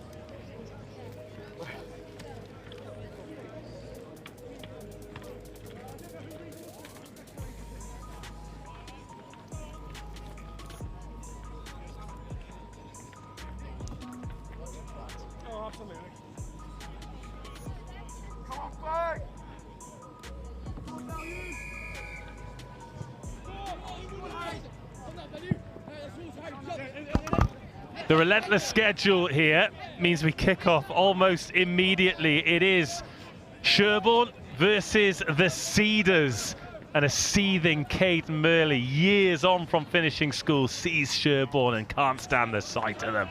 Our old arch nemesis for Sherborne.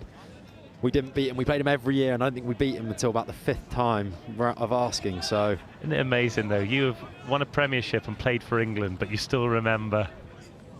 And I love that. Some of my most fond memories, mate, on the school's rugby pitch. Well, you're still really close pals with a lot of lads that you went to school with and played with, and those are friendships forged in all kinds. Yeah, 100%. I mean, we were lucky we had a good year for rugby at a little state school. But yeah, we've stayed very close, and a lot of boys have gone on to do some great things. We got Jared Cardrew playing in the Champ. We've got Paddy Case playing for Richmond. There's loads of boys that have gone on to do some good things in the rugby world. Mate, have they put a couple of kegs on Jared? Because I've seen him packing down at 8. Oh, mate, he's big at the moment, up at well over 100 kilos. So yeah, he's turned into a ball carrying 8 rather than the athletic 7. And to be fair, at 5'6", 100 kilos is. I got a lot of love. He did well at Richmond as well, didn't he? Yeah, he did. Yeah. Jared. Lovely ball to try and create some space here and feed in the speed. It's a good cover tackle. And this a midfield battle in this opening minute. That's a great counter-ruck. That's what I love about this. We've got schoolboys here, and other than the odd butterfingers, the skill set they've got, they can pass off both hands, they can jackal, they can counter-ruck. Really good and really well organised, both teams there. They both look really well organised. But well, it's interesting you talking about the pathway. Some of the second-tier nations in the sort of Rugby Europe Championship and trophy level, they're still doing that. So you'll come through the under-20s, then you'll play 7s and try and graduate to the 15s. But because of the nature of professional rugby now, it's difficult to do. But oh, here we go. Lovely ball and a great tackle. Touch. Also, like, I know, look, I'm sure you love going to places like Sale, like Northampton, but a quick, very close second place would be like Vegas, Hong Kong, Dubai, Singapore. Traveling around the world when you're just in the academy would be lovely, wouldn't it? Yeah, I think that's what all the New Zealand boys used to do, didn't they? Rico Ioane was a product of the 7s. I think Cheslin Colby, obviously a lot of the top class wingers in the world today. Oh, imagine him playing 7s. It'd be like trying to tackle smoke. Right, this one still 0-0. Sherborne defending. Cedars School having to show a little bit of patience here, but then sometimes patience runs out and you've got to go route 1. We've got Caden for about another 5 minutes, so I want to see some good meat pies before then. He is never 10. He wasn't 10 inches, let alone 10 yards, and they've won the penalty. The competing player was 10. Saying he was 10. 10 what? Years old? You're 2 steps in front of my mark. Just there. Oh, lovely stuff. So you're going to see your old school. Give them a shout out. Bishop Wordsworth School. Lovely. They're 1 from 1 already. I think they've got Barnard Castle next. Oh, yeah. So that's going to be a tough old game, I think, that for them. Oh, and that's a lovely burst through the middle. Straight through. And you're not catching him. Absolutely not. And a sensible one-handed put down. There, so tenuous link and things that fill your brain up. So Barnard Castle, lot of rugby history there. Former Harlequins captain Will Carling, Barnard Castle. Their current head of rugby, Mr. Pepper, also a former Harlequin. Really? There wow, you go, know mate. Your stuff, don't you, Dave? Well, he's the dad of Max and Guy. Oh, okay. Who can both play a bit. Yeah, they can play a bit. Bath and Bristol now, isn't it, next season? Yeah. Yeah, Max has signed there, and Guy Let's go, is kick. quite terrifying, actually. Had a good game at the weekend. Your boys had a good game at the weekend as well. Yeah, they did. Yeah, huge win for us over at Tottenham Stadium. Stay behind the Did you go over? I did, mate. Yeah, I was there watching. Journey north. Yeah, long journey north. Nightmare place to get to, but Leave it green. worth it with that result. I live in Walthamstow, and it's a nightmare for me to get to. Cracking stadium, though, and rugby needs more big events like that. Here we go. We're on here. Good ball. Trust the pace. Yeah, good feet. Oh, and a lovely offload. Oh, deliberate knock on. Yes, says the referee. Let it play, sir. I'm glad you said that. Let the boys play. Let the boys play. So the ball needs to leave your hand before you tap, okay? Retake it again. Better.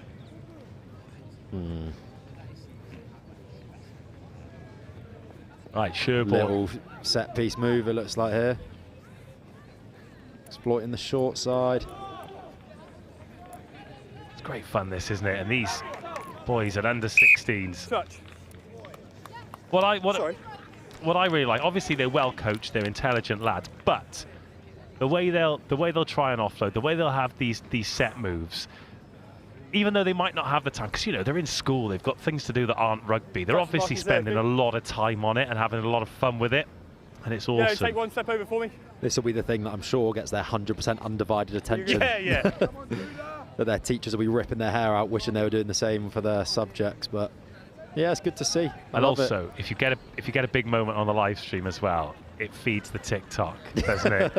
Oh yeah, there has been a few bits coming off my feed from this tournament already, which is good to see. This is how you grow.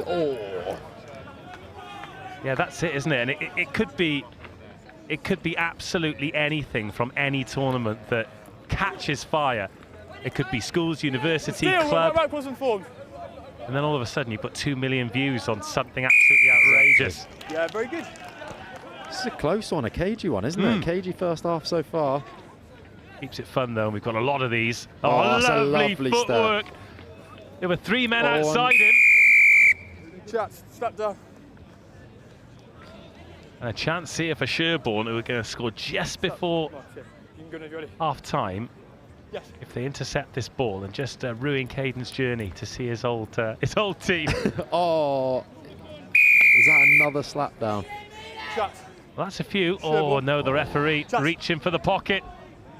It's 2 slap. Jats, come back. I was giving that yellow card, so I watched the concentrate, okay? So you need to wait from here. Repeated slap downs. Okay, last attack before the half. Chance to give themselves a little bit of breathing space, although 12-0 isn't the lead you necessarily expect it to be in sevens. The game could turn.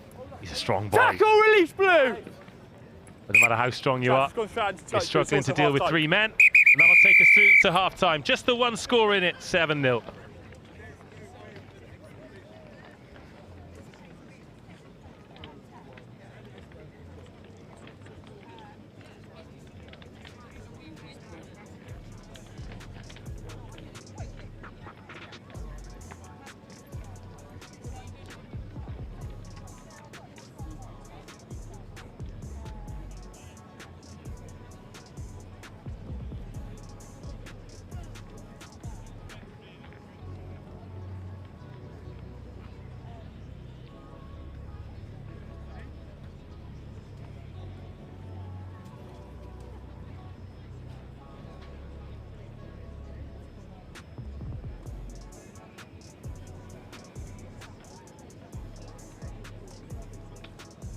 Good afternoon from control. The fixtures scheduled for 1:40 in the Colts tournament in pitch RE1. St Paul's School will play Perins School. On RE2, Prince Henry's Grammar School will play Maidstone Grammar School. On RE3, Langley School will play Exeter School. And on RE4, Durham Cathedral School will play Devonport High School for boys. In the under-14s tournament on RE5, Millfield School will play Brinteg School. On RE6, Ratcliffe College will play Bryanston School. And on RE7, Wellington College will play Greyfield School. Those matches due to get underway at 1:40.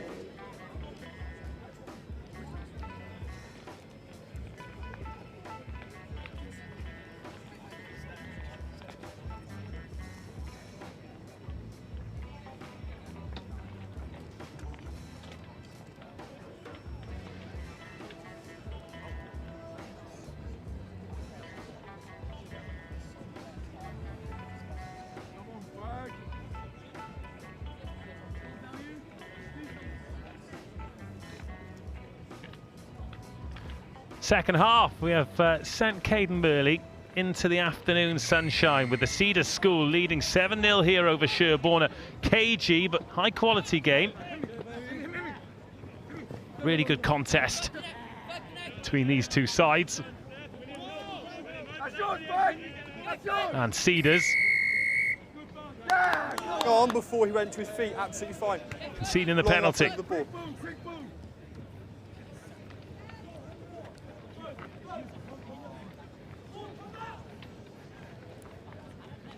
Lovely stop and go. And Cedars equal to it. Sherborne. Oh, that whip pass off the left hand, an absolute beauty. And now they think they have seen some space and a decent foot race here. It's going to bounce up and be gathered. A brilliant snaffle and the offload. What a tackle. A try saver if ever there was one. Advantage. The Sherborne player has stayed down. Coming up, the offside player. You were involved in the tackle before, you're in offside position. Oh, time's off, player down. Tough one with the player down. Just pop the ball down there for me. Just running with the penalty is, thank you. And very considerate of the referee to just stop play. While Sherborne try and deal with this. Last thing they want to do is lose a player. Last thing that any of us want, really. Just want to see these youngsters Blue, really you have 20 rip in seconds on your yellow card, okay? and have a great day today. Or a great tournament. Some of these tournaments 2 days, of course.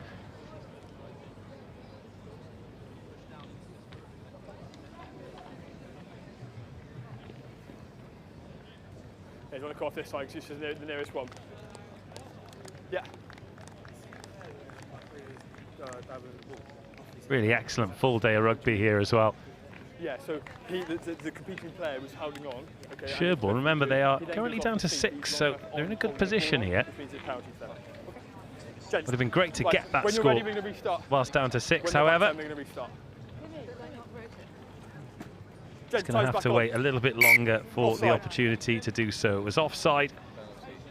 Now they've got the penalty here, a man short, so what can they do to try and create an opportunity? They can spin out of the tackle. Oh, not too far off. Not too far off at all. Tackle! In possession. Oh, they'll see out this yellow card time. Oh, is that a high tackle? Referee says no. Little shimmy out of the backhand. Green grass to run into. Sherborne. Gents, your yellow card can come back on. Just as the yellow card period runs out, get themselves right back into the game. Lovely score. You're on my line, okay? And how they can find that space with one fewer attacking player. Real credit to these young men. And the conversion, oh, it's just down. However, they've negotiated 2 minutes and they've got themselves right back into the game.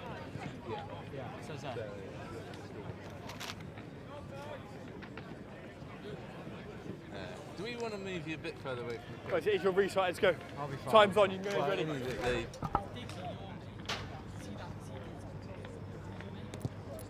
High, hanging restart in this game on a knife edge. It's gone backwards off the Cedars.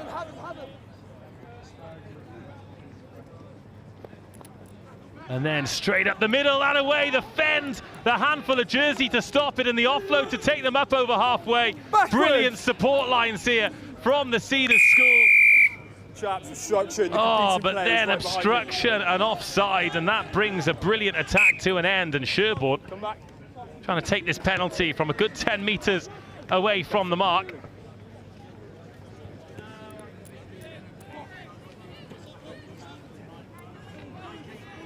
And now on the move, Cedars School, no sweeper at home, so they are 7 up. Oh, good tackle. Play the ball. Referee says they can play the ball. Oh, and then there's a little knock on. You had the ball and it knocks like knock on in the process. Well, if the ball is in the hand, the referee is going to let the boys play. The ball up and it was perfectly fine to do that. He knocked on in the process. Mark is there.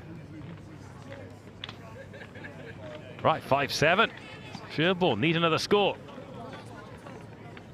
Both teams, let's go. Just take 2 steps. Better. Both teams, crouch! Bind! And set! Good competitive scrum, and all the Cedars putting the squeeze on, but Sherborne just about squeezing it back. They got some pace on the edge here. They've also got a dummy, and that inside defender doing really well. Knocked on. Fantastic tackle. Trust in the drift, the inside man. And now this scrum for the Cedars school that is perhaps the dominant of the two. With a chance to make some hay here. They've got a lot of power, a lot of pace in those 3 men out the back. Bind! It's set! Chaps, come back up. Both teams collapse. Restart the sub. It was both players this side. Restart. Let's go. Same mark. Both teams crouch. Bind. And set. Much better. Put in, one-handed. 3 on 3. Oh, surging through, getting away, and that could well be that. Right under the post, which makes all the difference. Big conversion, makes it a 2-score game. Oh, he's hit the post from under the sticks. Keeps Sherborne in business. Well, the job for them hasn't really changed. They need 2 scores to win it, but 1 converted score could still mean that they can get something from this game. Minute and 10, let's go. Both teams still side. Come on, Berg! That's yours! Sherborne need a score. They're running out of time. Into the last minute. Lovely little shovel out of the back door. And they tried the right. Time to try the left. Like that pump pass to create the space. And oh, the last defender's done well. He's done a full 360 to close that door on the edge. Once, twice, 3 times backwards. But they're not going to get away with it again. I've come the whistle. You pay it twice. Okay, little bit loose. 25 seconds. 25 seconds remaining. This should and could be the last play. Those teams. Crouch! Bind! And set! And the Cedars school, a few phases should see it out, but these boys don't play like that. They'll want another score. They'll want another score. They'll get another score straight from the base to put it beyond any doubt. It's going to be game after his kick.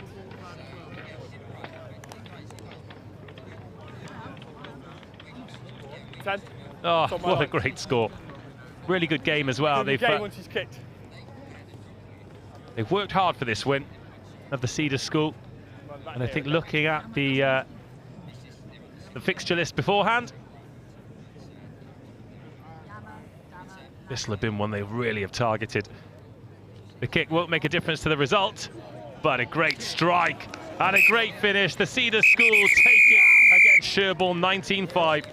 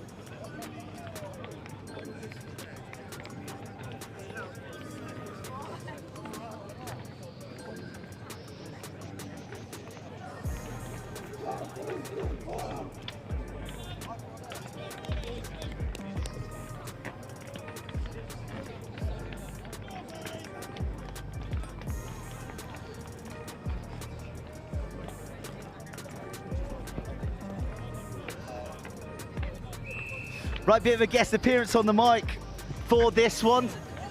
Sky Sports commentating legend, Johnny Hammond, making a guest appearance on the gantry. This one's all yours, Johnny.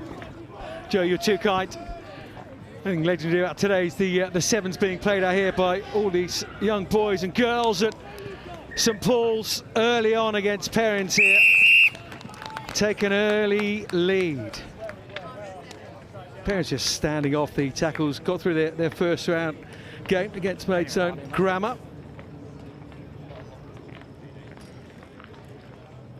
Easy enough try for St Paul's, that.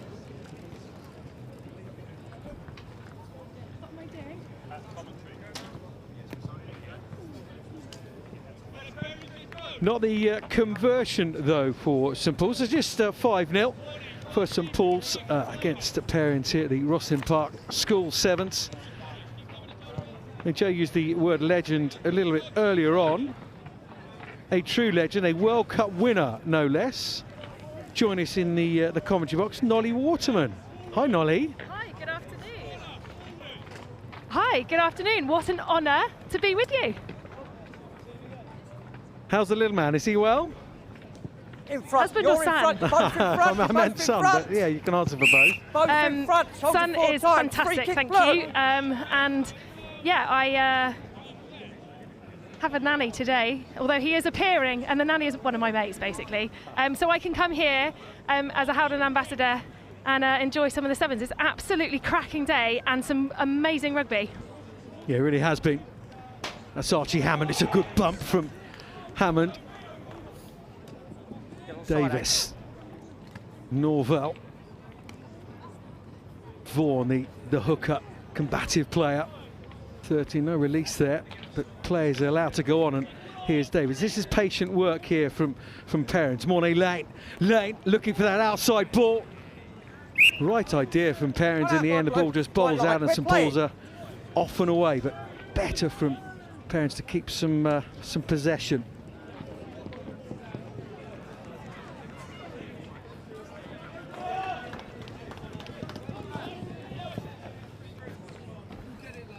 Move this back line from St Paul's here now. Have to be careful.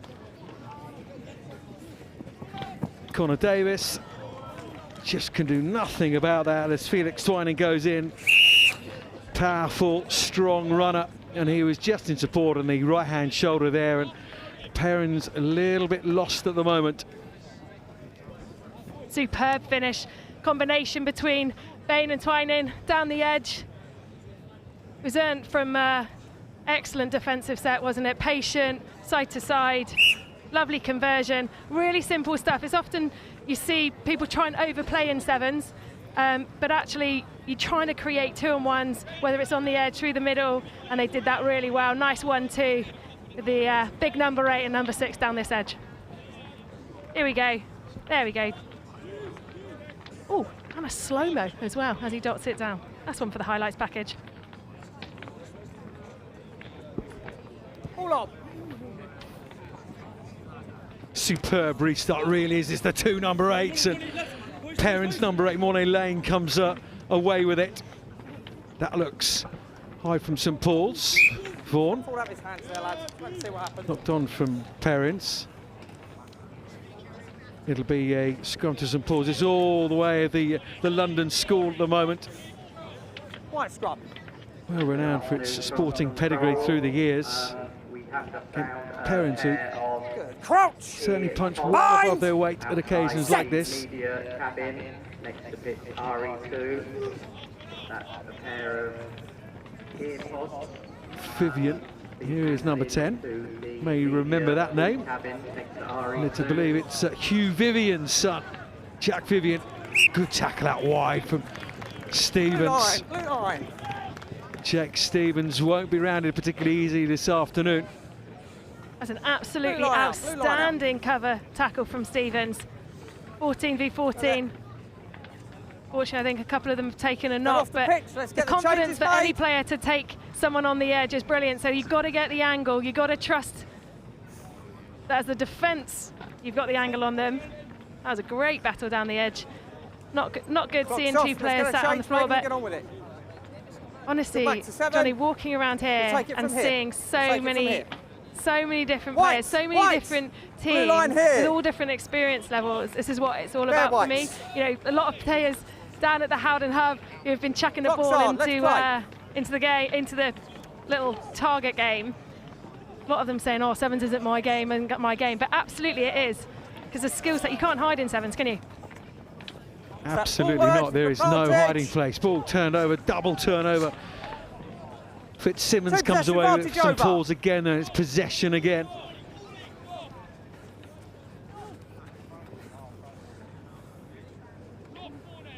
Cool, taken down by Hammond. Vivian here, that long, familiar, rangy strike. The former Saracen England A player, of course, Hugh Vivian.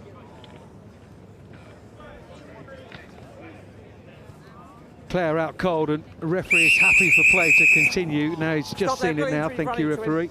Player safety any level, of course, Nolly, at the forefront of everybody's mind. Absolutely. Never want to see a player that's had to stay down a little bit, but it's good to see a medic with him, making sure that he's okay. Restart, white scrum when we do. Some really good skills, isn't there? Patience with the ball. St Paul's, love a high five as well. It's a chorister thing. But now, going back to your earlier point, I used to come and support my brother playing down here at Rosslyn Park, and my word, it's changed a little bit since those days. Black and white days. Yeah, the leather ball. Bind. But just hundreds and hundreds and hundreds of kids. Over 15,000, Johnny, this time round. Just enjoying their rugby. And the parents enjoying it as well, as St Paul's get another ball flipped out, looking for try number 3 here. Well in the lead here, that's well defended in the end. But they've got numbers here, they just need to put it through the hands. Simple enough, Fitzsimmons. Oh, he gives the pass. You see 2 number 8s against each other again, and Twining. Well, he was over the line anyway, and he dots down for try number 3 for St Paul's. It's going to be the half time. Great use of the width from St Paul's, but for me it was Vivian S taking them to the edge, gliding. He's kind of got that Prendergast like run, hasn't he? Smooth, obviously a baller. Half time. Yeah, keeping it simple in sevens, moving the ball to the space. I do want to credit the defence though, the energy. It's absolutely sapping stuff. It's brutal if you can't get your hands on the ball, and St Paul's just continuity being excellent. Great work at the breakdown. Could that have been a turnover? Possibly, I don't know. shift it to the space. Don't necessarily need to put the pace on the ball. Nice little offload. And there you go, 8 on 8.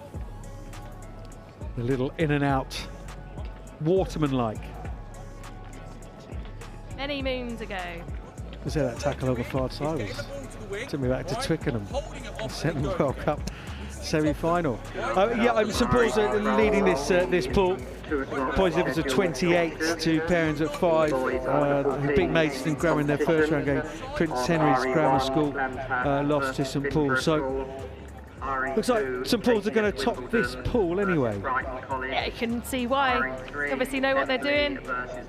Simple skills. I think what is really impressive is not just the handling, catch and pass, but it's the work rate to follow, to look after the ball carrier when there is a collision, getting over, clearing out, centering the ball, making sure that the nine's got a really nice platform. And defensively, they seem very patient, working together, working their inside shoulders. You can see that they, probably played a little bit of sevens over the years. Good work rate with the coaches there, obviously focusing in on the key points. A few substitutions as well. It's definitely a day for a dry robe, certainly I would have thought. Probably get a couple more on. Willie hat a scarf as well, St Paul's. It's biting wind. Got to look the part, Nolly. You know that.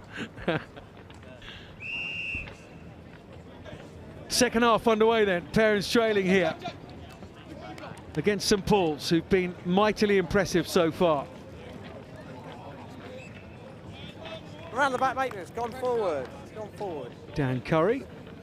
I wonder if he's any relation.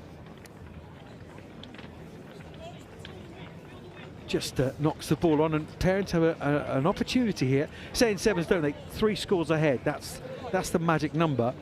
St Paul's obviously 3 ahead here. Bind. Set. Perins get one here.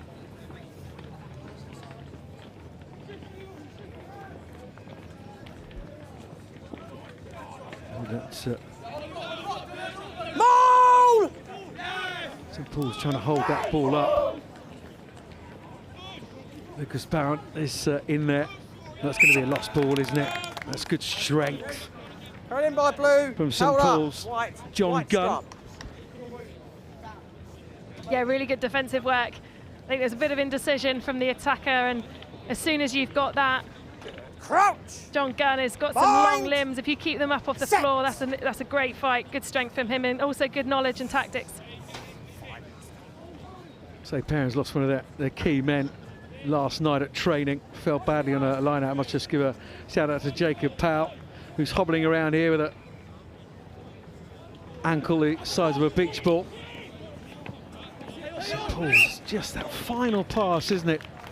They put some really, really nice bits and pieces together, but that final pass just eluding them at the moment, and they stay deep within their own half. Yeah, possibly getting a little bit flat this half. First half had a little bit more depth, gave the pass a little bit bigger zone to get the ball in. But you've got to credit the defence. They're up, they're pushing, they're connected, not offering free shoulders either. Lads, come out the tunnel it came in. That's the only way we reset. Straight out the tunnel it went in. A little bit different to the Stade de France. Let's go. Step up, Whites. If only everyone at home could see the sunglasses that you're wearing. I need sunglasses to see you in those ones, Johnny. Very bright. Like their wearer. Little wrap round, Hammond and Bowen, and then he puts it on the boot, and then shows a little bit of toe. But Herart is there for St Paul's, and that's turnover ball. It's sealed up, and Perins, they deserve a score here. Hammond, straight through the middle. Lane, Mornay Lane goes one way, steps the other, needs a man on his shoulder now. High, advantage. High, we're playing the advantage, and Perins do get in for their score. Tague Norval was there in the end, but it was great build-up work and playing the advantage, and played it really, really well. Good build-up from Perins, and they've clawed one back anyway. Love that from Perins, keeping the ball alive, not going. Here we see the first offload shift into the space, and then there's a lovely little in and away. Unfortunately, high tackle. Defence might have gone a bit quiet, but look at this. Check step. Good strength to fight his way through the tackle and go a little bit closer to the post. That's a great finish. Perfect. Brilliantly taken from the restart as well from Mornay Lane.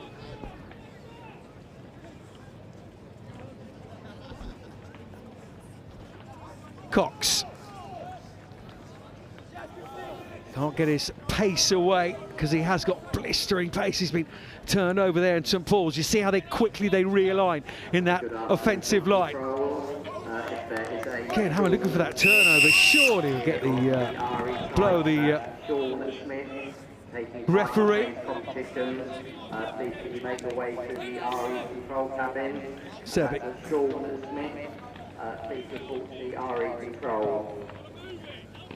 Sebby delves.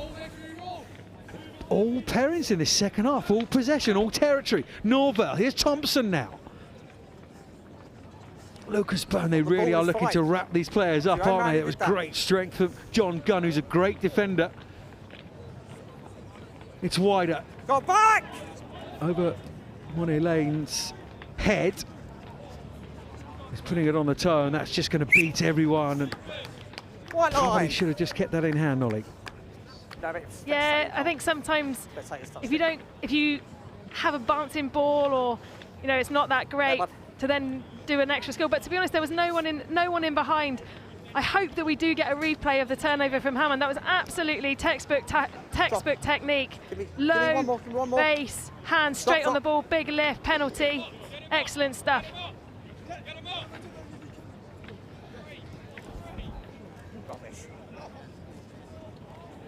On the ball's fine. Oh, the tackle just had to be scooped up, didn't it? Just had to be wrapped up.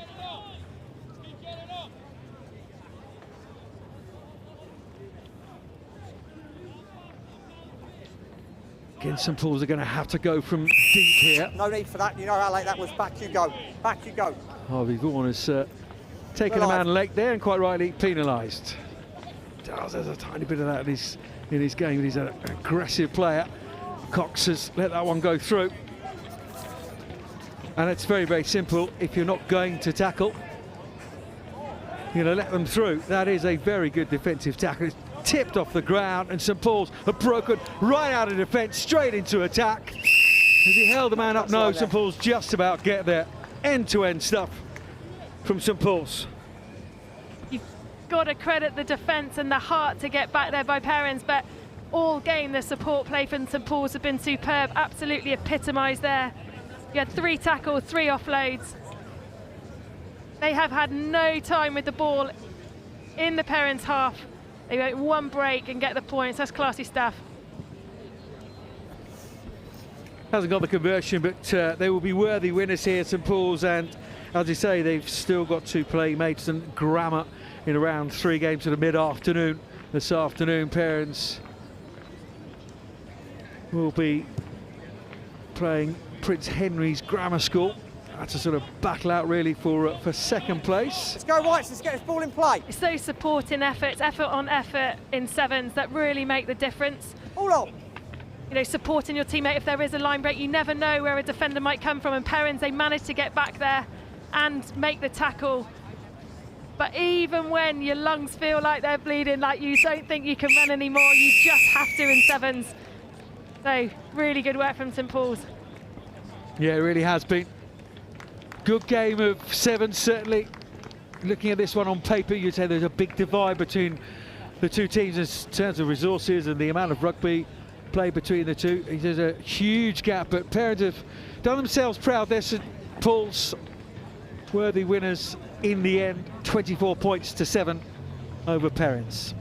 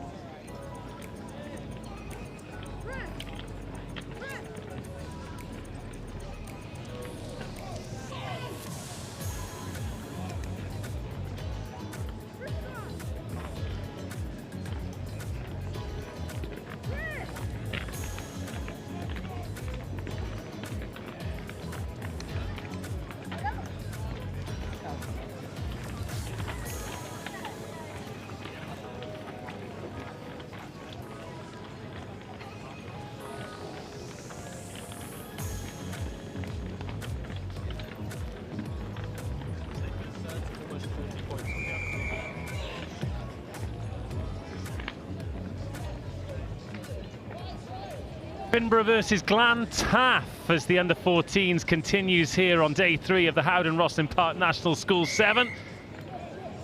Glantaf, one of the top schools on the other side of the border, in the 2 shades of blue, very similar to Cardiff, the club they're from, and then bursting away. Finbra giving chase and just grabbing a handful of jersey, but the offload is good. Finbra defending graciously, but Glantaf through. 30 seconds on the clock and it's 5-0. Red, watch out the way.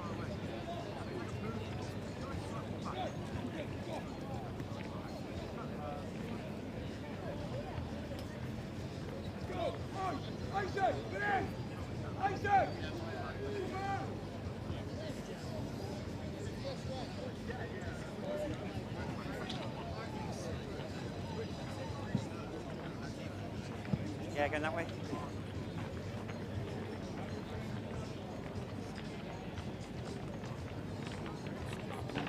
Okay, all right, and you.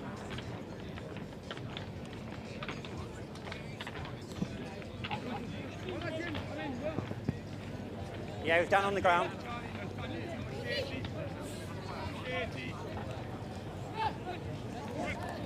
Went backwards.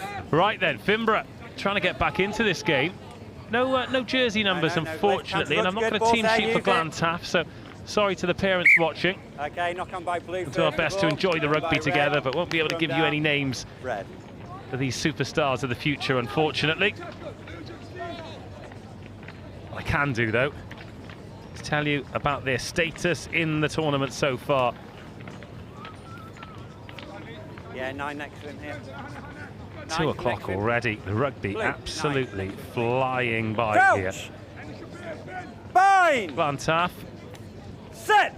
Well, on day 1, use it. Their first game was probably the most important, the 26-24 win against Worth. Then they beat St Cecilia's 53-0. Wisbeach were put to bed 31-19, and then Kings Ely 40-12. Today, they've had 2 absolute screamers. KCS Wimbledon were beaten 12-7, and then Brighton College beat them 24-20. As for Finbra, they lost to Brighton College as well, and they lost to KCS Wimbledon. So Brighton College looking good, as they so often do, wins over Finbra and Glantaf.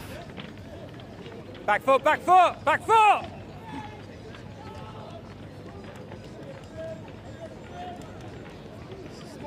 Yeah, tackle, roll away, roll away. Use it now.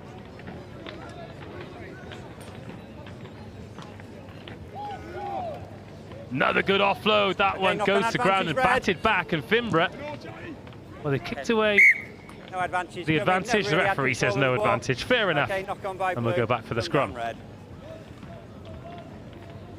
Red were always under pressure. There's my mark. Yeah, boy, mark here.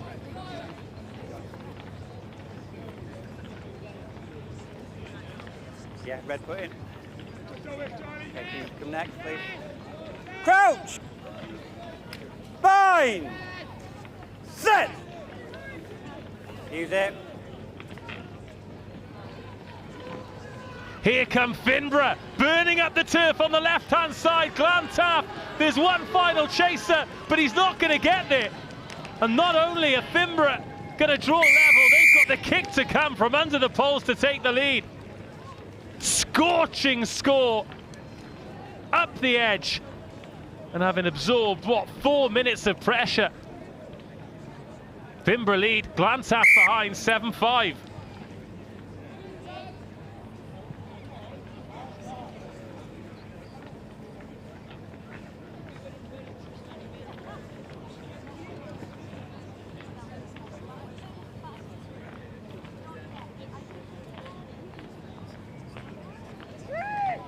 Yeah, red, that way.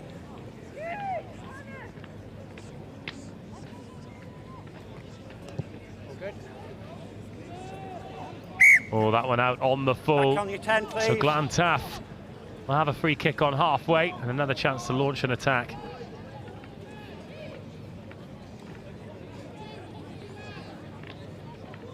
Okay, I'm your way on the halfway line. Free kick.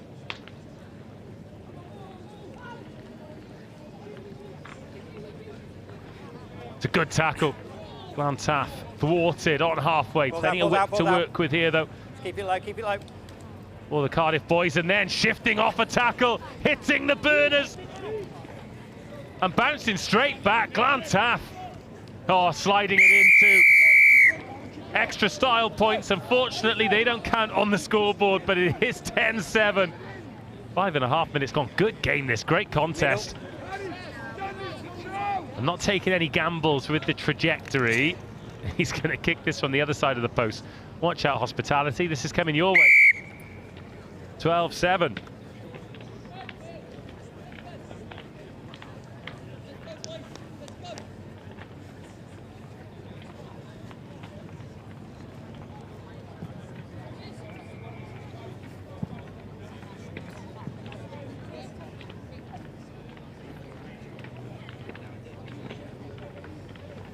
Okay, good on you. All good.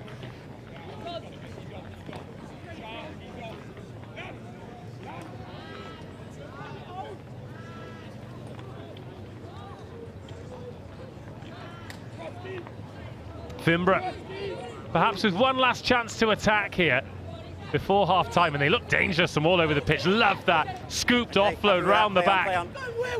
And this feels like a game where chances are going to be few and far between for Finbra, so when they get one, they're going to have to take it. No hands. Okay. Went backward, went backward. Leave it. A real battle at the breakdown. It's a battle that Glantaf have won, and with the last play of the half, they're going to stride in. That'll be half-time, Reds. Having scored 3 tries. What a day. What a day. Glorious sunshine. There's no shade in the scaffolding position. The commentary position on the scaffold. Back to 50 for a pale Welshman like me. So if anyone can hear this and has got some, please drop it off before I go home looking like an out-of-season Rudolph. 17-7 at half-time. Glantaf in charge.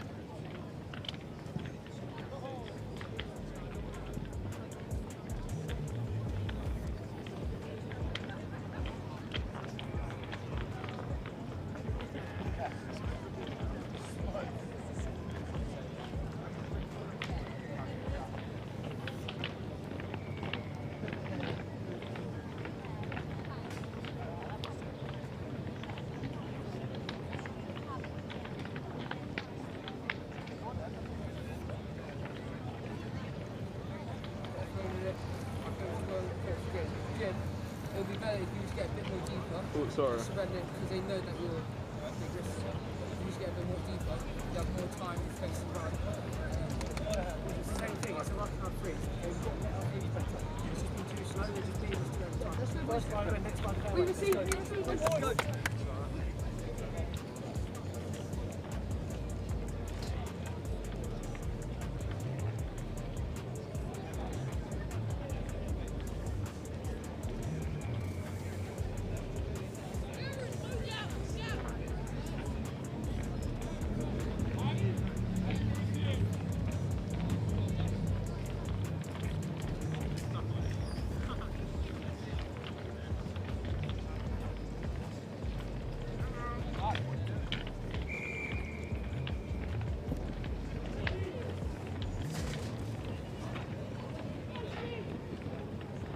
Second half underway. Finbra conceded that one just before half-time. They're always going to try and play from their 22, but they need to find an exit because this Glantaf defence is so far standing up to the task. They've got a sweeper in Glantaf now, and a lovely offload, and another, and wriggling out of the tackle. Great strength, but the last gasper. Sounds crazy to call it a try-saver on halfway, but pretty sure it was. Ball bounces up nicely for Finbra to go back the other way. Gorgeous step, and another! Sends the sweeper to the shops, but an ankle tap brings the attack to an end. And Glantaf survive. Finbra are playing. This is great stuff. Ah! Bill! Big Billy the Lion. Named after whichever Bill you like. Watching at home, wherever you are around the world, who's your favourite bill? Dollar bill. Dollar bill. So Bill Beaumont was at the England versus Wales under-20s, or Wales versus England, should I say, at Cardiff Arms Park. And my esteemed colleague Richie Rees, he popped up on screen, and Richie's gone, Big Bill, live on BBC. Don't think he's ever been called that before. Oh, little missed tackle, great strength in the contact zone, and Glantaf weaving away from the last defender. Another dive, they're brave dives today on this hard surface. There's no need. But when you know you're on the live stream, when you know you're going to have your social media clips, needs to be a good finish. Conversion missed, but Glantaf pulling away. 22-7. He's here actually. Richie, now the Director of Sport at Monmouth Haberdasher School. Close to the Welsh-English border. He's actually close to the RE1, RE2 border as well, but I've not been able to coax him into the commentary position just yet. 22-7. Oh, and they've coughed that up again, Finbra, which is tough because they're actually playing some nice rugby. Blue, then knocked on. Okay, scrum down red. Just getting a little bit unlucky with the bounce of the ball. Yeah, red dropped it backwards. Boys have the mark, okay. Okay, let's hold that push, okay. Too much last time. This weather's unbelievable. 9, you need to be neck. 9, next to him, please. That's some celebrity guests as well. Fine! Previous game called by none other than Johnny Hammond and Ollie Waterman. Oh my God. She's here decked out in British and Irish Lions stash. You're going to pop down. I think she's going to be in the Howden tent at some point, imparting some words of wisdom. There's the ball, there's the ball. Yeah, one of that's fine. Rugby's most pleasant motivational speakers, if I can go as far as to say that. Here come Finbra. Need something from this game. And they're not going to get points, but they are going to get penalties. I'd imagine she's already booked her tickets for the Lions tour in Australia as well, and if she hasn't, cool, why not? I've not. Still available for gigs if anyone. Yeah, open play. That's fine. Ball went backwards. Okay, scramble for the ball. Little knock on. Okay, knock on by Blue. Off Glantaf, and Finbra will have the put in at the scrum. They're running out of time here, though. Still 3 minutes of this one to go. 4 tries to 1. Really enjoyed the game, though. Glantaf have been clinical. Crouch! Flying the flag for the Welsh capital. Finbra set. Use it. Made it a really good contest. If they can get another score here, then there might be a little bit of belief. Nice check back. Loses a couple of defenders, gets the attention of a couple more. Holding it in one hand like a loaf of bread. A suggestion of a forward pass, but the referee lets them play, and now they can burn at the right-hand side. Serious pace, the balance not quite there.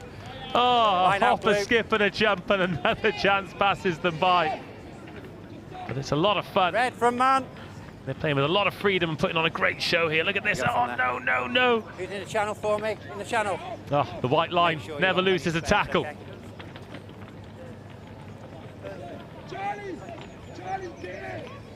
Glantaf still holding on here. I need a second one in the line out, 6 please. on the pitch. Minimum 2. Still a lot of rugby to be played here on RE1 today. Stay where you are, boys.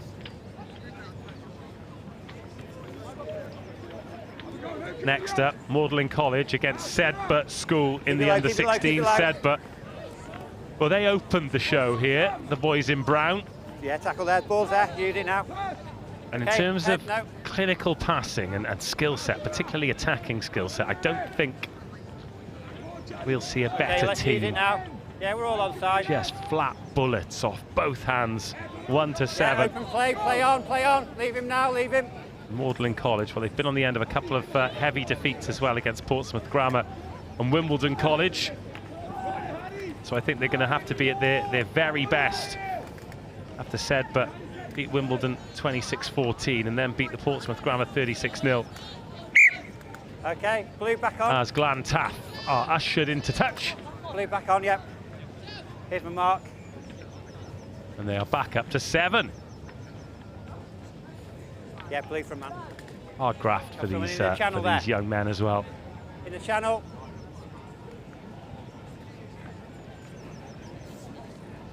Back one step, one step.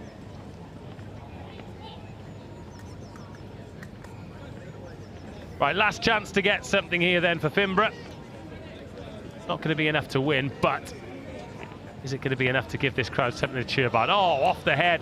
Very fashionable at the moment after England in the Six Nations. They're doing well to recycle this ball. Oh, could have maybe gone then. Glantaf narrow in defence, but forcing the knock on. Now some turnover ball to try and run riot with. Both teams narrow, swung round, lassoed round. I think the most important thing is the fact that it's slowed down. Well, the Finbra defender doing his best to derobe the boys from Glantaf. Okay, knock on. And that will see us through. Good victory for Glantaf. 4 tries to 1, 22 to 7. And another victory for the boys in blue.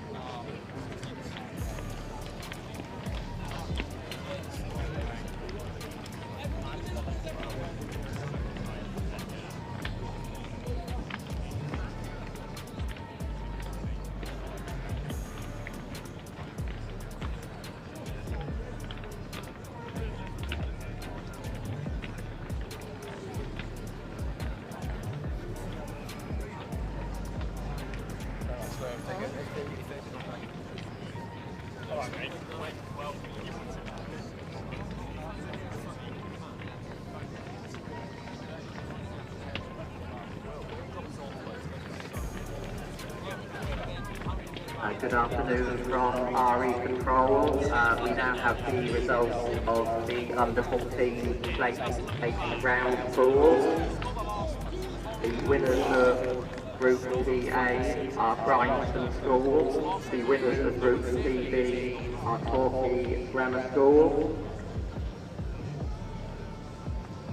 The winners of PC are Lord Wandsworth, and the winners of PD are Seaford College.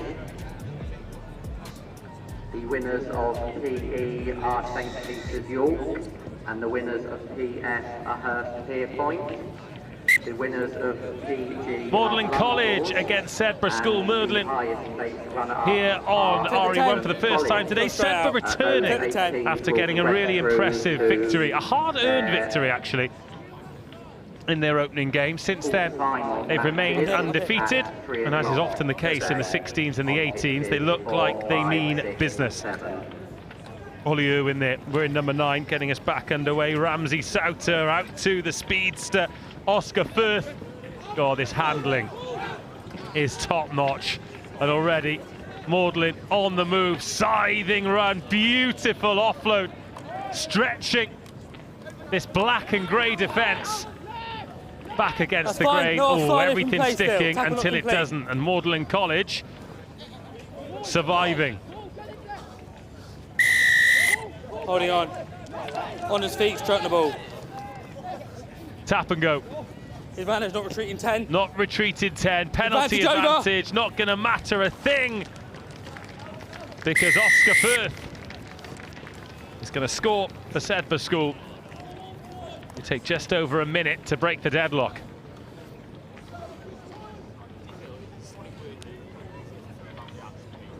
If you're happy.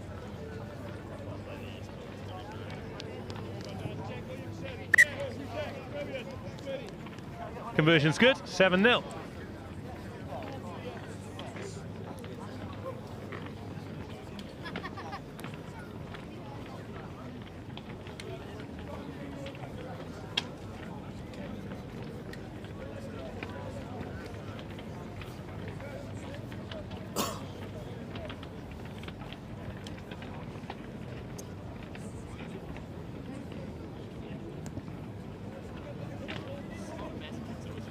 Backwards, that one batted back. Nice little bit of volleyball crossover for Magdalen College to secure that ball. Sedbergh leading through the early Oscar Firth try. Oh, backwards, play on. Back in field, and now pumping the accelerator, and away we go. Sedbergh chasing back, decent tackle, Ramsey Souter. Ball squirts out. I've got a team sheet for Magdalen, unfortunately, so not going to be able to name these boys. And now Magdalen on the move. Oh, the pass just over the top. I'm happy, line, that's not set. Off the boot, play on, off the boot.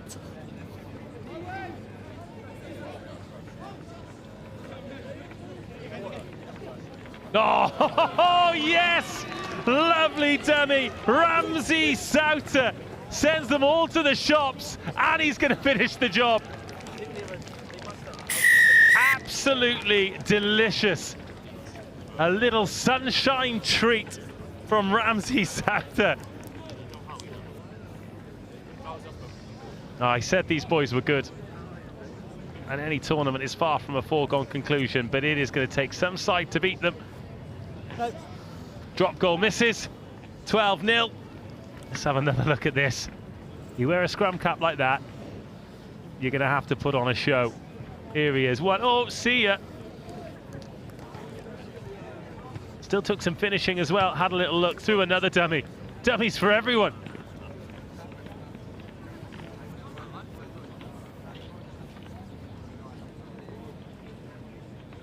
Ollie Irwin going to kick us back off.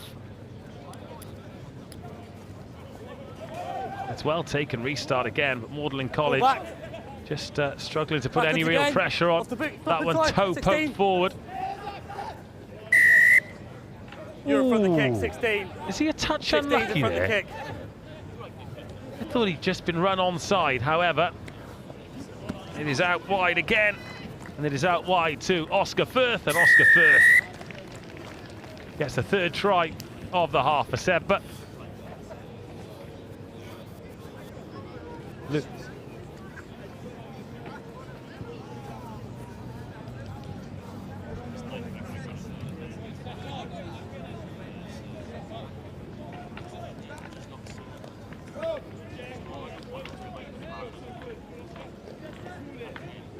Ollie Irwin, 1 from 2.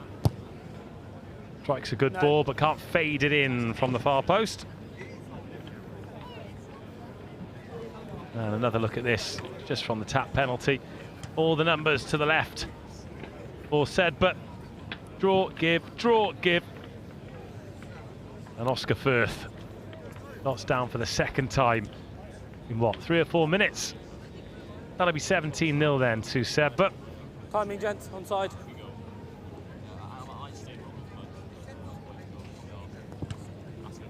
And Irwin, oh, that is a tempter. Knock on advantage. And it's created the knock on and created another opportunity. Lovely ball out of the back, the dummy to try and get them in behind. Another offload to Firth. Firth back into midfield. 3 on 2 here for Sedbergh. Oh, great take. The sticky mitts of William Hicks. Oh, how often do we see a one-handed catch like that just be a firm palm? But no, soft hands, great take, quick conversion. 6 minutes gone. Sedbergh already up 24 points. It's composure about this. It's quick and direct, but give themselves some options, won't they?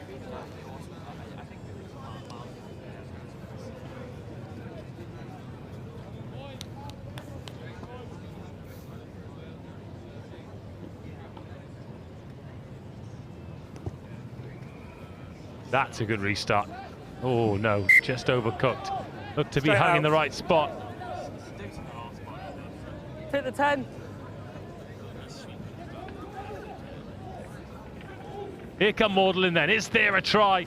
Away 10, this team away has done so much defending. 24-0 the score as we approach halfway. Oh, getting that offload away. Decent offload as well. Wrestling through 2 tacklers. Now a 4 on 3. That is a... Oh, not quite there. I was going to say it is a tough one to work, and it has to be perfect. Will that take us through to half-time? No, still time for the restart. Magdalen ball. Final play, gents. Final play. Last play of the half.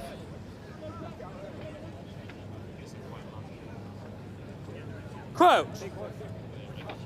Bind. Set.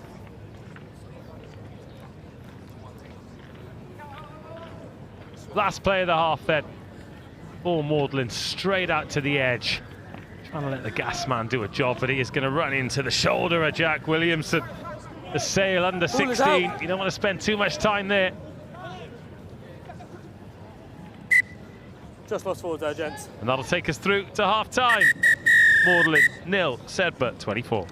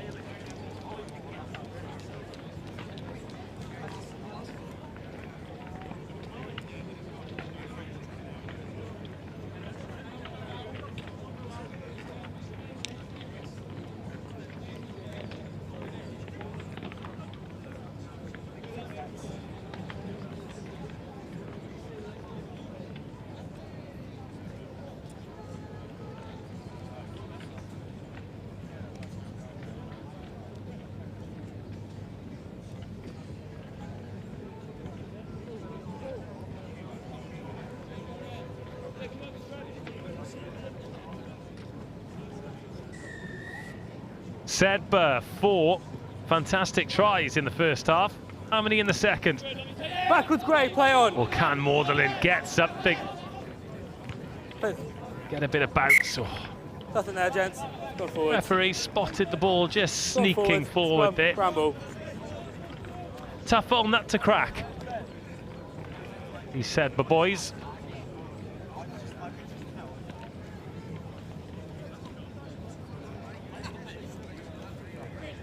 Always there or thereabouts. Crouch. At Bind. the end of a tournament. Set. Particularly at the under 16s. Stay there, gents. This to make it 3 from 3 in Group A. And this a lovely bit of footwork and the pass to match. The fend is good. The pace is high. The try is scored. And Hamish Holden, the latest to add his name to the scoreboard. Again, it's taken less than a minute off the half for another 7 points to be added.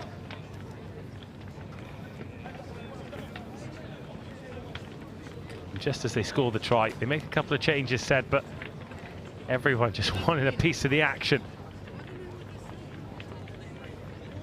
Although, on a day like today, no surprise at all these boys want to be out there. Lush green pitch, beautiful blue skies, no breeze is perfect. Rugby Sevens conditions.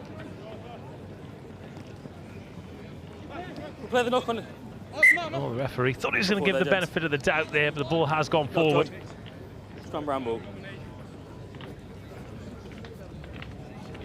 Said, but well, not this group, but the under 18s. It is a pretty short turnaround before they host the Super 10s.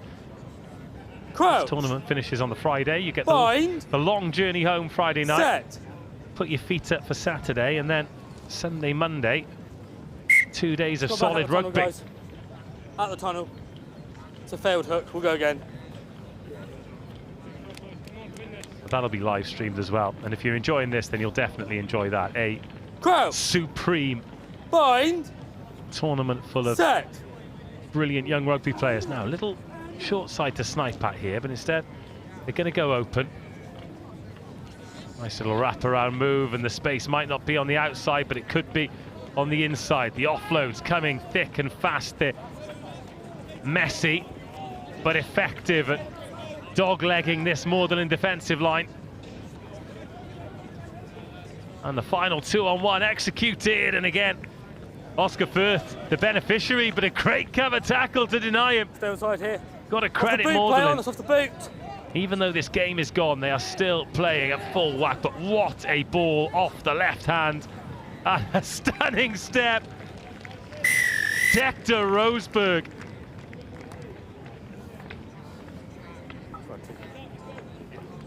Dexter decks half the defenders on the way through.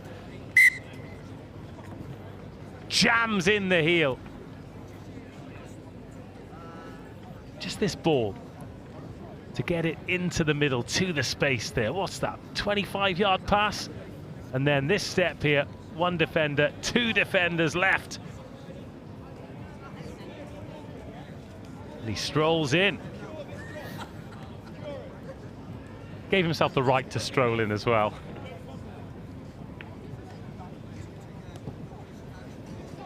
Another brilliant restart. Horrendous for Magdalen to try and take. And Dexter Rosberg. Again, they're just bobbling it out, and they don't mind if the ball doesn't go to hand, because all it does is create some space for the likes of Harrison Riley to find Ramsey Souter. Oh, a little dummy on the wraparound. All that hard work for nothing. Well, they're making it look easy, like a training ground exercise, a high tackle. Perhaps a touch harsh, but still finding creative and new ways to keep this ball alive. Just high. Go back 10. High tackle, over the shoulder.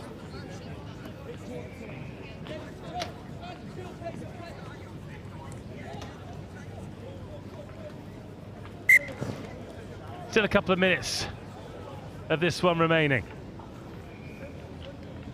Got a feel for Magdalen. They've not really had a touch. It's 38-0. Yeah, line out. It is a slow and measured jog out there. Hold your 10 metres. Because even though there's some rare time on the ball, about 85 metres between them and the try line. Knock on by Sedbergh. Advantage over, good progress. That advantage doesn't last long because it's a really good and positive carry to outside the 22. Knocked on, Jets, no advantage. They're here on the 5. So third game of the group for this set, but they've not conceded a try since that first game just here, gents.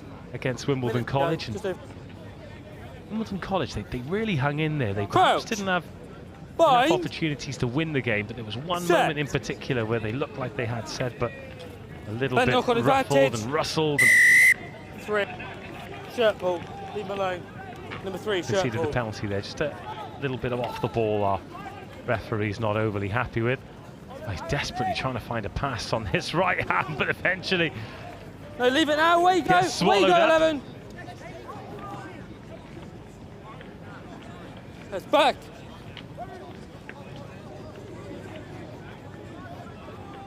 Ripped. No knock on. It's ripped. No knock on. Oh, well played. Good strength, upper body strength. And away you go. No hands now. No hands. Turn that ball over. 30 seconds to go. Maybe time for one more try. Plenty of depth on this, and the dummy as well. I was about to compliment all the passing off the left hands, but the offload absolutely brilliant. Ollie Irwin hits the line hard.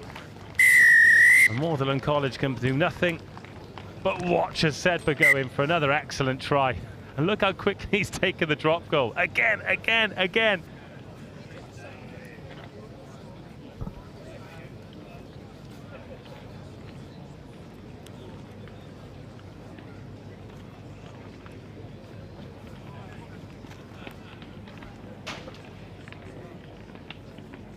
Final play, gents, okay, final play. Last play, last go at it then for Sedbergh.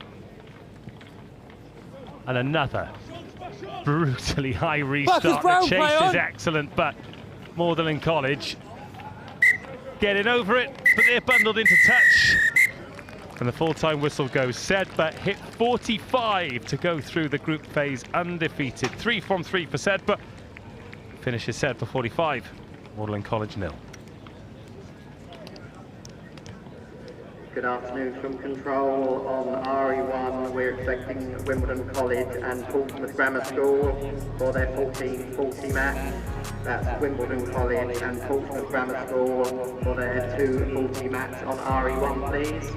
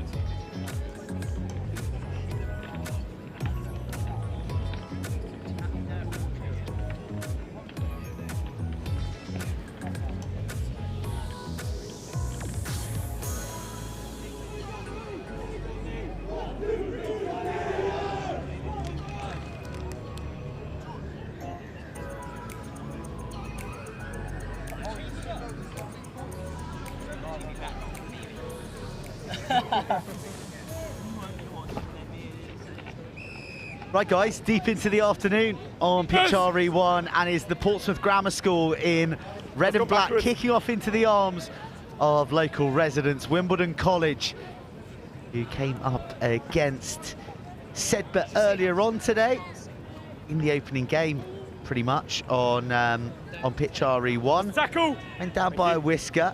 Sedbergh put on a pretty tidy score against Portsmouth Grammar School. Sedbergh very much looking like a team to beat. PGS isolated out wide. Drop please, drop please. They have got a win under their belt. They went well against Malden College, 28-10, so a bit of a mixed bag for Portsmouth. Question, can they string all the phases, all the tries together for another 14 minutes here against Wimbledon College? Bit of a wobbly one. Still advantage. To the centres, nice skirt round the side of the initial tackle, and still fighting on for more metres across the halfway line. Wimbledon College go. Oh. Knock on. Just knocked on. Just gone down. We love a quick tap, but you got to make it safe. And just feathered forward. So first scrum of the match. Knock on. Referee with the anti-slip socks on. This guy means when business. My arm comes down, yes. When my arm comes down, then you come forward, okay? Keep it stable, please, lads. Ready? Crouch. Bind. Set. Wait. Wait. Wait, that's gone. Ball gone into the middle.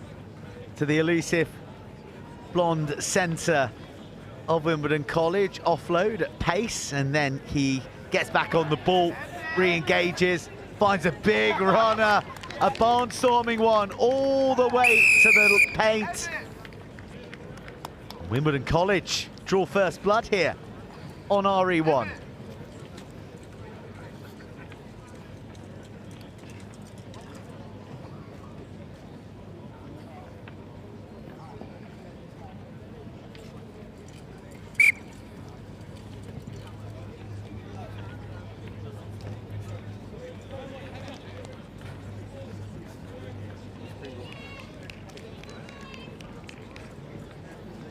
All the fine work in the middle from their centre rewarded, but you've got to be running that trailing line. You've got to have the pace to finish. Glorious day down here in Wimbledon. That's gone 10 metres! That is a devil of a restart. That's gone back off red! Off the bonds. Tackled, roll away, no Green. No knock-on as a result. And it's into Portsmouth Grammar School hands. Their chance to try and strike from the outskirts of their 22. Snaking hips. Thank you, Green, leave it. Wimbledon College instructed to leave it. They look like there may have been an opportunity to fly through and just pinch it. But instead, they're in all-out defensive mode, and they need to have their wit sharp. Tackle comes in, dislodges the ball, and Wimbledon in transition are looking to get outside this narrow defence of Portsmouth. Good clear out. But a great return. No advantage will come for the knock-on. All gets a little messy, so we come back for the knock-on. Scrum down, Green. There's your mark. That was a good scrum last time, lads. Let's keep this up, yeah? Yeah, just on my arm, okay? Thank you.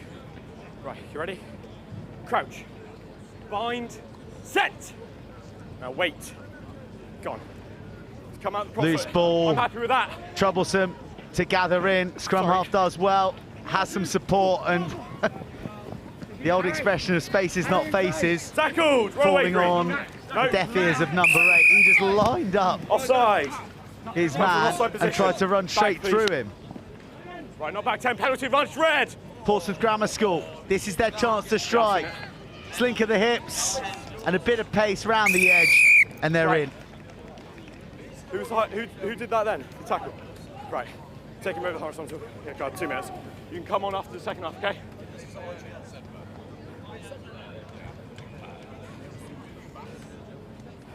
Level on tries, trailing by 2.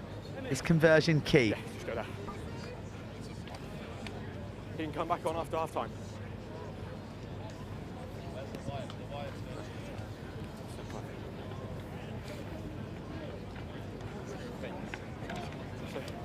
you can come back on for the second half. That's the earliest, okay? You got 2 minutes. Where the hell's it gone? Yeah. Yeah. You got 2 minutes. Let's see, time is gone. Got 2 minutes. Yes. It's been really good rugby, lads. Don't worry, I'll sort it. I actually just want to bet so.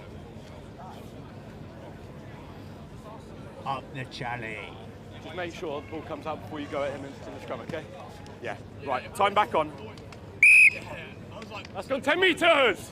Well, that has definitely gone 10 metres. It's gone long and high to the 22 of Wimbledon College. That's a tackle, roll away! They've got a minute and a bit of change Rolling on. to try and come up with a response. They still lead, but they're backs to the wall here in the closing stages of this contest against Portsmouth Grammar School.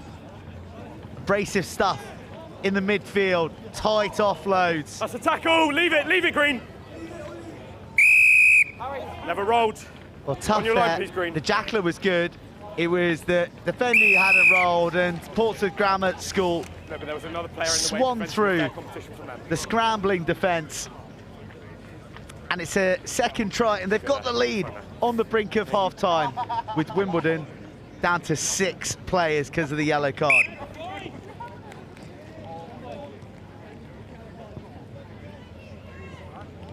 Right, you got 58 seconds left. 1 minute.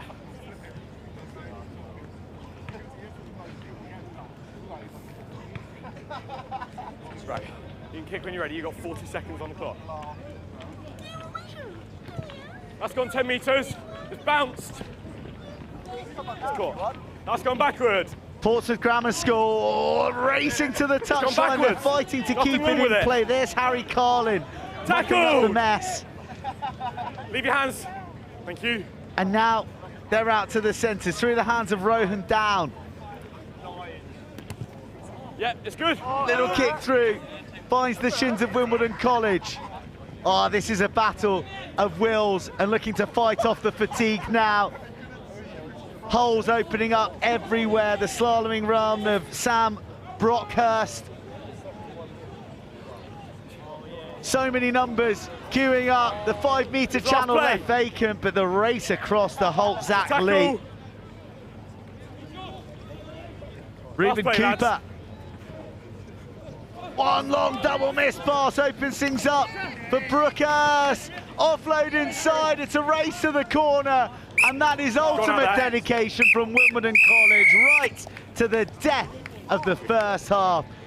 They preserve the integrity of their line late in the day, but they do go into half-time trailing 12 points to 7.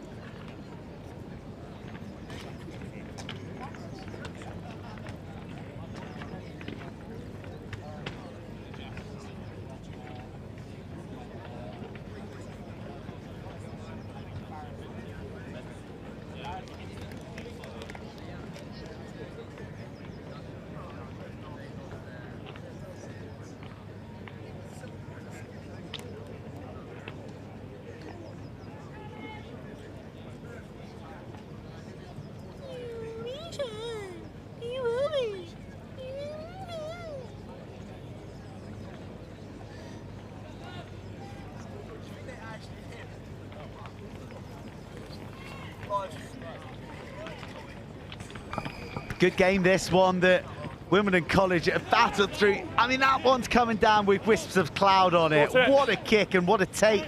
That's gone forward. From Zach Aarons. Knock on advantage.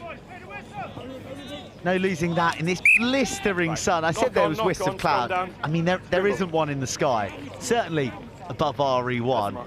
There are a couple a little bit longer into the distance. Maybe it's that European smog that we were warned about at the weekend drifting over. But otherwise, it is a vista to savour. 26 pitches in action. The biggest, the most prestigious schools competition on the planet. What privilege to be a part of, and we hope that you're enjoying all the action here. Crouch, bind, set. Over 1,000 teams of all levels from across the UK, and Portsmouth Grammar right now. That's the a one tackle. leading here on the showcase pitch, Zach Aarons. Gyrating through those challenges. His setup creates the room for Buster Rothwell to bounce out, but on the 15, please. On the 15 metre. there was crossing. Bit of a breakdown in communication. Wimbledon College, they haven't had much ball to use in attack. The loose pass is fine because the footwork is terrific. Oh, it's even better from that young man. Oh, could he have got back up? He then it forces himself to hold on to it. Oh, body strewn at the moment. There's some sore bodies out there, including Sam Brookhurst, who's gingerly hobbling towards the touchline. Now it's Rothwell. Rothwell collects the bounce. That ballooned up and evaded his own tackle. You've got back up. Man. On the 15 metres, please. Yeah. And that's a tough call on Rothwell. Offside. Now offside, so the penalties mounting up for Portsmouth. Tap and a go, and Wimbledon on the march. If they win this, they will look back to that quite epic last defensive stand that they put up, denying Portsmouth in the corner.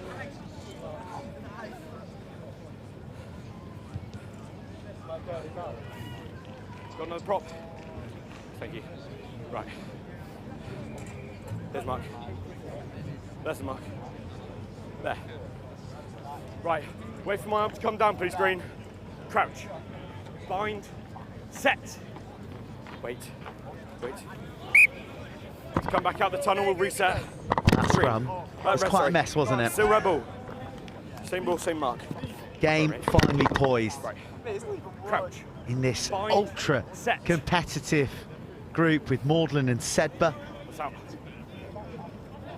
Portsmouth breaking away with this slender lead, bursting through the middle, opening things up for Ruben Cooper. That's a tackle! That's gone forwards. The crescent of green jerseys closes around him. Now it's the turn of Wimbledon College to launch a response.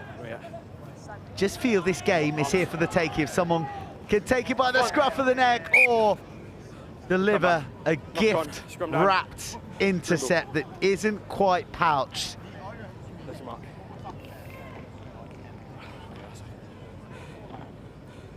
You've got 3 minutes. 3 minutes on the clock, 5-point game. Just make sure you're pushing when the ball comes in. Just one break of the line from either side seals this one.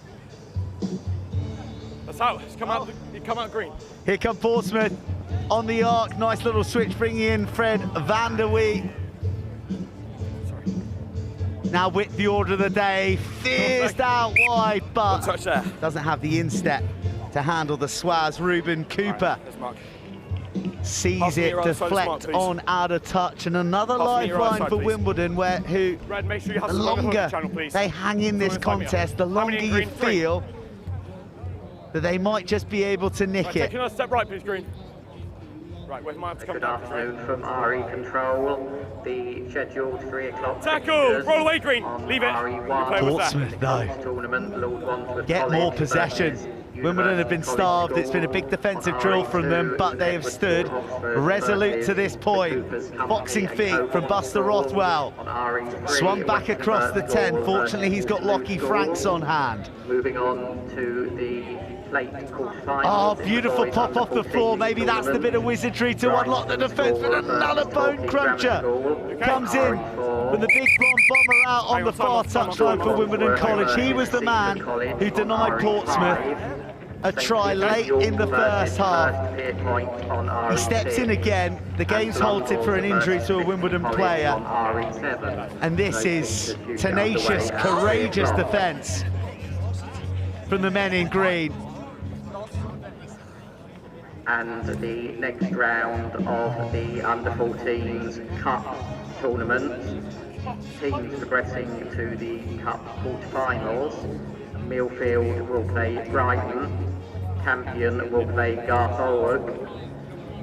Trinity will play I mean, if you need any convincing Epsom College to bunk off work or work from home, in inverted commas, that view should do it all for you. I'll take Oscar.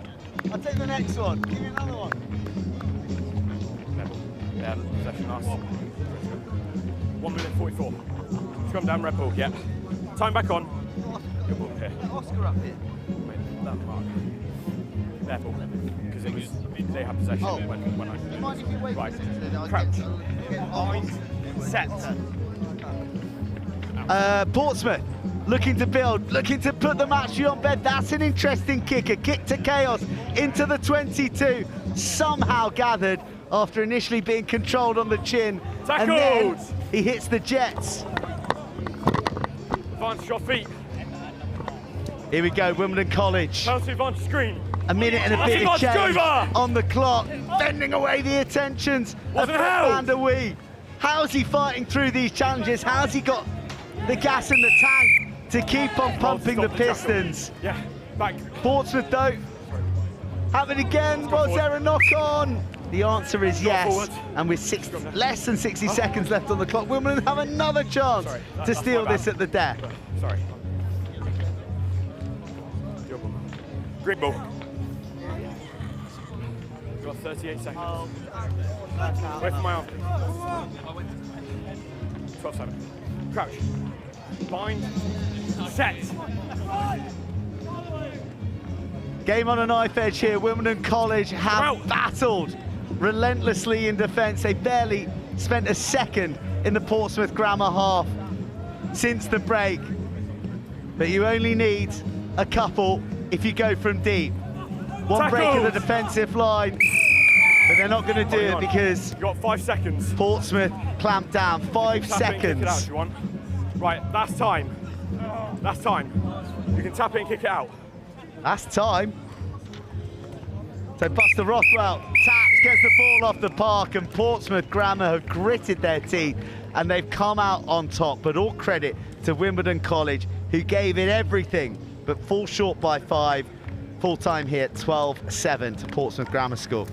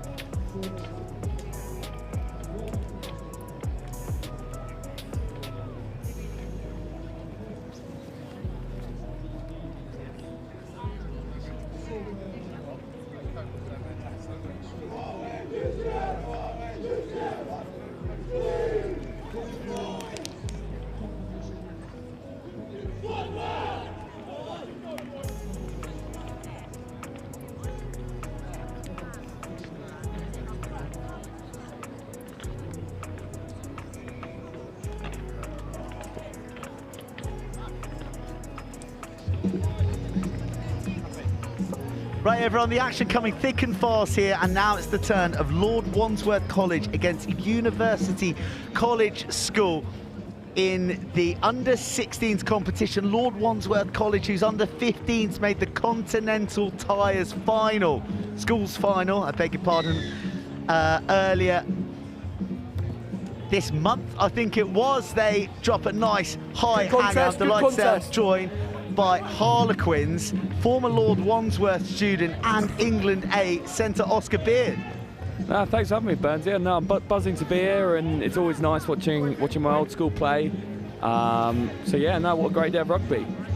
Did it bring back the memories for you? Oh, definitely. I mean, I've got special memories at this tournament with Lord Wandsworth when I was really young, and then with Cranley School in my elder years, and it was always a special time of the year, and I absolutely loved it. And look at this lad go. Well, that's a handy little burst. There's a chaser he needs to be mindful of. The tap tackle almost comes in, but doesn't get quite close enough. That is a fine burst and a determined finish when the heat was coming on. Yeah, what a try. We'll be happy with that. Absolutely buzzing with that. Happy memories. You made a final, didn't you? I did, yeah. Did you win it? No, we didn't. We lost to Sedbergh in the final against a pretty stacked Sedbergh team. Well, I'd say they look pretty stacked here today in the under-16 Sedbergh. They look pretty good. Do they? They do look pretty good. They're always good, aren't they? Yeah, they are. They are. Kings of the North, Sedbergh, and obviously have a target on their back, and I know a lot of schools are going to be wanting to come for them, but yeah. I mean, you know, you've gone on to bigger things. You've played first team for Quins over 50 times. You've been a scorer for England there. You got a lovely assist at the Stoop against Australia back in November, or when it was. There's a penalty. But, you know, these days when you're playing with your mates, that's a special part, isn't it? Even when you go on to the higher heights of rugby. Oh, exactly. And I think for these lads playing, it's exactly that. Like, I still have very fond memories, and I'm still probably best mates with the lads I played with today, just like these lads are playing together now. And it definitely sticks with you, and it's the reason I play. It's for the memories and the relationships with fellow players and my mates. And in my opinion, that's what's special about sport, special about rugby in particular. And even today, I'm with a group of lads who I used to play here with, and we all love coming down to watch. And that's exactly what we're doing. Well, we're loving watching Lord Wandsworth at the moment move it through the hands and shift through the gears. There was a blocking line there. Who, me, Gov? Yeah, you. With the unmissable mop of hair bobbing through ahead of the man with the ball. So just a breakdown in communication happens occasionally with all the shapes and angles being cut, but that's away. Beautifully worked, isn't it? And now University College schools are going to go from range.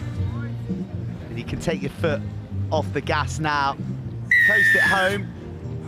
And that's a nice response as well. They've been under the pump, haven't they, UCS? But game can change in a blink of an eye or just one break. Yeah, exactly, and that's what we all love about sevens. I mean, it could be, one team can be super dominant, and then next thing you know, the scoreboard's flipped on its head, and yeah, well, that's exactly what's happening at the moment, and hopefully we just get as many tries as possible and some entertaining rugby. Well, what's some of the tenets of that you've taken into your professional 15 career? Yeah, you got a yellow. I mean, pretty much all of it. I think sevens is so crucial for a player's development. I think a sevens player has to use every skill.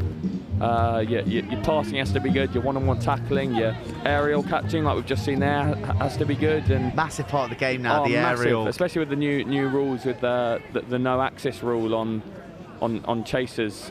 Tackle, release, red! Kicks, it's been huge, and then yeah, you have to do everything in sevens, and it translates so well to rugby 15s, exactly like we just see there. Beat your man one-on-one, and he's away. Explode away. That's a real bit of acceleration, wasn't it? Because you're right, he beating the man, but then it was that burst to get away from the other man chasing. Yeah, exactly, and that's an underrated skill, which he's absolutely nailed there, and the ability to move laterally and then accelerate out of the collision, out of the contact's outstanding. So, no, Adam C will be really happy with that. Yeah, come back on. Talking about, well, the range of skills that you develop, you know, versatility as you're getting older, it's pretty key, because you know pretty much installed in the 13 jersey at Quins now, but you spent your early days on the wing, didn't you? And you know, operating in the back three as you try to work your way into your preferred position. So when you're ready. having that variety of skills is key.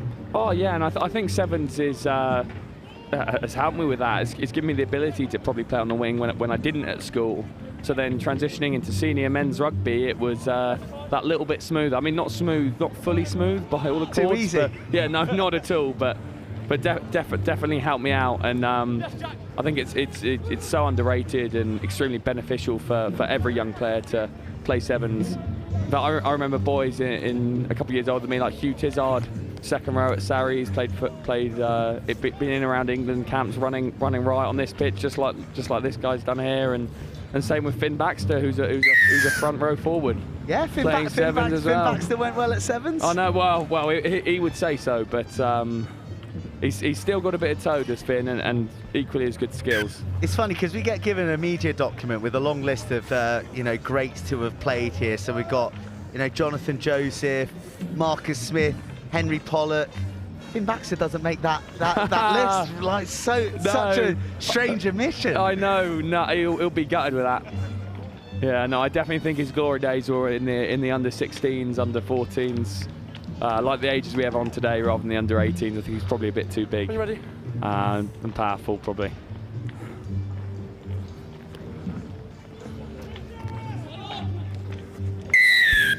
Taking the man in the air was both players. Both players taking the man in the air.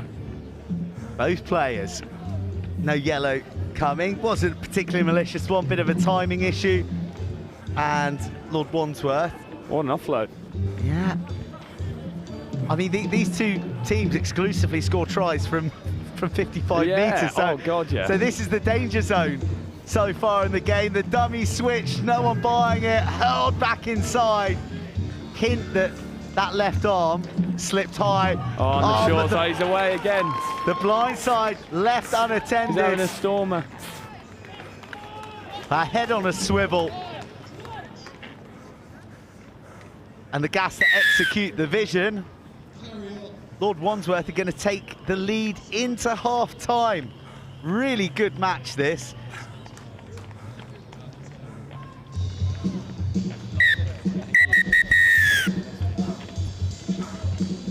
There we go, conversion to boot as well. Here's another look at the break. Wow, that's fatigued minds, isn't it, really? Oh, it is. And it's all come from keeping the ball alive and, yeah, everyone alive around the ball carrier and the ability to offload and find the space. It means defences can't recover, and that's exactly what he's done. Then you catch defenders sleeping and short sides open up, and he's absolutely nailed it there. So no, LWC will be buzzing with that, and yeah, hopefully they can finish the game off, in my biased opinion. In your biased opinion. There we go, Oscar. We're live in Technicolor now, and got a pretty nice view behind us, haven't we? There's worse ways to spend a Wednesday. Oh, 100%. I mean, the weather's been absolutely glorious. The pitches are in good nick. It's no, it's brilliant. It's brilliant for the players and brilliant to watch. Let's talk about a little bit about pro rugby. Let's talk about Quins.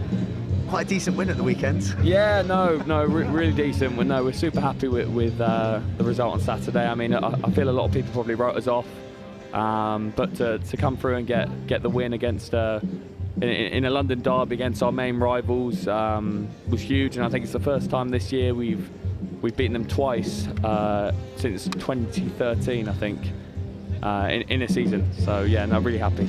And look, it's no RE1. But what was it like playing at the Tottenham Hotspur Stadium? You are right. It is no RE1 but it was it was amazing. Obviously, it's an incredible stadium, and the atmosphere was brilliant, and it was a really good track to sort of play some fun attacking rugby. So yeah, it's really good. And then England, you were involved with the Six Nations squad. Didn't quite get the opportunity to make your debut, but you have been playing for England A. What was it like being in amongst the lads in what turned out to be a fantastic campaign? Oh yeah. No, it was amazing. I felt I learnt a lot as a player, and yeah, hopefully can just sort of carry my learnings into the season with Quins and try and push on and try and get a shot at a cap one day, because that is my dream, and hopefully one day I can make that happen. But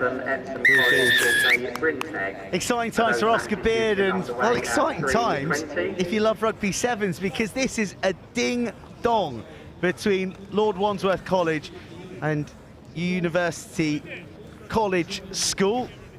It's you score, I score at the moment. I mean, this is a tester from the touchline, but 3 tries apiece. Here we go. I think we're all willing this one in. Oh, he's giving it a good nudge. Just missed it. Pulled to the left of the upright. So that opens things up. It's a slender advantage for Lord Wandsworth, but just the start that UCS were after. God, they've really fired out of the box there.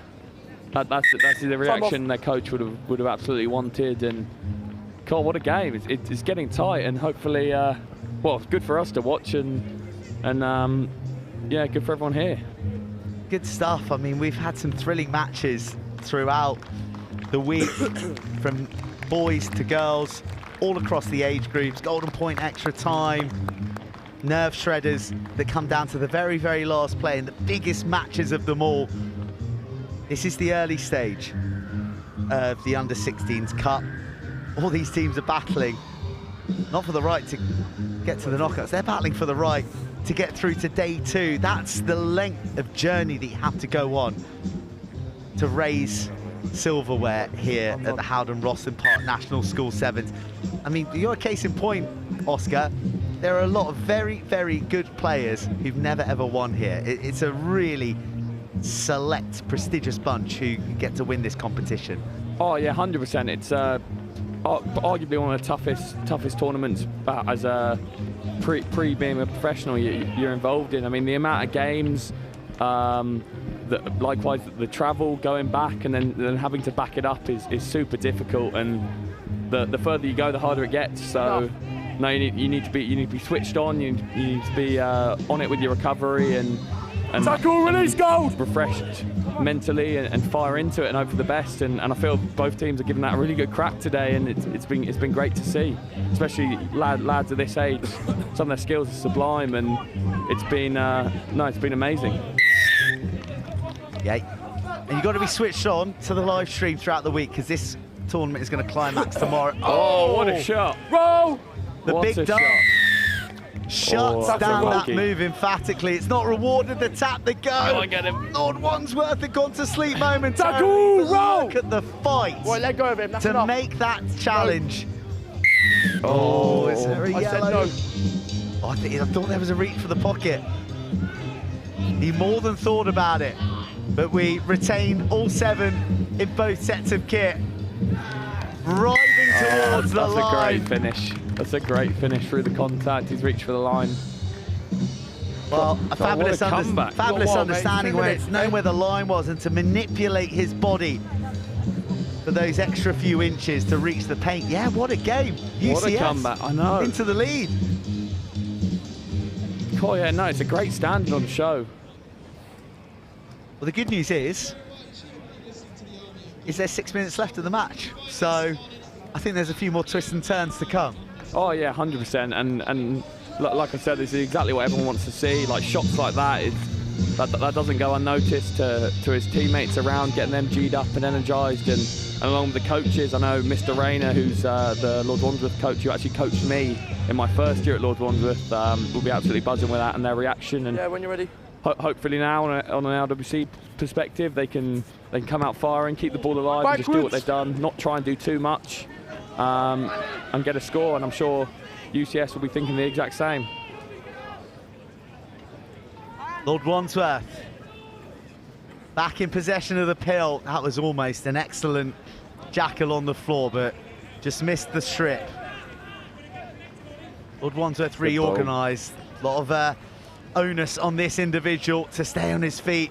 He was really isolated, but look at the strength and those extra few footsteps. Right, leave him alone. Giving his team time. Get around him. Oh, was it back? Was it forward?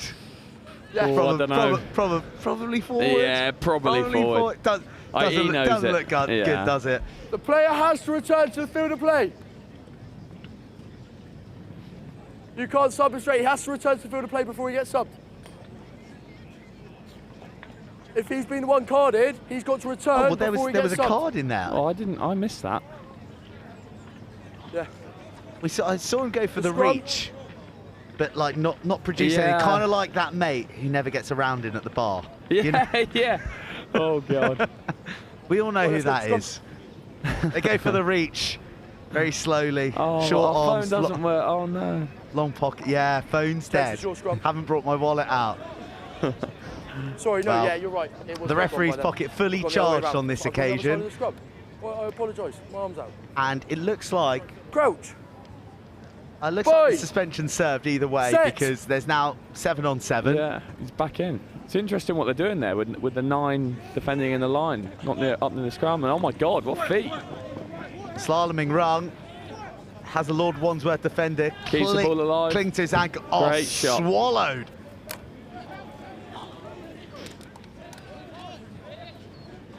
Beautiful pick up at pace. There's a fair bit of fizz on that ball. Did well to Oh, hold what it. a tackle. Try saver. Titanic defence from Lord Wandsworth. What a try saver. Fighting to keep themselves in the contest.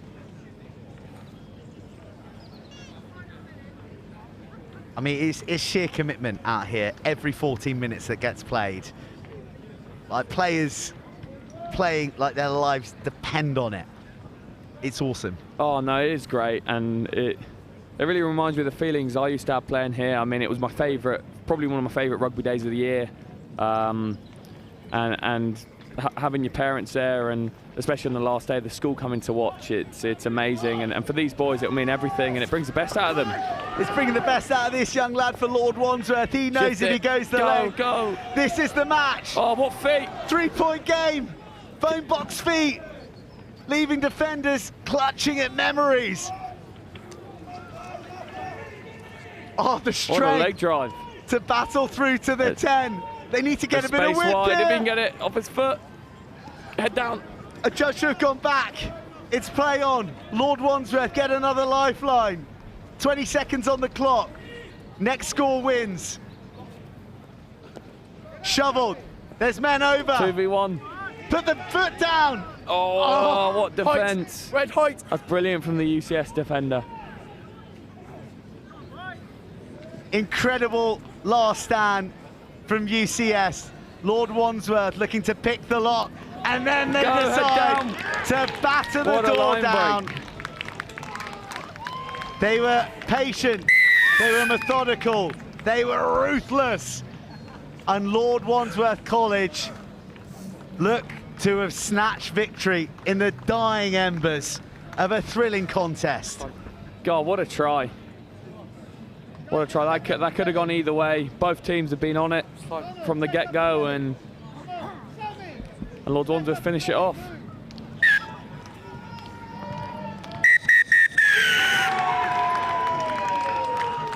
A delight for Lord Wandsworth College, who went the full 14 minutes and then some. It's hard lines for UCS, who played their part in a fabulous exhibition of under-16 schoolboy sevens. But it is Lord Wandsworth College who emerged victorious, that man the hero.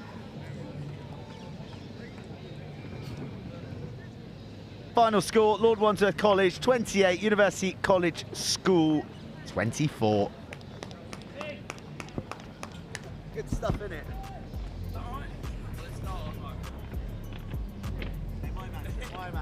Yeah, that is true. That is true. I'd be like, talking about that. Is that alright, you think? Hey, nice work, right? That's fine. Good stuff, yeah. Hey.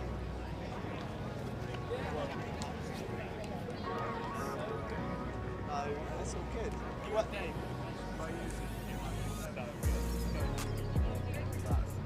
It's pretty fun. Like, and we've been mates all the way through it as well, so.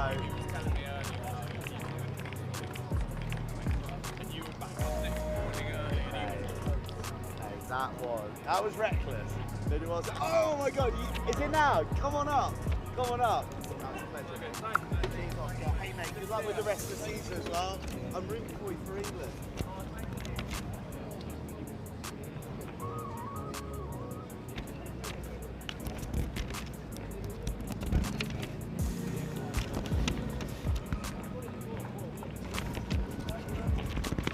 Thanks, Oscar.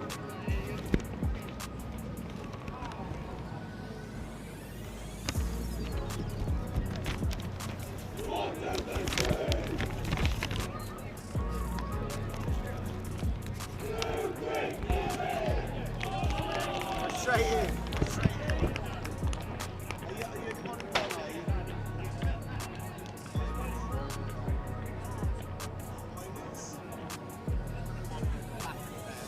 Dulich to the Tonbridge. There you go. Whack. Yeah. Oh yeah, that one's yours. Yeah, whack them on. Here we go. Right. Welcome back, everybody. It's Dulwich College in the dark blue and black hoops up against Hymers in the black and red. And we got a couple of classy sides on display here. Dulwich, who pipped Hill House but went down by a pair of points to Jumeirah English-speaking school, whilst Hymers did the same to Jess, but then went down to Hill House. So this group is anyone's. This is must win, and then hope that other results go their way. Dulwich working the ball to the left edge, and that is a desperate tackle that some elastic bears the brunt of. No advantage coming. Little spill forward, and scrum down. It's going to be a scrum down, and it's going to be a Hymers ball. And I'm delighted to say that, having had Oscar Beard, I'm now joined by Bath's Rory McConaughey, who, most pertinent to this, is an Olympic silver medal-winning GB Sevens player from Rio. Pleasure being here. Thank you for having me up here in your esteemed company. And you've gone to a World Cup as well. You've done it all. You kind of ticked all the boxes on the bingo card, Raws. And, well, that's how you used to move in your prime, wasn't it? Number 11, Charlie Thompson, making a dent. Not on there. But losing the ball as he hit the deck. Scrum down, blue ball. It's great to be back here. I had some seriously fun and memorable times here at Rosslyn Park when I was at school. So it's nice being back. I wasn't on the main pitch that much. I think we were on the back pitches, but it's great to be able to be here. There's the mark, there's the mark, there's the mark. And, well, clearly like a very, very big part in kind of your sevens journey, right? Would have got the inspiration flowing. It's still stable. Yeah, 100%. And you look at all there's a lot of big names over the years that have come and played at Rosslyn Park, and it just shows how good a tournament it is. Well, this kid's making a name for himself. KG Ascol, who scored the winner in the dying death against Jess earlier today. Scampers across for another try. He is all action, the Yorkshire player, and it's first points of the day to Hymers.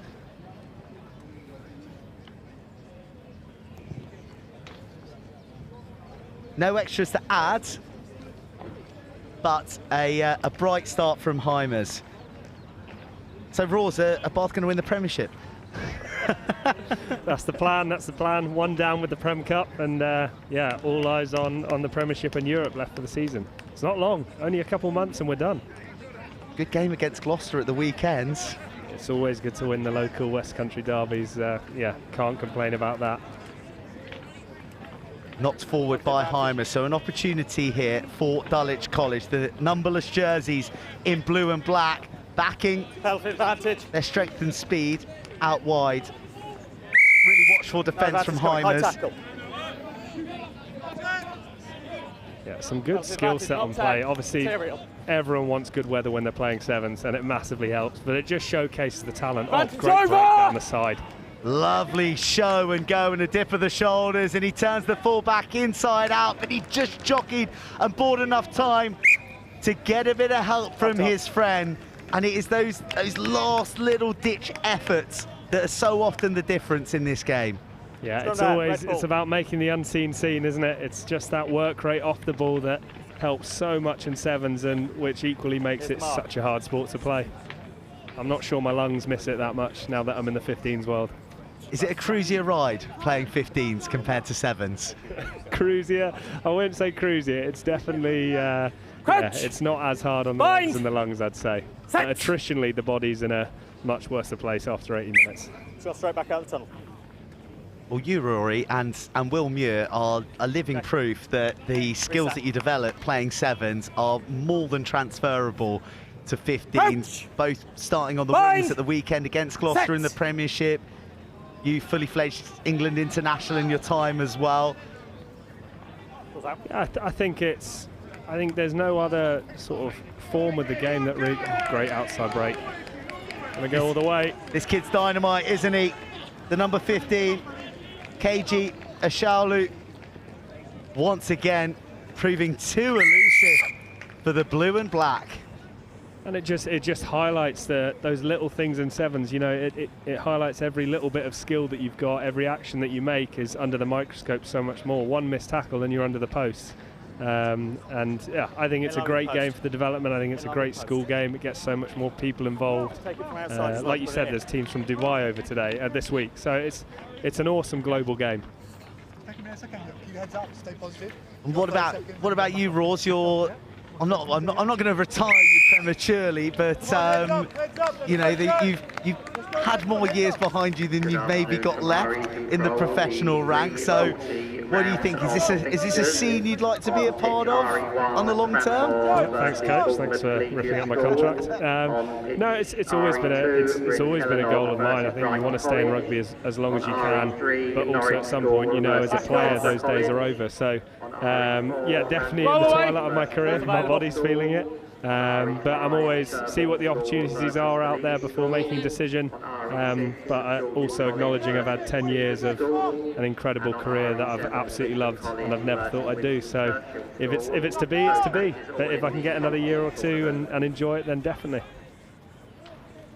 Been quite the progression since playing fullback for Nuneaton, hasn't it? Tackle! Up the Nuns. Yeah, up the Nuns, always remember them. Yeah, it's been a whirlwind. It's been coming out from uni straight into the World Series was something incredible, and it all happened at once. You don't really have time to think about it. You just get on with it. And next minute, it's been 10 years. Well, speaking of not thinking about it, it's all instinct at the moment from these young guns out here, and Dulich with the confidence to zip it about in their 22, but it's really mean defence from Will Westerdale out there in the 8 jersey for Hymers. Now there's some room. The stutter stop, but tell you what, George Doyle's getting a real workout on this right edge in the head guard, but he's been a match to everything that's been thrown at him. Maybe though, it opens up on the right. That was an awkward and acrobatic fall.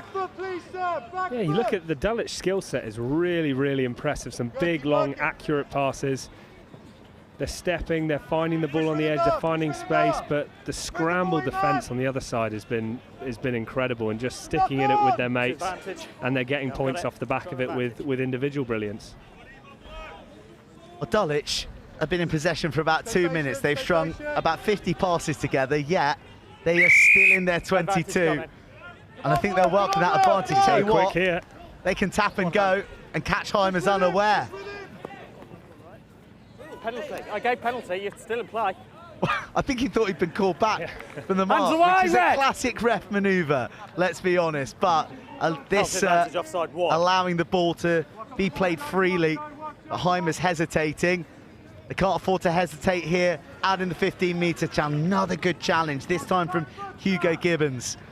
Still got the advantage. Yeah, some great defensive efforts on the edge, and they're patient, they're waiting for their inside support to get there, and they get the ball back. No advantage coming. Oh, no, no advantage. Offside.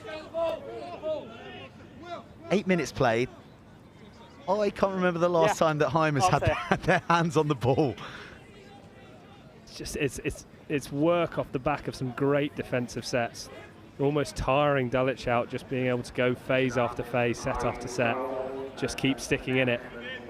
Ball is dislodged, but not in a knock-on fashion. That's a wonderful offload, freed up the hands. It needed a slice of class to unlock this stubborn Hymers defence, and it came from the offload, wrapped round the back of the tackle, and the blue and black strike late in the first half and get themselves on the board. Finally, almost just a bit of relief from Dulich. All that hard work finally pays off. They knew it would crack at some stage if they just kept the pressure with the ball. Well, a 9-minute half comes to a close, and I think we can all take a pause, and there's going to be some tired bodies and minds as well out there as we watch the final act from Dulich. It's a score that was converted, and it means that we got a 5-point game, one score in it between Dulich Dulich and Hymers, and it means that we're going to get a bit of a chance to chat, Rory, because we spoke about you playing for Nuneaton. You went to University of Gloucester, and that was a path less travelled, but then you ended up England Sevens. You played in Sevens World Cup. You're an Olympian, silver medalist, all this long, fantastic journey. And I think it's an amazing demonstration to the youngsters who are tuning in that you don't have to be playing rep, county, everything all the way through. If you don't make those teams, you can still achieve the greatest feats in the game. And you're looking a bit embarrassed, but you are a bit of an embodiment of that. Yeah, 100%. I think you go back to when I was at school, and I was never part of a county system. I was never part of the academy, never got picked up. Went to uni just to do the degree and have fun at uni, which a lot of people do. And off the back of that, got picked up by England Sevens. And like you said, I was playing for Nuneaton in National 3. How did that happen then? How did they find you? Because University of Gloucester isn't one of the highest ranked unis. No, so we were playing sort of some of the bigger uni teams, third teams, fourth teams, and actually getting beaten. Like our first team, it wasn't the greatest skilled uni, but it was a lot of fun. We had a great coach there, a guy called Phil Llewellyn, who put me in touch with England students, got my foot in the door there where I played once, and off the back of that game got a trial with England Sevens. So it was through that university pathway that I got my foot in the door originally. It was a week-long trial that ended up being 6 weeks, and at the end of it I got a contract offer when I was just about to turn 23. So quite a few years after a lot of people get their first gig, but yeah, I've never looked back. So you're saying there's still hope for me? There's always hope. Never in doubt. Just keep hoping. Just keep battling. Just keep battling. It's Hymers and Dulich are the ones battling out here, and tackle release. Dulich. I mean, it felt that was a really key score there. They had all that possession, and they had to come away with something, and it's just dropped a question mark in Hymers' mind after the break now. They're back on the ball, which is very much their happy place, particularly when Ashwalu is in command of it. Wow. I mean, how do you tackle that guy? He's been sensational this game. Footwork, fend, his ball transfer as he goes into the contact just to get that fend out as well. It's awesome to see. He's been a real difference for Hymers, and yeah, Dulich are starting to think how you defend this guy. Player, no. In line with the try. Who was the best player that you played with, and who was the best player you played against when you played international sevens? Played with, I think it's hard to look past someone like Dan Norton. I know, as it pains me to say. I was hoping you weren't going to say that. But he kept on doing it until, I think, the age of 33, 34. His ability to change and evolve his own game, not just to be speed, but his footwork, his work off the ball was really good, and he finally learned how to defend in his late years as well. Against, I'd say, Jerry 2Y. Terrifying. King Jerry. Oh, my days. The Fijian great. Wow. That is a bruising tackle that's gone out there on the far side. Dulich just wearing the hits. Hymers hunting for ribs. Charlie Thompson having a good old thorough investigation with his left shoulder. Advantage below. Dulich unflustered. They're coached by James Hollywood Hanks, who forged a successful career knocked on there. At Exeter Chiefs for the penalty. In the second row. Also went to university with me. Lucky old him. Great knowledge. Yeah, they do seem unflustered. They're sticking to their game plan. They're using the ball, pushing it to the edge, hoping that kind of ball play will tire out the Hymers defence eventually, like it did at the end of the first half. They've just got to stay in it. A bullet launched at his chest, and then he's lashed out. No, you've smacked him. And, well, he's lashed out and struck the opposition player in the head, and it's one of those that's in the moment, but the referee seemingly with no other option but to go to the pocket and go red. Yeah, I haven't seen it again, but it looked one of those where you're almost trying to get the guy off your back. And he's just, I think, when you lash out like that, you've just got to be wary that if you connect with any part of the body, then you could potentially be in trouble. And I don't think it was malicious, but it's just one of those. He'll be absolutely gutted, and as you said, I'm back on now. it wasn't premeditated, wasn't malicious, knee-jerk, heat of the moment stuff. But Dulich are now really under the pump with the scoreboard against them, and also numerically disadvantaged now. They have 6 for what will feel like an awfully long 3.5 minutes, but is it going to be a backs to the wall response? They need a quick try now. They do. You could have argued that if that's a slap down penalty, was he through making a break? Oh, great feet, silky feet, then the hitch kick. Now he drops the hammer, frees up into the grip of the support. Dulich playing pure 7s, and penalty for a high challenge there. They're racking up here against Hymers. They need to be wary of the referee's pocket now. There we go, Yeah, under pressure, Dulich just keeps sticking to their process, and they've got to back the ability. It'll open up at some point. Great carry. Well, there's hands, and then there's steamrollers. Uncontent with beating 3 on the way to the line, he takes down 1 more in the dead ball area. Should make the conversion a shoe-in, and it's game on. Who'd have thought that? Why move the ball to space when you can run over 3 people? I wish I had that power. Enviable. You're 5 behind. But no, you're 5 points behind. 2.5. But also, you could see him looking for the offload at the same time. He'd created space between the fend and the offload, so he had that option there. But in the end, he didn't need it because he was too strong. I think that the characterization, like historically, of 7s players is that you're tall and stringy, or you're small and elusive. No names being. You can't look at me saying tall and stringy. No names being mentioned. But the modern evolution is a very much all shapes and sizes. You know, you can have a powerhouse in the middle who has got that handling ability, who offers a different skill set to a rangy, deadly runner like yourself. Thank you, you've made that up. It is, and it is a game for all shapes and sizes. It works out. Bind! You've got your utility players, you've got your power runners, you've got your speedsters, and you need that almost full cocktail of players to make that perfect team. Love that, full cocktail of players.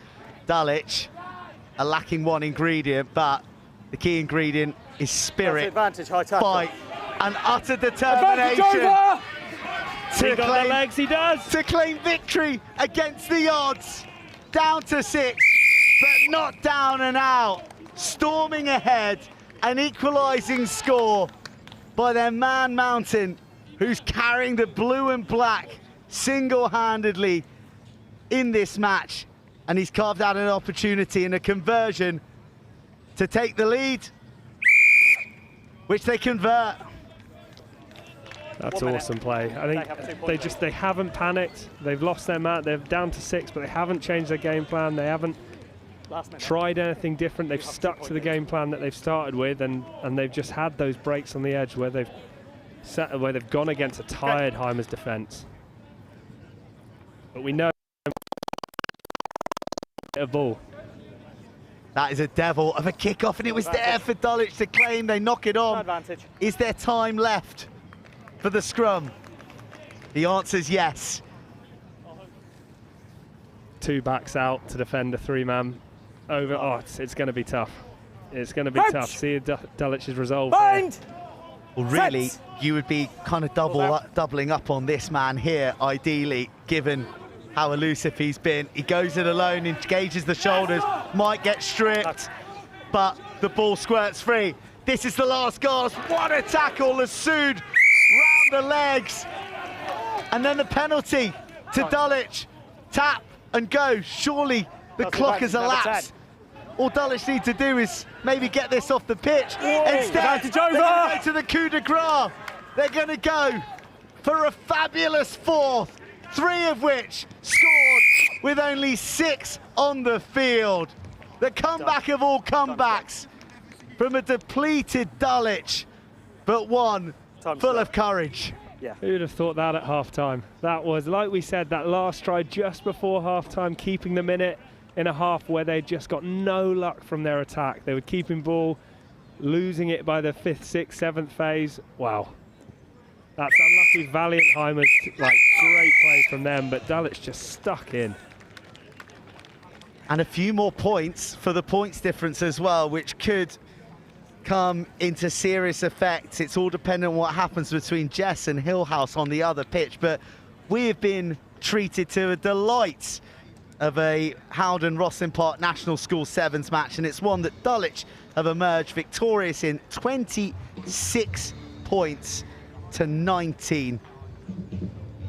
Terrific match and terrific company, Rory McConaughey. You've got to get back to Bath and get working hard to win a premiership. Exactly. Hope my dog hasn't chewed the sofa to bits, so we shall see. Thank you very much for having me. Pleasure as always, mate.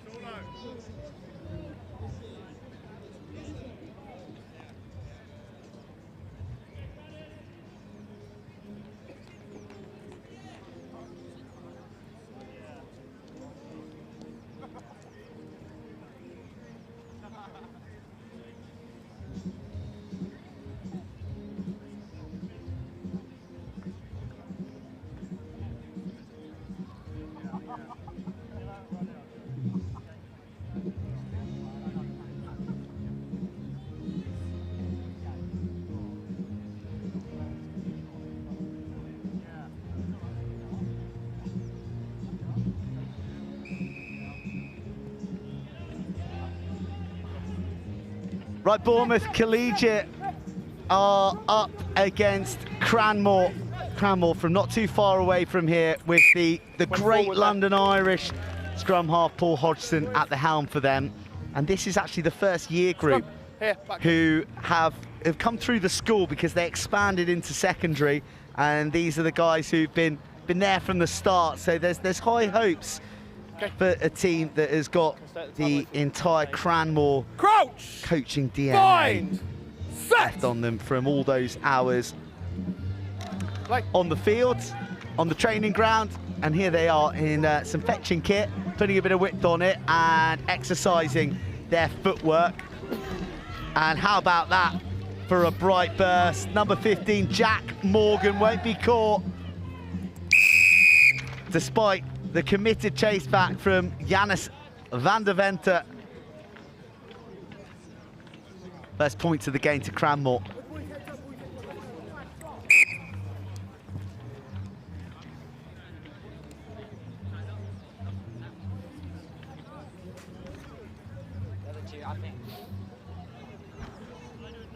Thank you. Play when you're ready, mate.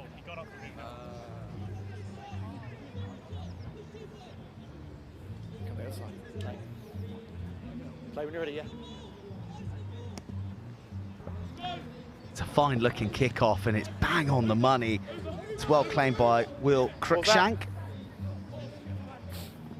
Now it's in the hands of Barney Bromilo.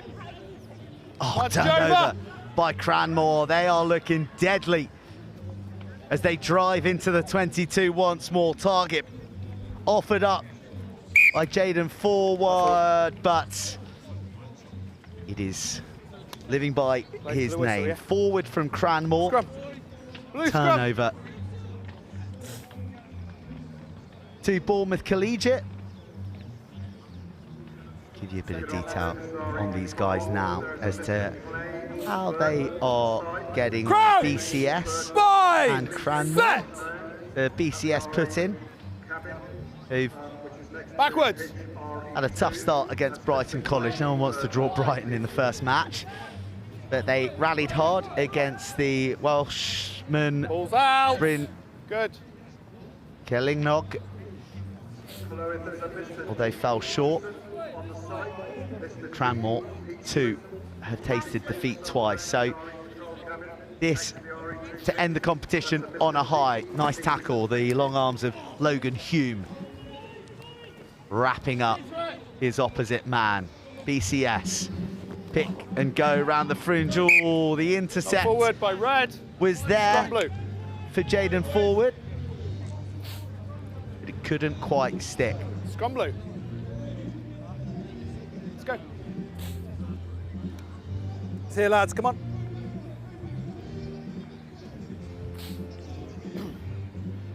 Crouch! Bind! Set! Got it, play on, mate. Dished out, chipped on to no one, and that is a horrible, horrible ball for Reef Morton. Red ball! Who is the captain for BCS. Cranmore, they're not hanging around, they want to play at pace, they want to dictate the terms of the tempo, and a scamper out of the challenge from Logan Hume only gets him into a clinch with Lucas Rivers.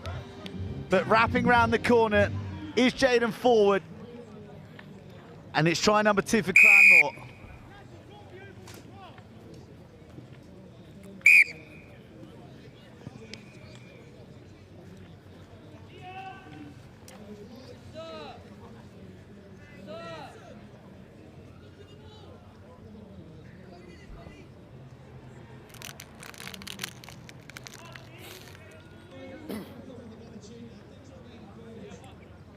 Can you get, no.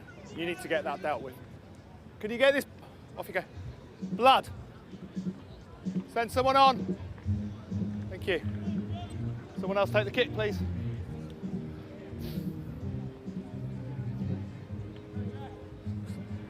Thank you. Play when you're ready. Well, this game racing by, isn't it? Nearly 5 minutes played. BCS put under it by another high, accurately placed kick-off and spilt by Crookshanks. So we'll get a scrum and a launch pad play for Cranmore here. Red scrum. A few Quins lads in the ranks for Cranmore, Whoa. Right. which is a mark of the quality of the coaching and the school. Bind, set. Balls away. Shipped out to the try scorer who got it all going, Jack Morgan, just manipulating the defence with 2 hands on the ball. He's a slinky set of hips on him. Balls. Go scrum half. Oh, chasms opening up out wide. The hands will do it, but it's a poor pass for Kieran Edmonds. But when you're that big, you're that skillful, you can be served up some pretty poor portions. Make a meat pie from it. So it's another try for Cranmore. 3.5 in command.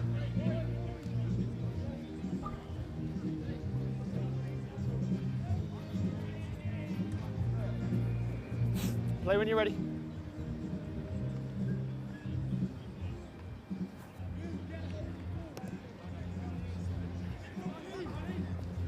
Caught high, caught bravely by Barney Bromelo. Didn't think about the shoulders that were heading the way of his midriff. Ball jumbles around, hits a few different parts of either side's anatomy.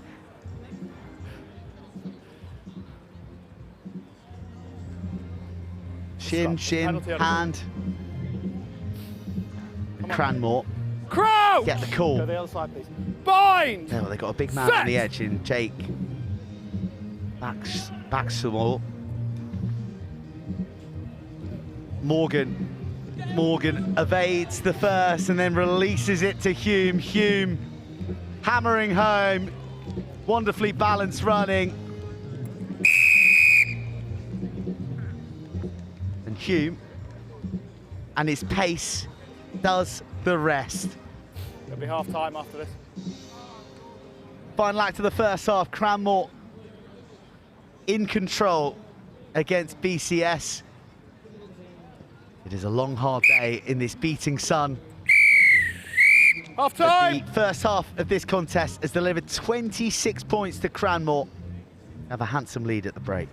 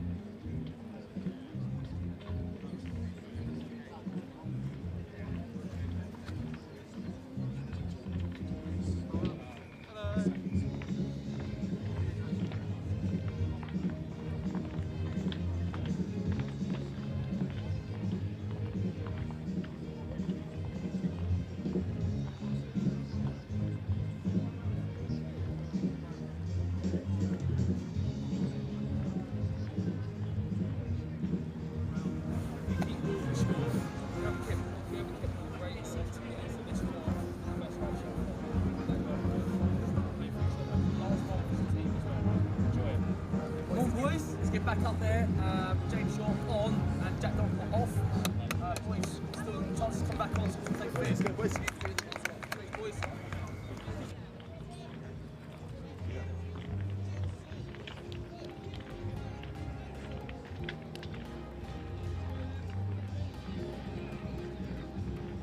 Well, they're up against it. Bournemouth Collegiate School. Stranger things have happened than coming back from a 26-0 deficit.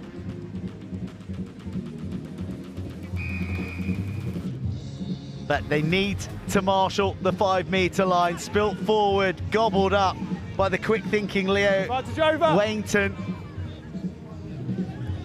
And now BCS burst into the Cranmore half. Penalty for nefarious activity on the floor, so a tapper to go. Cranmore come racing up, and Bromilo looks to manoeuvre the ball into the hands of his teammate. That's a wonderful offload off the deck. And, well, with a facial injury, undeterred, slipped out the back door. Off go Cranmore, off goes Morgan. No one's going to catch that kid. Cranmore just seemingly having an additional tank of fuel here late in the afternoon on RE1, with Bournemouth Collegiate School running out of steam somewhat.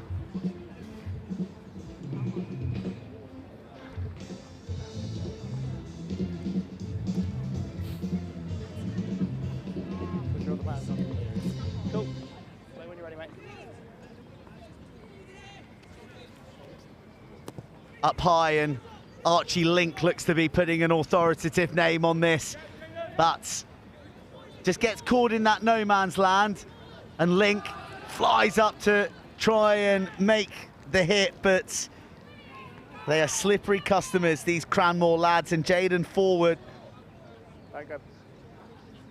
scampers home for another try, just as he did in the first half. No extras added on this occasion.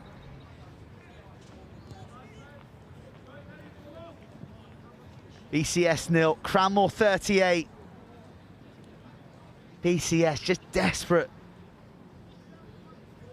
for a little bit of time on the ball.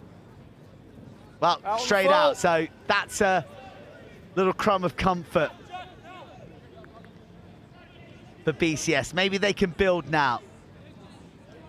They've got some fresh faces on. They've got some energy in the legs. Thank you. Jude Bolton is there on the ball. BCS engaging the shoulders of Cranmore. Can they get it out to the wider channels where Cruikshank and Link are waiting? Now they look to put a bit of width. A wrap around. There's Cruikshank. Where's one? To the midriff, ball squirts out, fly hack through. Someone needs to drop on it. Leo Wainton is there trying to fight the fight. James Usman, though, has really thrown himself around in the 10 jersey. That's a big clear out. The hands were already on. Cranmore, Morgan in merciless try-scoring mood.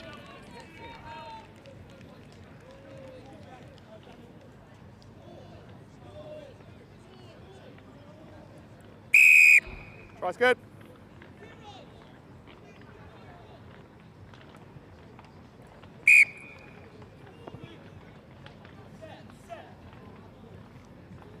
Good afternoon from Control. The 4 o'clock round of fixtures on RE1 in the Coach Tournament. If Goya versus Scarisbrick School.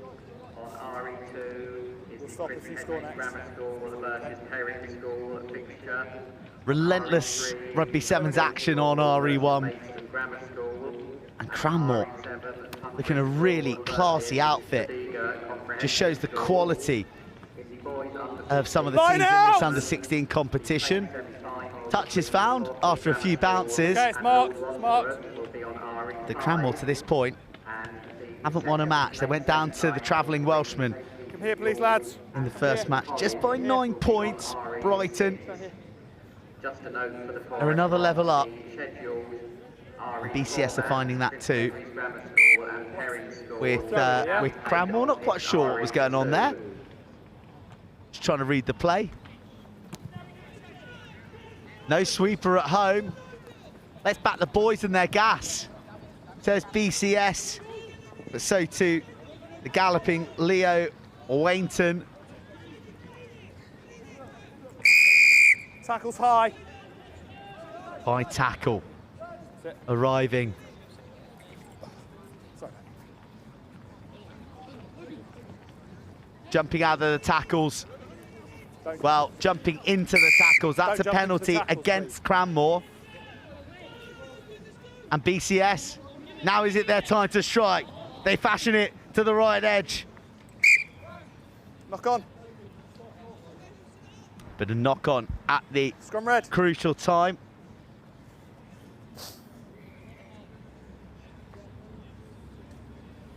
.90 seconds left. 45-0 Cranmore lead. Okay. Crouch! Bind! Set! Oh, an express train. A run-up that started in the car park. Jake Baxmall comes from orbit. And, well, he came from another world. That kick was otherworldly in all the wrong ways. 30 seconds. There were half century of points registered by Cranmore.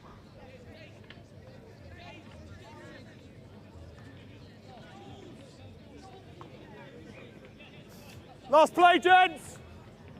BCS still fighting. That is such a tricky ball to take, high in this bright sun, and great strength, even though the proximity of the touchline edging ever closer. Knock on there. We've got time for the scrum. Just trickles forward off the hands of Cranmore, who've got some coaching ticket. They've got Paul Hodgson, they've got Marcus Watson, another Olympic silver medalist for GB at the Rio Games. He's out there on the touchline, and the great Patrick O'Grady, who masterminded much of London Irish's academy success back in the day. So they've got some wise rugby minds there, and BCS are coming up against that high rugby IQ and that determination from Cranmore, who will be under strict instructions to not allow their try line to be breached. 50 points is all good and well, but they need to keep a clean slate to keep the coaches happy, which they do. When wasting your energy, you won't get the points. And a challenging 14 minutes comes to a close for BCS, who go down 50-0 to Cranmore.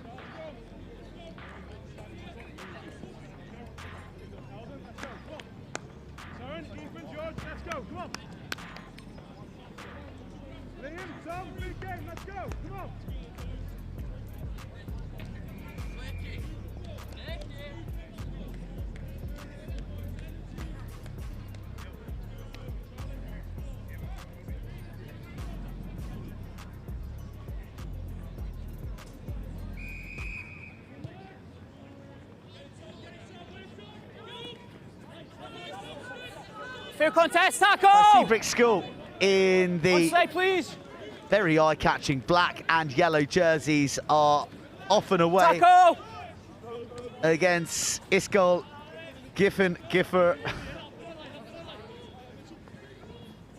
who had their first match of the day cancelled actually against tackle, back 10. 6 Stratford. Over horizontal. They went down to St Peter's School, York, as did Scarisbrick Hall School.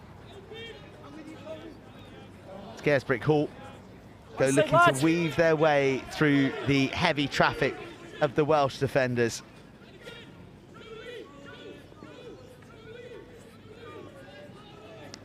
They go edge to edge and they go from range. It's a brilliant score out wide on the right. And a try to Scarisbrick Hall School.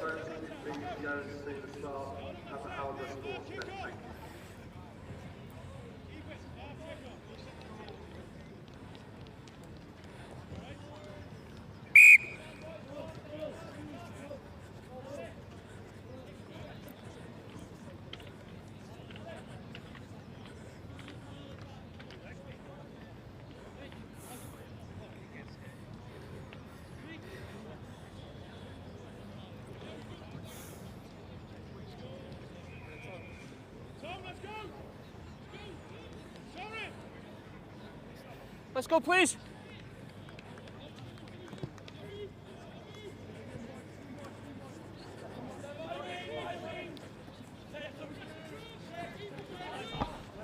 Ascol Glo in attack. Apologies for my initial pronunciation. I got a bit of clarity for all of you tuning in for the Gower. And here they are, sharp of mind, flight of foot. Absolute jets down the right, but committed cover arriving from Scarisbrick Hall. Tackle! Who stop a certain try. Ball's ripped. Hands on the ground. Ball's ripped and hands on the ground. Scarisbrick No, come no, no. away with the penalty. That is Red ball. quite Hands on the marvellous ground. commitment. If you've been tackled and you're on the ground, you cannot play that ball, okay?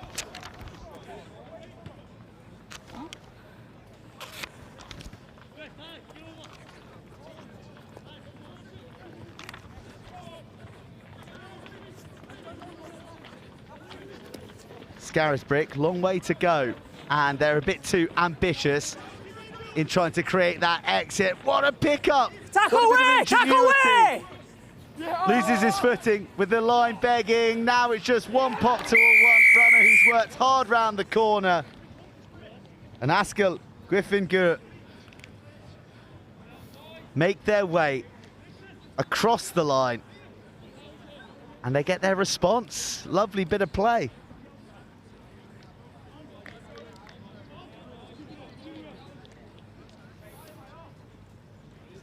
On me, yeah, okay.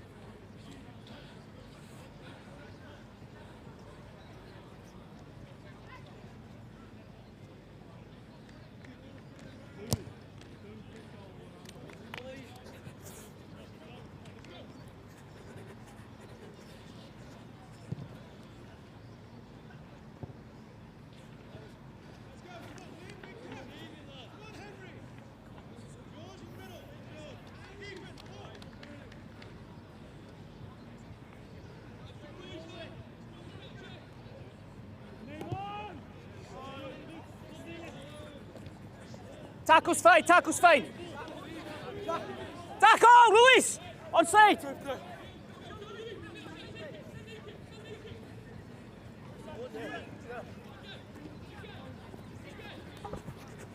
Tackle away! Big carry through the middle from Scarisbrick, who were trying to find their form, having worn a response from the Welshman. Oh, the Toblerone off the shin. Finds the touchline at a bit of velocity. That is one that he is going to want deleted from the internet. That's your mark there. But nothing too terminal.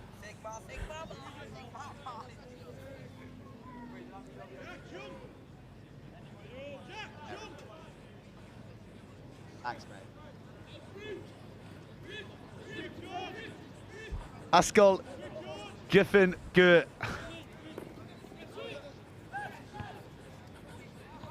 Trailing by 2, but managing to pierce their way That's through. your hands. Thank you. The Scarisbrick defence. Oh, lovely little dummy, shape to kick. Then found the fast feet of their number 10 out on the edge. Beautiful try. Loads of individual skill on offer to appreciate. And in to capture the lead. Just let me again, okay?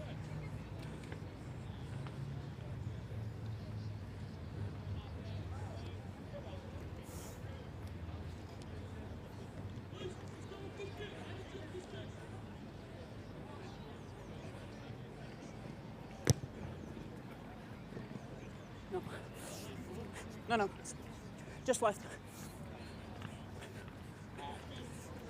Done a lot better than I could.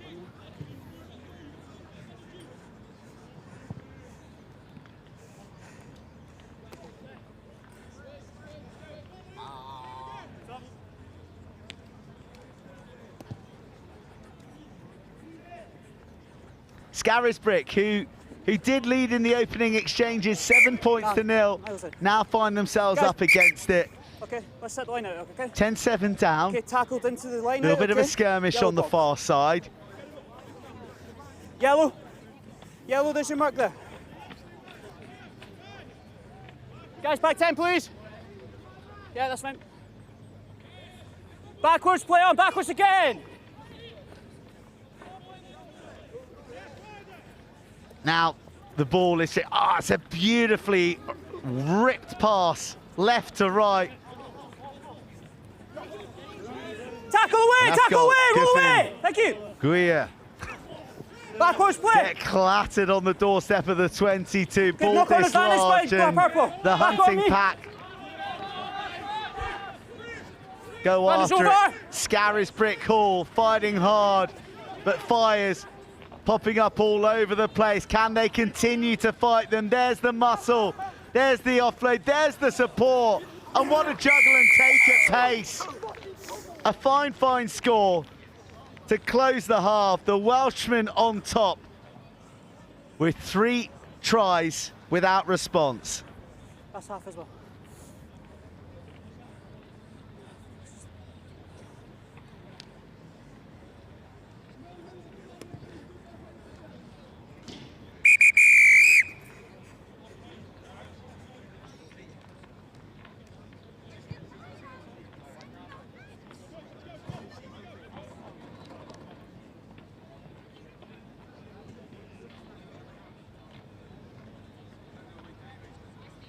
Good afternoon from RE Control. The scheduled fixtures for 4:20 on pitches 1 and 2, the under-14s Cup semi-final matches. Pitch RE1 is Millfield versus Gartholwick, and on RE2 it's Whitchurch versus Epsom. Then moving into the Colts tournament, the first elimination round matches on pitch RE3 is Sedbergh versus Canford, on RE4 Blundell versus Kingswood, on RE5 University College School versus Rugby, and then back to the group matches in the Colts tournament on RE6 Langley School versus Devonport High School for boys, and RE7 Durham Cathedral School versus Exeter School. Those matches due to get underway at 4:20.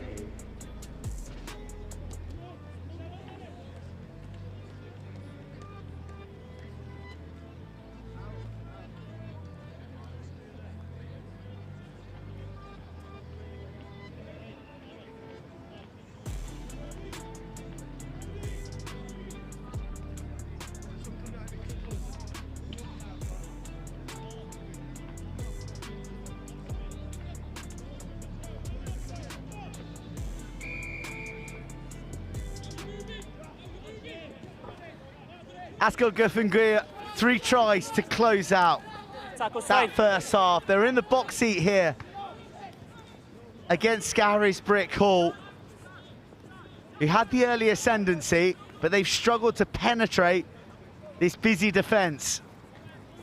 pressure, and they're too flat at the moment, Scarisbrick, but, well, they're no longer flat because they've got the Welsh defence at 6s and 7s. It was a great burst, but a hard chase. Oh my goodness, poleaxed on his way through the hole at high velocity. No. Elbows on the ground. Back 10, lads. Well, instructions being screened from the touchline from the Welsh coaches. Tackle away now! Another jolting hit. And the penalty to the Back Welshman. 10, lads, croc roll. Croc roll, the call.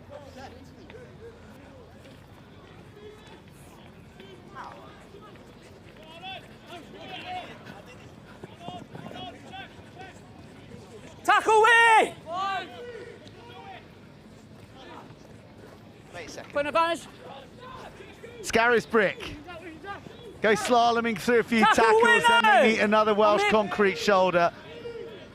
They just can't break down this defence. Smart hands. Here's a bit of room. Here's some real power. The pistons pumping. The wraparound support. Still, the hits rain in. And at long last, they're still not there. It's the rock, no hands. A line comes from out of space, but it doesn't go to that runner. Instead, it goes to the one who's stationary. It doesn't quite have the momentum to make it across the line and touch down.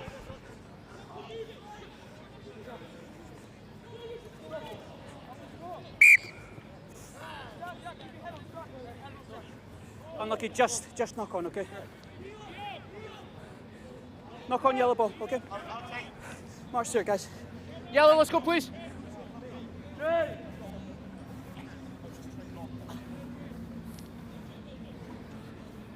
Pardon? Nickers bounce, please. Like me. Like me. We good? Crouch! Bind! Set! Balls out. Ascol, Giffen, Guia have really weathered a storm here from Scarisbrick Hall, who just keep on coming in waves. But they have the defences to halt the flood just at the pivotal points. Crouch! Bind! Set! Ball was out. Scarisbrick, surely now. It took one hell of a clutch. An extravagant touchdown followed, which we're all behind. We love a bit of flair on RE1. And a try to open things right back up again.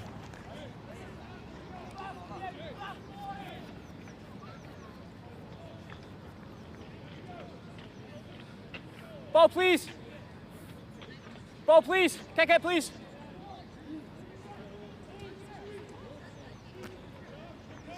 It's your kick off, guys. Go on, quickly, please.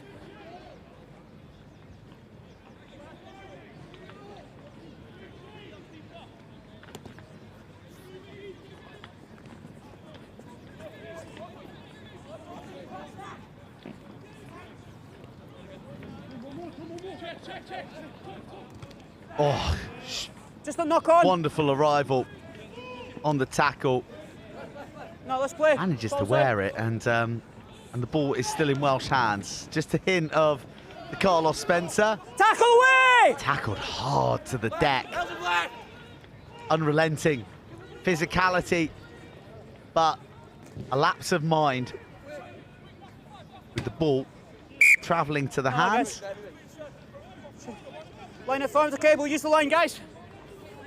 Use the line, line's the middle. Keep the gap.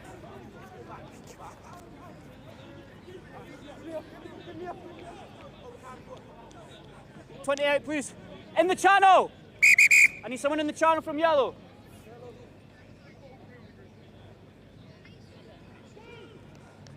Back a bit, please.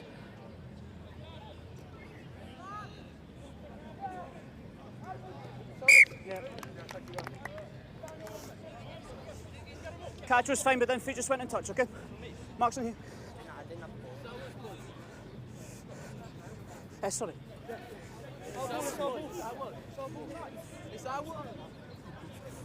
Yeah, yellow ball. Yeah, my apologies, okay.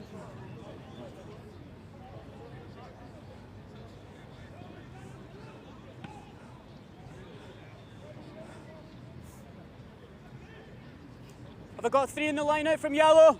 Have I got 3 in the line out from yellow? Okay.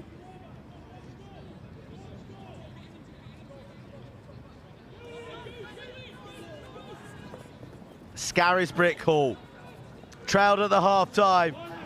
They have thrown everything at this Welsh defence, and once again they're rewarded with a try.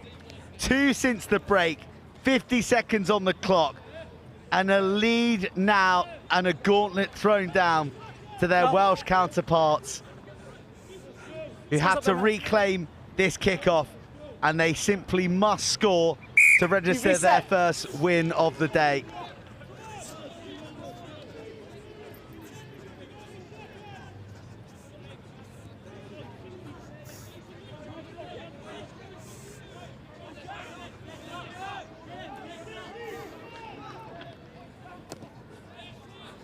Scarisbrick, kick long.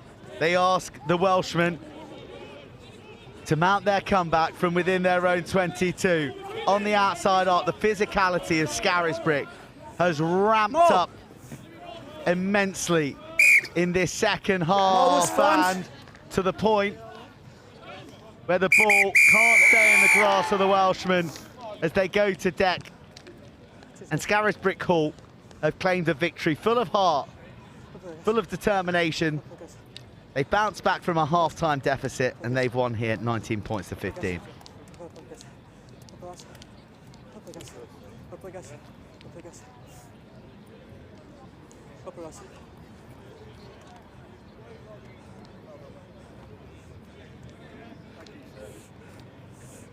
Guys. Really good game, brilliant.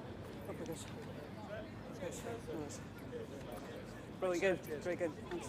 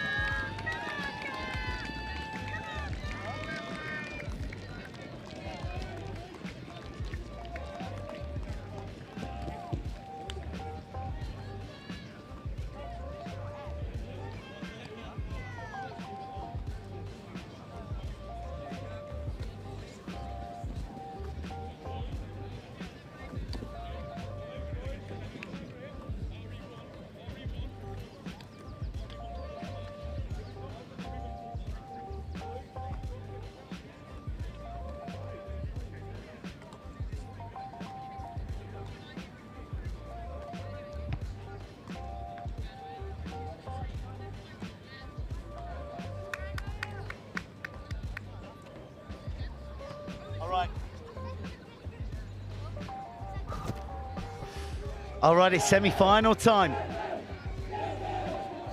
in the Howden Rosslyn Park National Schools Sevens Under 14 Boys Cup. And there is a school with a huge amount of history here at this tournament. It is the famous green and red hoops of Millfield shaping up to take on Ascol Glo. They've had a fantastic season. They've scored tries all across the numbers on the jerseys. They're off to the Welsh Schools Cup final next week. But right now, it's all eyes on the semi-final. I'm delighted to say that a former England Sevens man and, well, a fair few great teams across an esteemed career, Pete Richards is going to be alongside for the semi. Pete, good to have you. Good afternoon, how are you doing? I'm well, thank you. I'm hot in this sun that's beating down on our backs, and The boys out here will be feeling it late in the day, knowing that they are one game away from a final under the sun on pitch RE1. And the Welshmen on the ball are getting swallowed by hungry Millfield defence. I tackle 10. Off they go, not hanging around the Welshmen. Oh, that is great strength. Jacob Mizzen swatting away defenders, offloading to his man on the right shoulder. You were held. No, Jacob Edwards forces the penalty, and Millfield are up against it here in the early stages. Oh, wow, penalty to Millfield, I beg your pardon. I was as confused as the Welshmen out there. One-on-one tackles being tested early down the narrow channel, but the hunger of Millfield is matched by Garth Oleg. Holding on, keep retreating.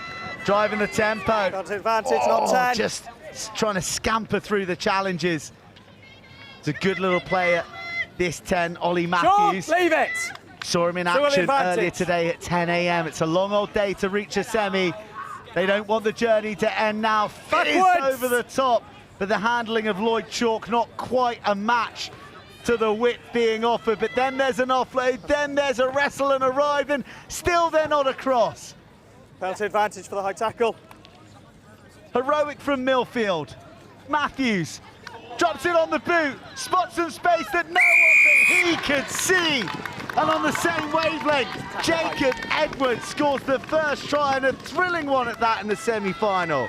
Well, first off, hats off to the Millfield defence, goal line defence, absolutely fantastic. 30. But 30. pressure told in the end, didn't it? And a wonderful miss pass off the right hand into the left corner, and then a cross kick for the try. That's really for game 9 of their tournament. That is some top quality rugby there. No shortage of class on that conversion as well, sweetly struck. Some great skills on show. So many teams get panicky, don't they, in front of the try line, but some really good decisions there. And you know, taking an early lead, see how this kickoff goes. Well, they're benefiting. Ascol Garth Oleg, my Welsh pronunciation is being tested to the limit today, from paying for 2 clubs, Pontypridd and Bather, both represented, so there's a bit of club connection in the ranks, and there is a bit of pace being offered by Millfield as they surge towards the halfway line, but a loose ball coughs up the ball. Forward into touch. Well, so many people think Sevens is all about attack, but actually the teams that make it deep into these tournaments generally have the best defences, and we're actually seeing 2 fantastic defences on show, and again a try-saving tackle there on the left-hand side, forcing an error and giving themselves possession back. And again, you know, game 9, a lot of minutes in the legs to still keep working and have good technique is a lot to be admired in that. Short ball offered at high velocity. The arrival of Lloyd Chalk, but he forgets the precious cargo on the way through the contact.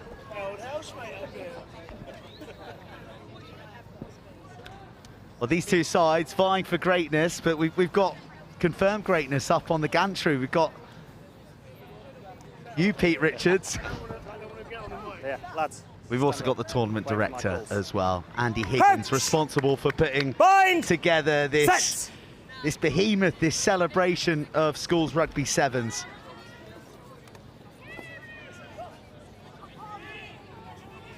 Hands away now, Blue. Millfield looking to strike. They've been shorn of good opportunities in the Welsh half, and imprecise handling puts them under the cosh again. Swung to the deck, just on the brink of the halfway. It's tooth and nail out there with Jacob Mizzen hoovering up the ankles of Millfield attackers.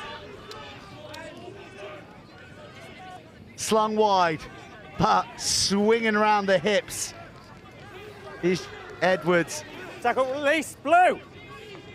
Just the 7 points to the Welsh team. Straightening and advantage. Tried to fashion an offload that wasn't there to be made. Oh, that's wizardly.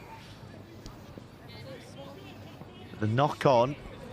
Well, you gain possession. I feel that the knock-on had come from Millfield first there, but maybe advantage played. Indeed, but again, people might think some errors in here, but you've got to credit the defence both sides, forcing these errors and making teams work for the tries. Both teams had plenty of possession, plenty of opportunities, but actually struggling to find a gap in what is two well-oiled defensive units at the moment. This is a great chance. I think in terms of sevens, scrum is just the best opportunity to score. 4 against 3 on this open side with a whole pitch to play in. But again, not a lot of room there. The Welsh defence has been strong, but that's a gorgeous offload and take. It's just that the last pass that isn't sticking at the moment when it so often does for the green and red hoops.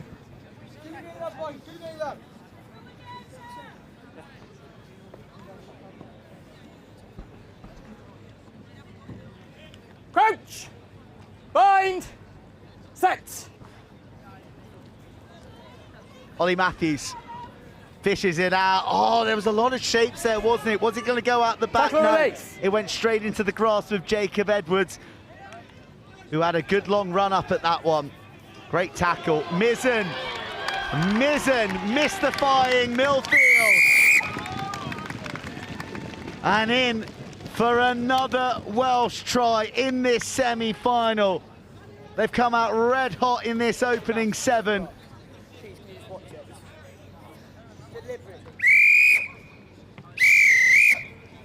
And they take a deserved 14-point lead into the half-time huddles. Yeah, you're absolutely right. They really have. They've come out, barely missed a tackle, taken 2 great opportunities, and crucially converted them both. So there's a big psychological element to this half-time talk. You're really, really tired in the Millfield huddle, knowing you probably need 3 scores at least here to take you through to the final. This is where the coaches earn their money, really. What's being said in this huddle, you really can't give too many messages. 1 or 2 maximum. Maybe some fix-ups going on in the Millfield huddle in terms of how they create some opportunities. Welsh huddle slightly differently, more confirming what they're doing is correct. And I expect the coach urging the players just to keep working as hard as they did in that first half, but probably Millfield never been put under this sort of pressure or in this tournament had a deficit of this size to face into. So a big test for them, but Millfield are arguably the most successful 7th team in the history of schools rugby, so plenty of pedigree there, and got an opportunity straight from the kickoff. We know how quickly these games turn around. It's a funny psychology though, because as he said, Millfield, huge reputation, and that would have steeled Garth Oleg to really come out firing and take the game to Millfield. And they've got their just desserts, but now they've got to be careful of not sitting in the mindset of, we've got this lead, let's protect it now and stop playing, because that could play into Millfield's hands. Anyone who ever plays Millfield, they know you've got to bring your best, right? And so Welsh team definitely start this game as the hunter, right? Trying to knock off. Now, actually, like you say, the psychology changes now.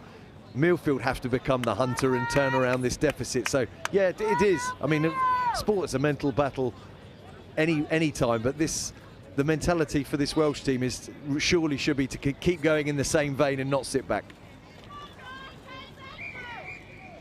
Wonderful quality here. Remarkable to think that these young lads are under 14s. Think how many years development and progression they've got, but they will rue silly errors like that, and gifting Millfield field position and a bit of terror and a bit of possession. Well, they're not looking to unlock by craft too much, are they? They're sending big runners into holes, and here's a chance. Not quite working. There you go, you spotted the disconnect, and the dummy was sold, bought initially, but they bought and then they stole. What a breakdown turnover, but isolated, and they go off their feet. They need to reorganise themselves here. No time to hang around. Look, Ray's on a little bit, slacking, getting back. It's a race to the corner. The finish comes. A tumble through the billboards. He's done himself a mischief.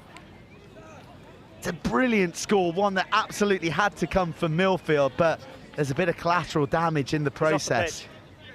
He's not on the pitch. Yeah, hard to see if he's just exhausted or picked up an injury there. Let's hope it's not an injury. He's back on his feet. It's good to see. He doesn't look great, does he? I'll tell you who could help him, though. Return to play. Well, been busy for a couple of days for sure. Oh, that was almost a brilliant conversion. Well, and this is the beauty of having a big squad and a deep squad. Scored a fantastic try, but take a breather. Let one of your mates come on and take your place. But just as we said at half time, things can change around pretty quickly. We had a minute of the second half, and all of a sudden, Millfield are very much back in this game. Composed and cool under the high hanging restart. Just shipping it about and taking nice options. Jack Cox refusing to go down, says it's going to take 2, 3 of you if you want to get me. Travelling laterally, just inviting runners to carve lines off him. Backdoor boogie to die for. Mizzen back on the ball. Mizzen back dancing into the 22. The catch doesn't stick. Heartbreaking, because that offload deserved a try, didn't it? Again, unreal skills. I'm every time we come back here, just impressed by the skill level of some of these young players. And throwing a one-hand spin pass blind offload out the back for a 13, 14-year-old boy. That's outstanding, really. And it deserved more. It deserved more. The score there, the game's over. I'm telling you, the game would be over. So clinging on by their fingernails at the moment, Millfield, but again, the difference with 7s and 15s, anywhere on the pitch is a try-scoring opportunity. They're a yard from their own try line, but we've seen tries scored from here. Forget about 100-metre tries. This one might just be 105. Oh, my word! More than a century of metres in front of them. A full deck of Welshmen in the defensive line. But Millfield never doubt themselves. All it takes, one line break, whether that's from 5 metres or from 100 metres.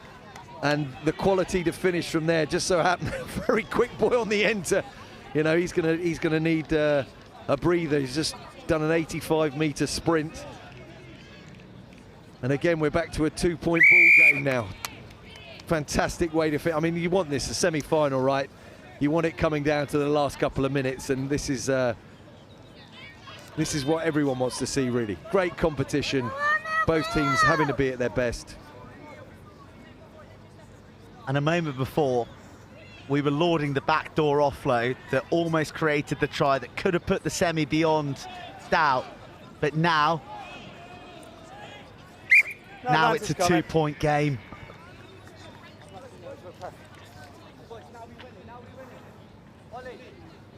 Here's your mark.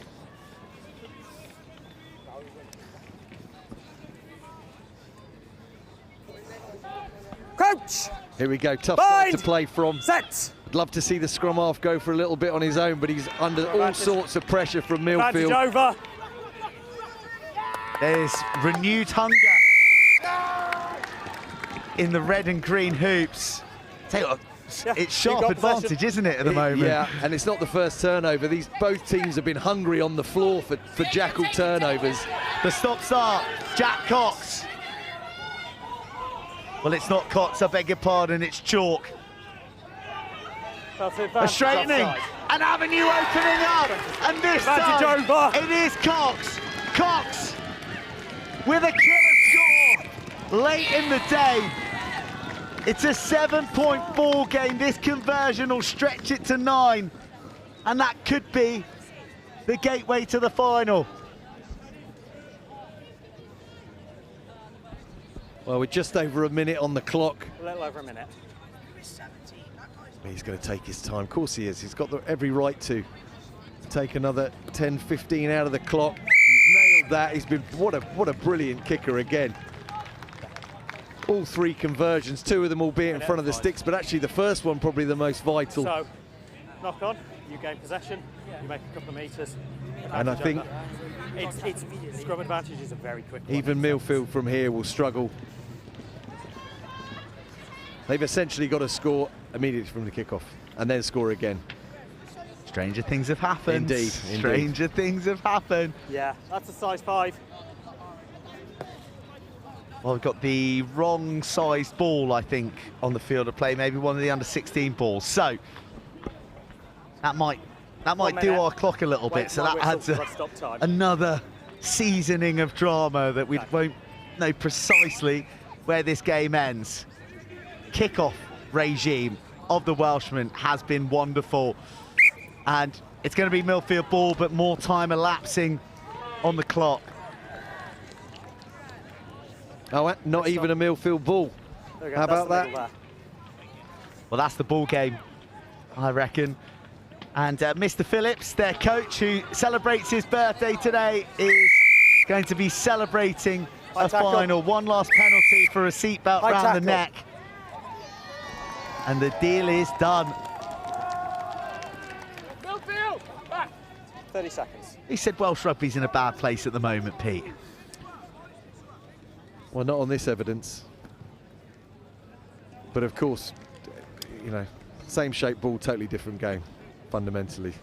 But they've come a long way. You know, Millfield are not local either, but, you know, a lot of effort's been put to getting here. And if the result stays as it currently stands, really well deserved. They've been the better team, actually. Millfield are a great outfit. But this Welsh side have played some outstanding rugby with a couple of touches of class to the difference. Our clock is saying around about 15 now, and well, you'd have to say that Ascol Glo probably want to think about conserving a bit of energy because they got a final to go to next, and well, that's not really in the schoolboy mantra, is it? It is to the death. Matthews, dragged to ground. Yeah. Hands Still away, they play. Green, 9, off. And finally, they say enough's enough, and well, that's what it means. The Welsh school dropped to their knees. They defeated the mighty Millfield, and they've booked themselves a berth in the biggest match of the competition, the cup final for Ascol Glo. One shot away from glory. Top quality. Look forward to seeing them in the final. That's going to be a tough prospect. I'm sure the other side of the draw is equally as tough, but they're going to be a tough team to beat. Pete, pleasure to have your company, sir. And we'll be seeing you later on in the week as well, I hope. See you shortly. Thanks, buddy.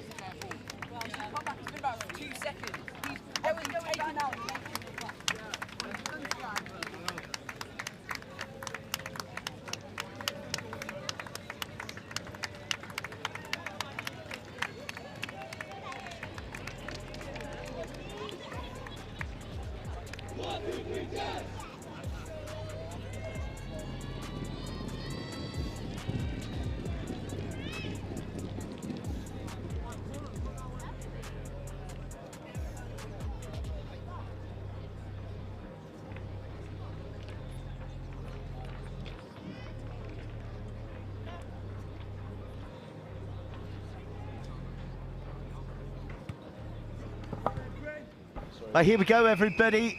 We've got more big action coming on RE1. We've got Jess Jamera, English-speaking school from Dubai, in the elimination round against Bryn Colonnon of Wales, who are in the black and blue hoops, who are making serious inroads here to the Jess half, but lost in contact, and a chance for us to catch our breath and welcome a couple of lads from Jess. Introduce yourself, please, boys.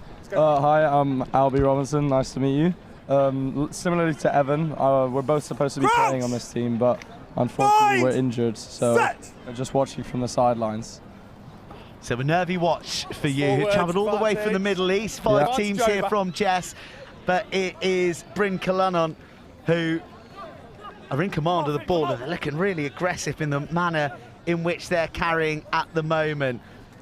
Oh, lovely show and go. He's looking for friends. It arrives from the blind spot, but lovely tackle from Freddie Peters. Through. Big noise coming from the shoulders from the Jess lads, but Bryn Colonnon are undeterred, utterly determined. It's the first try of the eliminator going to the Welshman. What do you reckon of that, lads? I mean, as Jess boys, that's not really what we like to see, but I think we can bounce back, put a couple of tries on the board. It should be a good game. Yeah, defense was a bit disproportional. There was a few gaps, and that team obviously spotted that and broke right through and scored. But yeah, silly mistakes like those obviously can't afford, especially when you're doing an elimination round. But still got lots of time to play, and let's just see it all unravel. Yep.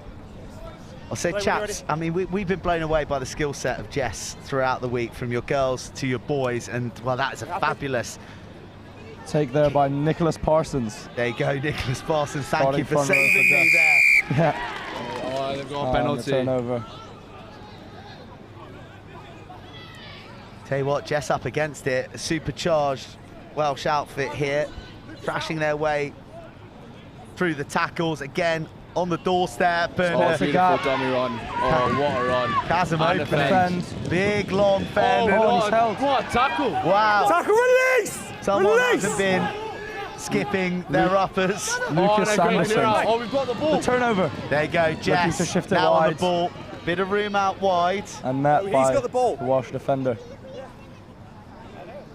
Oh, poor ball's gone, lost. Can't afford that, especially in the try line. Into trouble, passing the ball dead, and it'll be a scrum 5. Second left. So, don't talk, Ace. Oh, sorry. No, it's all right. No, It's it's your fine. player that was So like- I'll sort of talk. Play it simple. Well, the middle, with it on the same side as him, and then come round. You just go with the same side as him, and then come round and win the ball. Crouch! Bind! Set! Right, devilishly tough part of the field to defend. Oh, the leg coming out from the scrum. That feels a little bit unfair. I thought that was great invention. Short ball, crash ball, crash, bang, wallop, try. 2 to the Welshman, and Jess under real pressure here early, lads.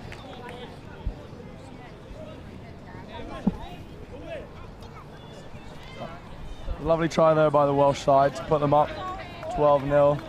I mean, I'd say there's still sufficient time left for Jess to bounce back, and conversion goes over the post to make it 14-0 there. They're bringing out all the skills. So how's the trip been, guys? Obviously delighted to be here in this eliminator, but you know, this is a big thing for Jess by the looks of things, from the teams you bring and also the performances that you put in across all your teams. Yeah, well, as an under-16 side, I think as an under-16 side, we're one of the first Jess under-16 boys teams to make it through to day 2 of Rosslyn, and I think obviously we're looking for the win here, but win or lose, I'd say the boys out there will be happy with what they've done so far in the tournament and how far they've come, looking at how tough of a group that they were given at this tournament with teams like Dulich, Hymers and Hillhouse. And to make it to where they are now has been an accomplishment in itself. Look her in the channel, go in the 2-metre channel. Thank you.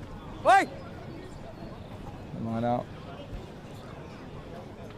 Ripped off the left hand, and goodness me, these Welshmen are running with real purpose. There is fire in the attacking belly, and everywhere they look, there is a blue and black-white hoop jersey in support, and this is irresistible attack at the moment. And it's no slight on Jess. It is just fine rugby sevens from the Welshman. Yeah, no, to be honest, I think the defence here isn't great, to be honest. They do seem a bit spread out, and it's like the communication obviously is not really working very well. I think in this next half they're probably going to have to step up and show some leadership, and you know. Lovely. Backwards play. Well, bounce of the ball certainly not going the way of the lads from the UAE right now. Good. They are shackled in their 22, and the long rangy levers of the Welshmen are keeping these high tackle attempts at bay. Finally, they get a bit of cherished time on the ball. They go to one of their big fellas to create a dent, but he has his pocket picked. But Hadrian the penalty. One of your big players? Hadrian Depanafiu, Hadrian number 2, and Nick Parsons in the number 1 jersey, our starting front row. And Lucas Prosser as well, who unfortunately lucked out and ended up with number 14 somehow. Don't know how that happened, but Lucas Prosser, Nick Parsons and Hadrian are starting front row for the game. Is that a much desired jersey, the 14? Yeah, I'd say so for him. I think he's loving the number 14 jersey. So long as he plays like a number 14, right? That's all that matters, lads. Absolutely. And what does the week look like for you? Obviously, you're on the Blades of Grass today. When did you come over? You know, your football is a big crew. It must be a big event for you. I mean, obviously because Heathrow Airport closed down because of the fire, we unfortunately had to split up the groups. So I think our first team came in around Saturday, and then the rest of the teams came in the day after. But to be honest, it has been quite a calmful week. We haven't really been doing much. We've primarily focused on Rosslyn Park, been doing a few training sessions and whatnot. And we've been loving it, the rugby, from morning till dawn down here at the park, watching all the teams. And I think it's so cool to just see the standard and the athleticism really in England compared to Dubai. I think it's just a bit mind-blowing for us when we come over here. I mean, personally, it's my first time at Rosslyn Park, and I think it's so cool to see how many teams and all the teams out here at Rosslyn. It is pretty cool, isn't it? I think to have, I think we got over 1,000 teams. We got nearly 1,100 teams in action. Yeah. We've got approaching 16,000 players who are in action out there. So it is it's pretty overwhelming. And you know, I guess as you said, you know, you're young men and coming over and seeing some of these quite famous schools, and you're definitely going to be seeing players here you're going to see on the TV in years to come. I mean, it's tried and tested. It's beyond doubt. You know, anyone who's playing internationally in the UK, for England or Wales, is more than likely, and Scotland, been to Rosslyn Park School Sevens. And well, with tricks in the bag like that, you might think that some of these Welshmen may be pulling on that famous red jersey at some stage in their careers. Tackle! Bryn, Cullinan, Blade, you got it. Are rampant at the moment. It is a sustained siege on the Jess 22. Every pass sticking, every tackle half burst, and every try being finished without mercy. So tough watch for you, lads. I'm sorry. I mean, for our Welsh viewers, they're going to be absolutely loving this, because this is a fine exhibition of rugby sevens. Yeah. But we're going to go to half time now. You know, what's your coach going to be saying there, do you think, to stir the fires? Mr. Jarvis and Mr. Glashan, our coaches here, are hopefully going to try to get the boys to get their heads in the game, because I think skill-wise and physicality, the boys have it in them to win this game, but I think mentally they need to get in it and they need to bounce back from this, which I think they can do if right words are said and the boys get into it properly. Can I ask, chaps, your under 14 girls won the cup competition last year. They were the first ever international team to win a cup at the Howden Rosslyn Park National School Sevens. Is that an inspiring story for you? Are those girls just like legends at the school now? Yeah, those girls are absolute legends. Sort of run the school. Oh, really? They run the school, do they? Yeah, absolutely. Big noise. Yeah, and interestingly, the under-14s girls this year also won the cup, which I think is cool to see the back-to-back under-14 girls, which I think. Yeah. Grace Gordon. She's pretty good at rugby. Yeah, she's a great player of the tournament. In fact, well deserved. Yeah, and hopefully we'll now be awarded a second star on our jersey, which is a interesting fact. If you take a look at the Jess jerseys, you'll see a star on the bottom left-hand corner of the jersey, which is for our under-14 girls last year who won the cup. We had the star put on there to represent sort of them winning the cup and bringing it home to Jess. That is really cool. Yeah. That is very, very cool. Yeah. It's a great idea from the brilliant mind of Mr. Nicholson, who's running the sport department at Jess. There you go. We do like that. Stars on the jersey for Rosslyn Park Sevens triumphs. So what's gone on? That looks tricky to take a photo with now. Yeah, it's I broke my knuckle unfortunately a couple of weeks before we were supposed to come. Oh, yeah. Devastating. Yeah. Devastating. Well, lads, you can only support your mates in spirit here, and they need all the support they can get. It is the tallest of tasks, trailing 28 points to 0, and it may just be a few more.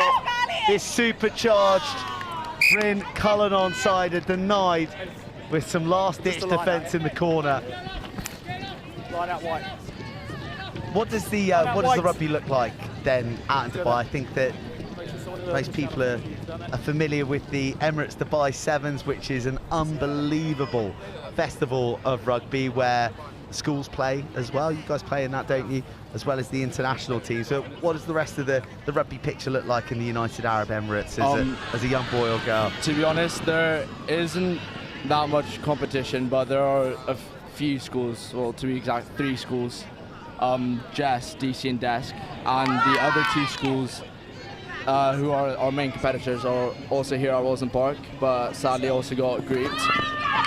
But yeah, but to be honest, it really is nice just having those 3 teams, because you can really focus on your development as you already know who you're playing up against, and you know how good they are, what their mistakes are. So it really is nice to like develop and focus on skills, which isn't really great, to be honest. Yeah. Here come Jess. Backwards! Oh, it spilled backwards. First time that we're really seeing them fly the ball through their hands. Plenty of depth being offered, and they invite the Welshman onto them. This is a little bit of a fractured defensive picture, ready to be picked off, and they've got some room out here on the right. A step back inside, a dish off the deck. Well, that wasn't the kick that the flowing locks of the Jess 9 was after. Touchdown by Blue. It's actually the captain of the side, Finley Hunt there, number 9 with the kick, with the beautiful locks. Yeah. Enviable, especially when you get to my age, lads. Yeah. Not sure that this was precisely the kick he wanted, but this was a nice break. This is more of the Jess that we're used to seeing. Yeah, I mean, the first half wasn't great, but I don't know, hopefully we can bounce back and score a few tries and see how it goes. Yeah, hopefully.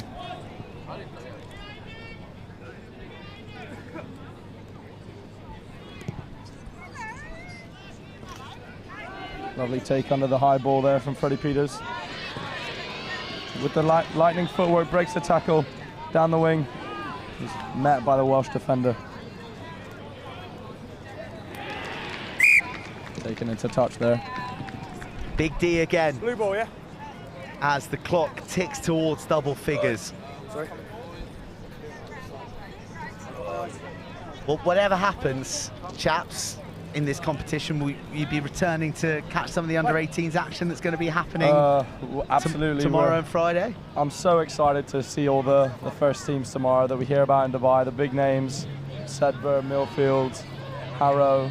But unfortunately, we'll have to miss the under-18s cup final as we fly home on Friday morning. But who booked that flight? Yeah, is that Nicholson again? Yeah, I'm not sure. It's always them, honestly. Okay, you've got a choice, or 22, or scrum back. Scrum back. Thank you. A long way to come back. And a scrum ready to be formed, and some changes being rung now. John McCandy coming in at hooker, and Corin Blessing at prop here. Hadrian still going strong as he started, but the two front row replacements can hopefully bring a new sense of energy and some power into the game here.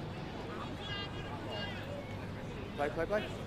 Good afternoon, the fixtures next Welsh side looking to shift the ball wide. RE2. Pitch 1 is the under 14 boys. Line break there from the Welshman with the rapid feet. Right, chaps, thanks for stepping in there. Maybe there's a future in commentary for you lads. Absolutely, yeah. Just distracted with our brilliant director. I have actually gotten multiple offers from World Rugby to commentate on the World Cup coming up. Well, hey man, don't go nicking jobs from me, yeah? No, okay, let's take it easy. Here we go, Jess dancing their way through the tackles of the Welshman. Andrew Holberg.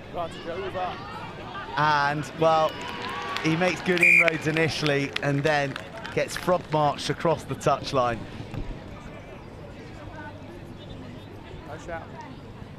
Bryn Cullinan absolutely refusing to give up any points. Well, barely any entries into the 22. Oh, yeah, unfortunately.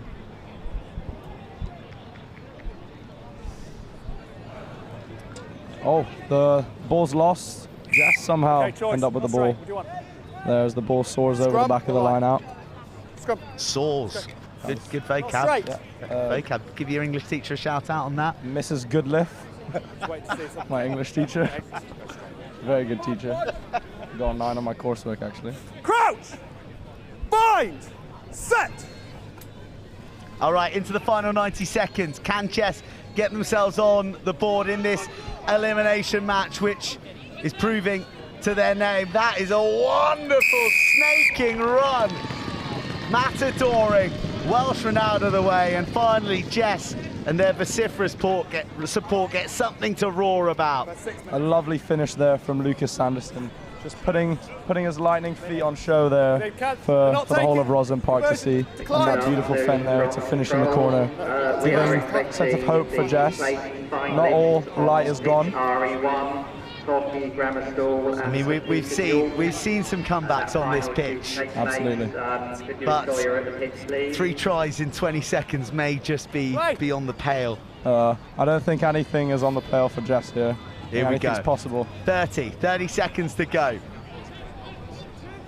Bryn Cullinan on their way through to tomorrow in this under-16 category. A handful of jersey only suspends the burst for the time being. Head down and a roll forward.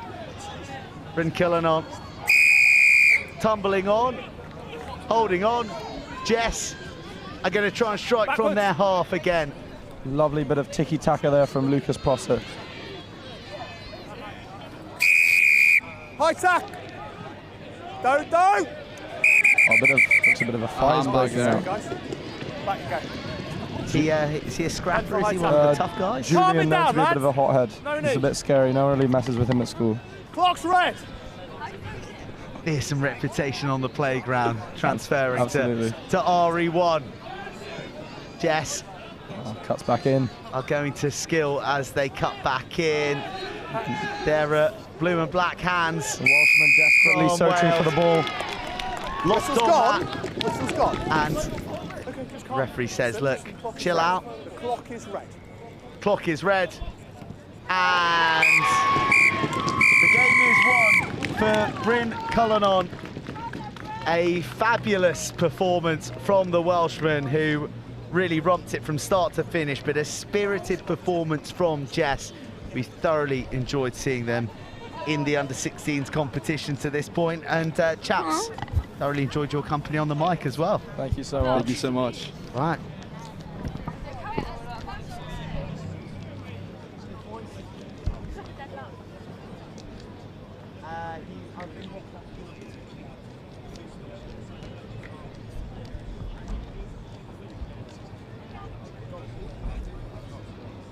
I've got some pieces of yours.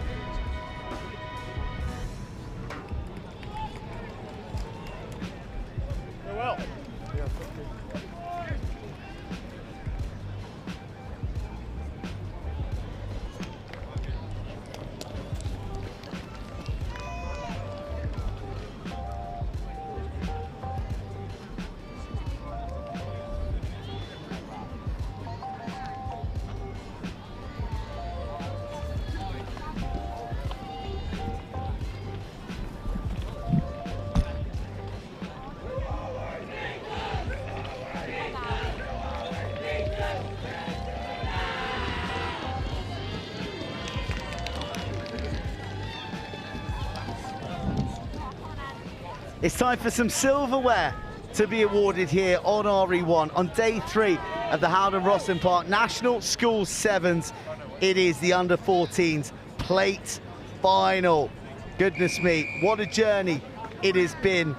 Tuesday and Wednesday, culminating in this moment for St Peter's School York in the brown and white hoops up against Torquay Boys Grammar School in the red, and it's St Peter's York who try and go the long way round and are dispossessed as they look for the offload. Reuben McBride apprehended by Finley Pinder.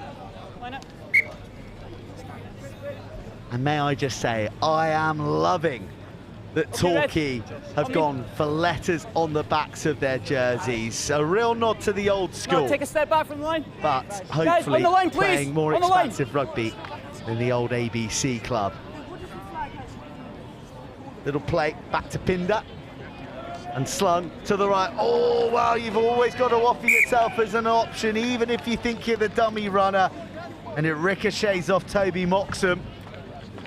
A flowing move that promised much, but unfortunately, Moxham not aware to the pass. Okay, scrum half, end please. Yeah. We good? Crouch! Bind! Set! Take a step back. Centre field scrum, late shift of the winger, round to the right-hand side, opens up. The overload on the right edge, Freddie Swears. No way through, but he's burst into the 22. Quick recycle. St Peter's sling it through the hands. Loki Smith puts one on to Reuben McBride. McBride caught just before he gets to 5 metres. Smith. So rock no hands. Then is seized upon. All the fringes undefended, and the razor-sharp mind of Reuben McBride steals across for the opening score of the plate final.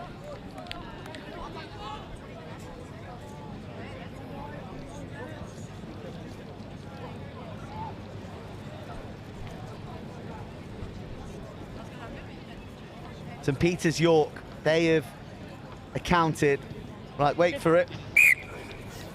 Scarborough College, Ascol Glo, John Fisher, and they only just missed out to RGS Worcester by 2 points in the elimination round last night. And then today, they bested the Rodillian Academy, St Benedict's again, Christ School, Hurstpere Point College in a thrilling quarter-final. Then Clifton, and now it is Torquay who lie before them, and they have the early lead. Torquay yet to really get an opportunity with the ball in hand. They're working in confined quarters out there. The hit coming on Mr. T, Tristan Fairley-Hobbs. Ball claimed high. Hard-working support wraps around. Backwards play. Pinder. Tackle away, tackle away. To Moxham. Off the hand from Jacob Assa. Torquay not sure whether to go left or right, and in the end caught in 2 minds. That's a cute kick that may just work out for St Peter's. Brilliant chase back. Early the call from the touchline, and why not? That kid's rapid. And Tristan Fairley-Hobbs is on hand to receive it next. Torquay have only got 6 on the field. The physio is going to come into play with that chip into the backfield. And we call a halt to the match as Tom Simner receives a bit of attention. Torquay, by the way, victorious against Thomas's Putney Vale, Whitgift College, Wellington, but going down to Brighton College, who look a real handful in this competition at under 14 level. They've had a good day today, though. Torquay triumphant against Haberdashers, Monmouth School, Kings Ely, Dame Allens, Bryanston, and lastly Lord Wandsworth. And they scored a hatful of points in the process as well. So 2 really fine sides going at it for the play. The margins as to how one finds themselves in the play and the cup is remarkable. Torquay well, flat as a pancake. They need to work hard to offer a bit of depth to their men on the ball. A wriggle free and a high tackle drawn. Luke Wood, the victim. Moxham slips it out the back. Pinder's there. Pinder just scampering around, inviting the challenges of St Peters. That's a nice slung ball from round the back of the tackle. Moxham's back on it, but that's the risk. Carry the ball in one hand, you look for that offload, you might find yourself spilling forward. The advantage will be gone, but Torquay are reeling here in defensive disarray, and St Peters York with surgical-like precision. And Ruben McBride in for a double in the plate final. Boys Cup will take place next on pitch RE1. That's scheduled for 5:20, and that will be Garth Holloway versus Epsom College. That's the boys under 14 cup final, due at 5:20 on RE1.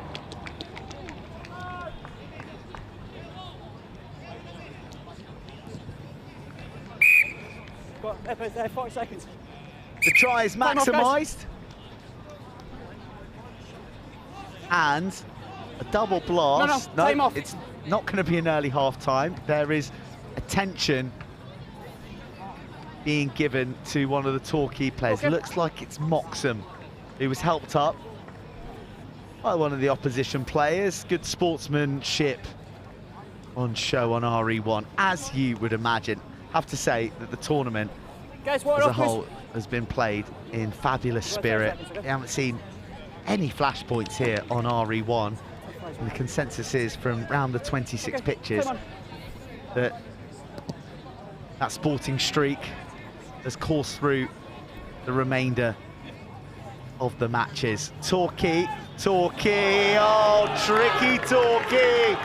And that's just the burst they needed, that's just the break they desired. And Super Sam Osborne has sped them back into this plate final. That's half time, okay?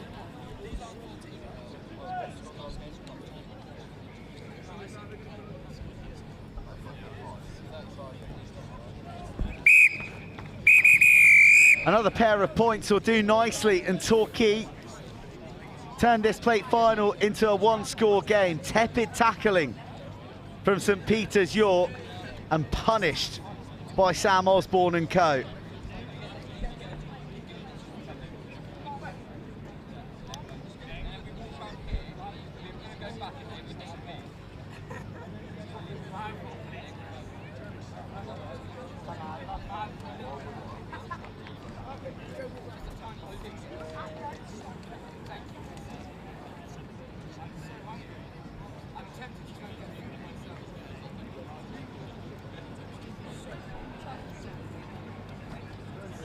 Yeah. What?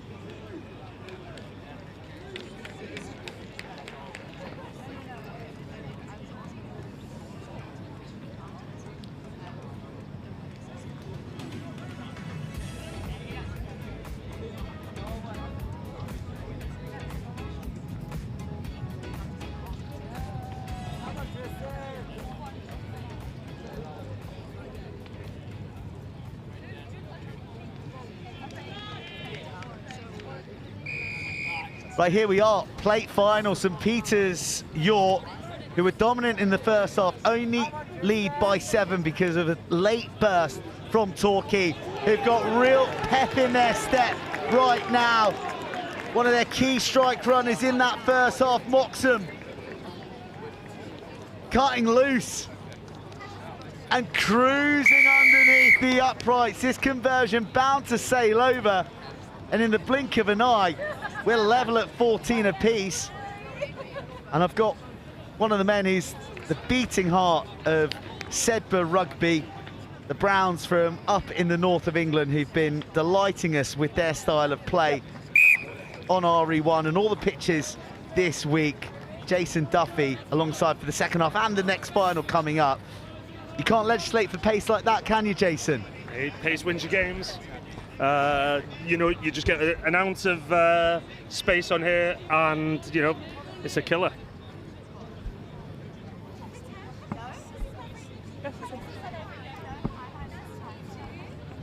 Jason, you dab hand as well in your pomp as well? Tight head prop, Rosslyn Park 7s, Sedbergh School.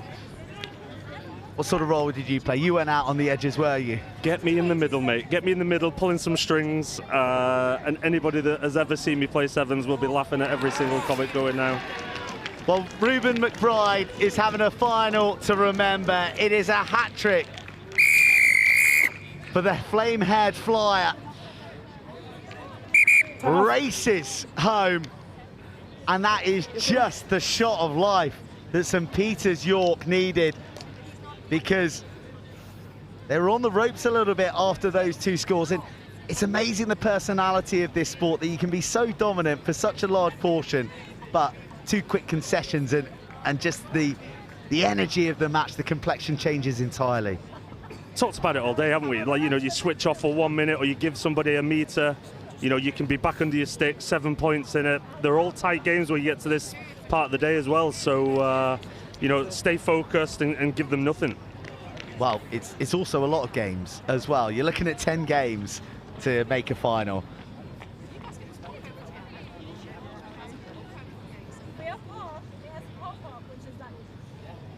Just counting them up now. 1, 2, 3, 4, 5, 6, 7, 8, 9. Yeah, this is the 10th game that these lads will have played across 2 days. They don't turn off during the game. Like, you see them charging around all the pitches, into all the tents and gazebos. There's no rest. There's no rest for these guys. Yeah, there's no off feet, is there, as they fill their pockets and their hoodies with as much free swag as possible. Strap my iWatch to them. Get the steps in. Well, Reuben McBride is a man for the big moment, just a show and a go, and well, he leaves that flyer, Moxham, who we saw just go the leg. Maybe a bit of ringcraft there to target Moxham, thinking that he might be blowing after a 100-metre burst himself. That's a great kick-off. Tackle, good timing, good timing on tackle. But worn bravely by Tristan Fairley-Hobbs. Tackle! He's fairly strong in the contact as well, but penalty conceded. And that pendulum swing is now in favour of St Peter's York.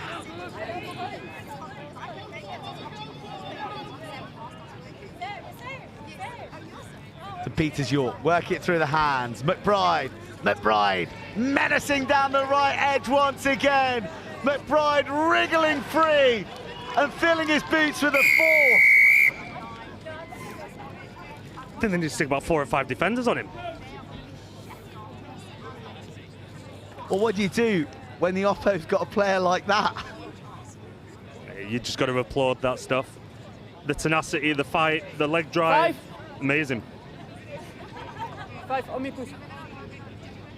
And it looks like Reuben McBride is bounding off for a well-deserved breather. The kicker, please. I'm not sure it'll be the last we'll see of him. There's still a fair chunk of time on the clock and no extras added. How crucial can that be? Because, I mean, 4 minutes is an eon in 7s. It's a brave call bringing him off there, Burnsy. You know, 2 minutes now. Net score's vital.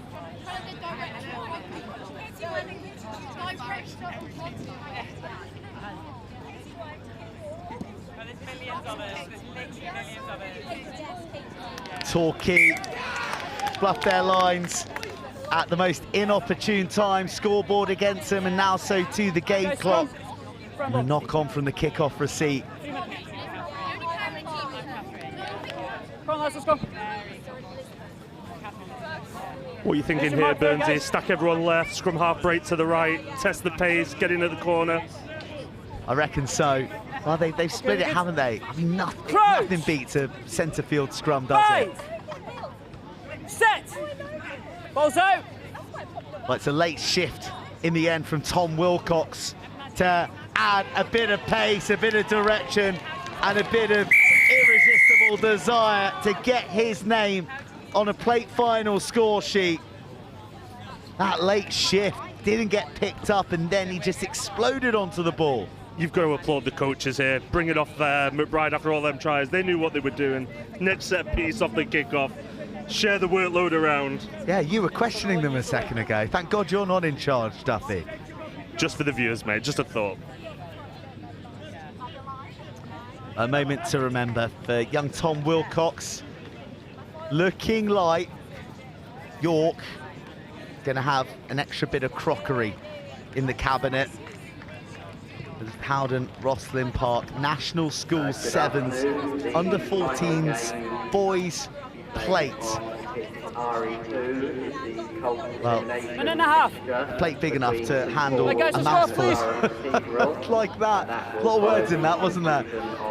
But with shy of 2 minutes on the clock, Torquay will look to have a big moment. This boy has been fantastic. Tristan Fairley Hobbs, safe as houses under the high ball on that kickoff receipt, and the offloading ambition still plain to see. St Peters York got a big appetite for disruption, haven't they, at the breakdown?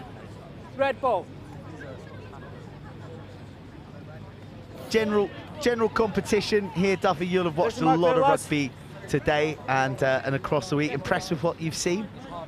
Yeah, I mean, listen, let's take it all the way back down to the roots of the game. Like, it's a game for all, right? So we've seen big kids, small kids, tall kids, fast kids, like boys, girls throughout the week. You know, it's a great opportunity to come and have an experience that keeps that passion alive and keeps them inspired and staying in our game. Well, there's a lovely bit of invention on the offload, almost like a soft uppercut to scoop it into the path. And it's party time for St Peters York. They've been a tour de force in this plate final. They'll talk about this for years, and so will Torquay and all the other schools that have been here, you know, on all the pitches across, about the thousands of people that have took part in the Rosslyn Park Sevens. It's an amazing experience and played in a great spirit.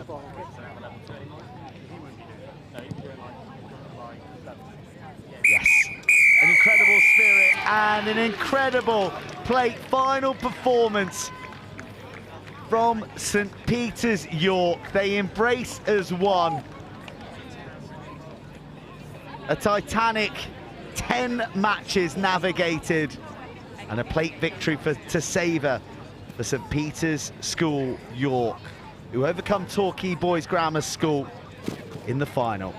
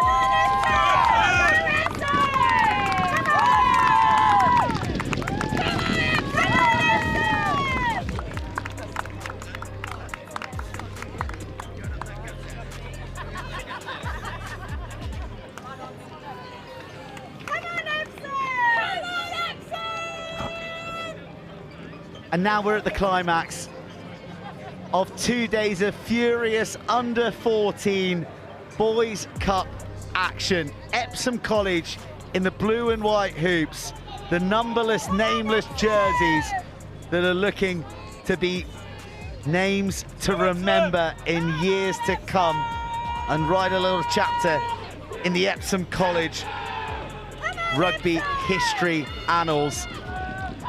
They break and they look before them and see Ascol Glo,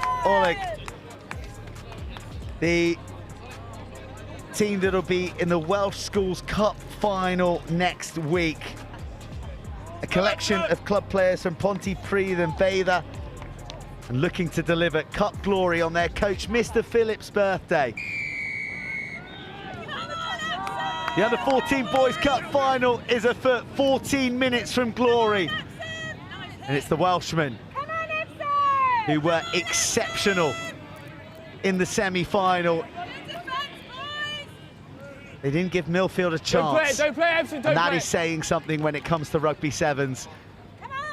And this is one of their standout players, Ollie Matthews. All the good stuff goes through the diminutive playmaker. But yeah, you were very good. Sees the ball pilfered on the floor. Epsom, classy style of play, looking to free the hands up for that offload. Off the deck it goes, foot to the floor, spinning, fighting, scoring.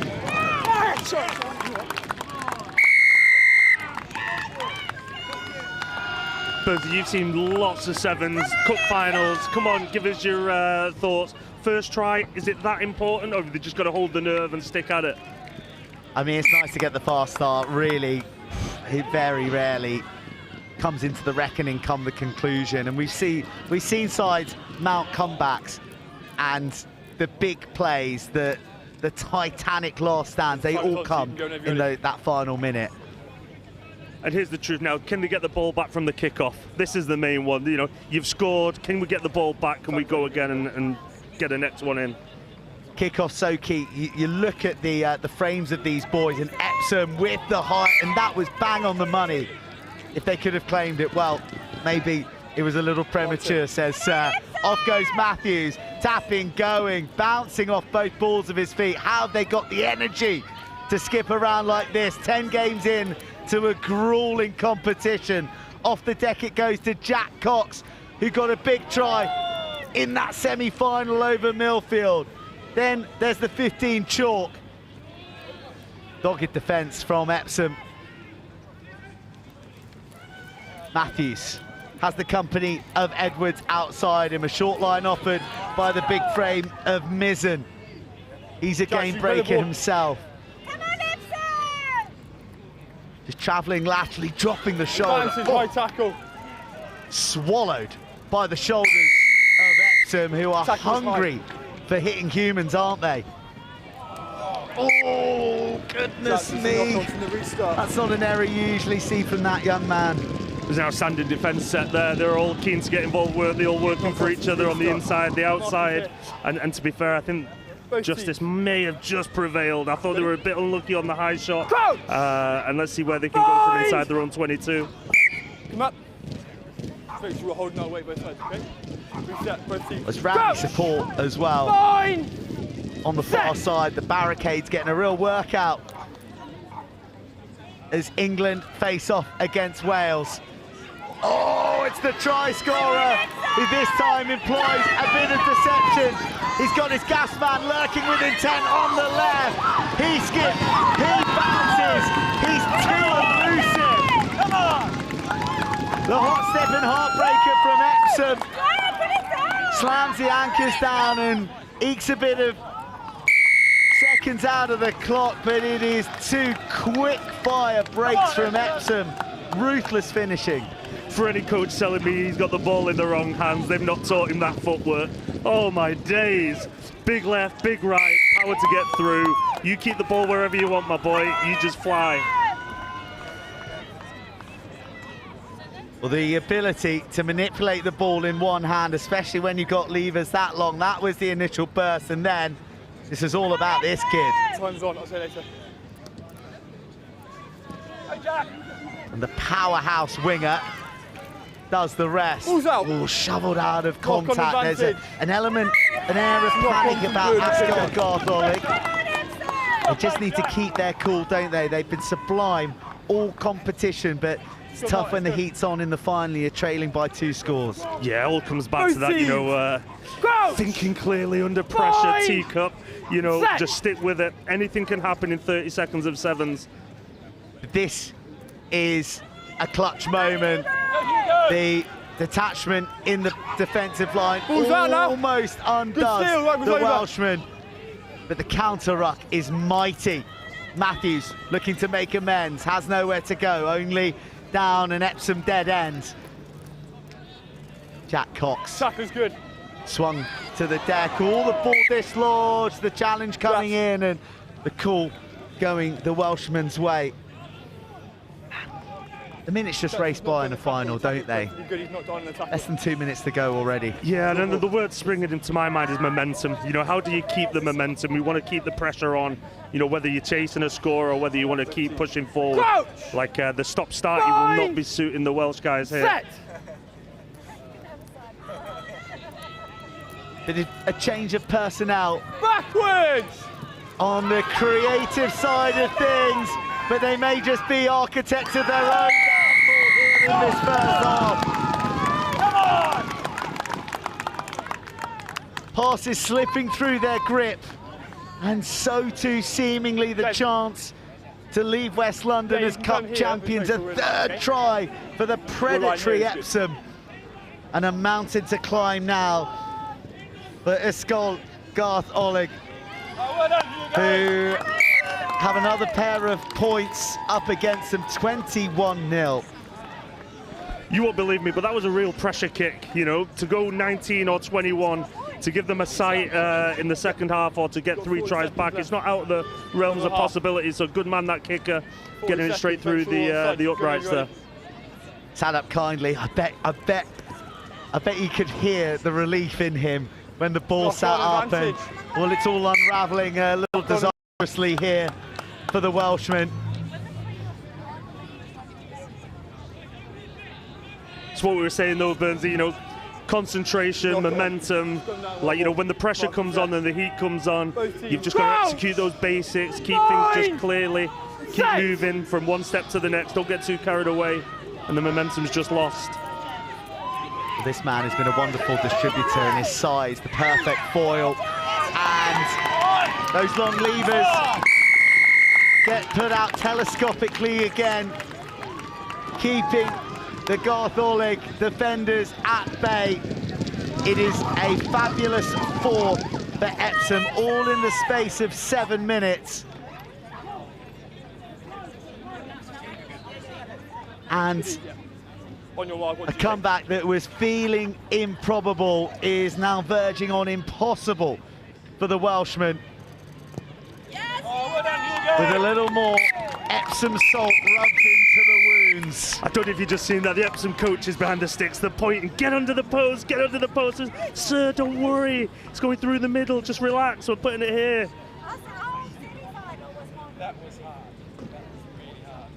All the good stuff has gone through this young man here. 2 tries, he got the scoring underway, created 1, although his mate did have to go from 50 for it. But a brace in the opening 7, Epsom in full command. And Duffy, good opportunity now to talk tournaments, because we are loving life here on RE1. We're loving here at the Howden Rosslyn Park National School Sevens, but you've got a tournament of your own, which tests another range of abilities. The Sedbergh 10s is going to be kicking off, well, in a matter of hours, a few days' time. And that is, you know, really one of the marquee moments at the end of a long school season up at, may I just say, your stunning school, which sort of feels mythical when you go up there to Cumbria. Yeah, I'm not sure. Yeah, sometimes magical, sometimes miserable, depending on the weather. We're lucky more often than not. Listen, mate, there's nothing taken away from the other competitions around the country. I think because we're last, just gives us a really good opportunity to get people to sign off on a note together. So the kids and the coaches are really competitive, but like the whole emphasis and ethos around the weekend is like we're all signing off from our individual schools as a team for the last time, and we celebrate that just as much as the cup winner and the plate winner. Come on, boys! It's a good weekend, a fine weekend, and it's going to be on Next Gen 15 as well. And Oh, there's been some titanic clashes and some unbelievable players to emerge. And correct me if I'm wrong, but Sedbergh are the reigning champions. Yeah, only just, mate. Kirkham 3 times before that, but yeah, only just.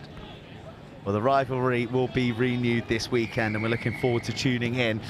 But right this very moment, we are hoping, for the sake of Ascol Glo, that they may be able to mount a late comeback in this second 7. Epsom are fizzing right now. 4 tries, all converted. Go, Hugo. And playing with a freedom and a zip of a team with a cushion as plump as 28. Tackle, release blue.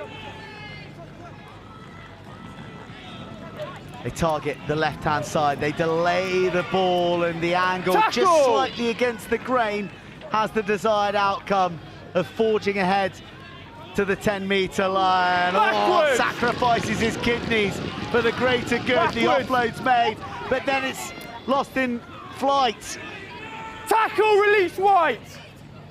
Gartholic, pump action fan, battling their way through Jack Cox. And they have the penalty. Tackling's Tempo rolling the away. order of the day. They need to get things moving.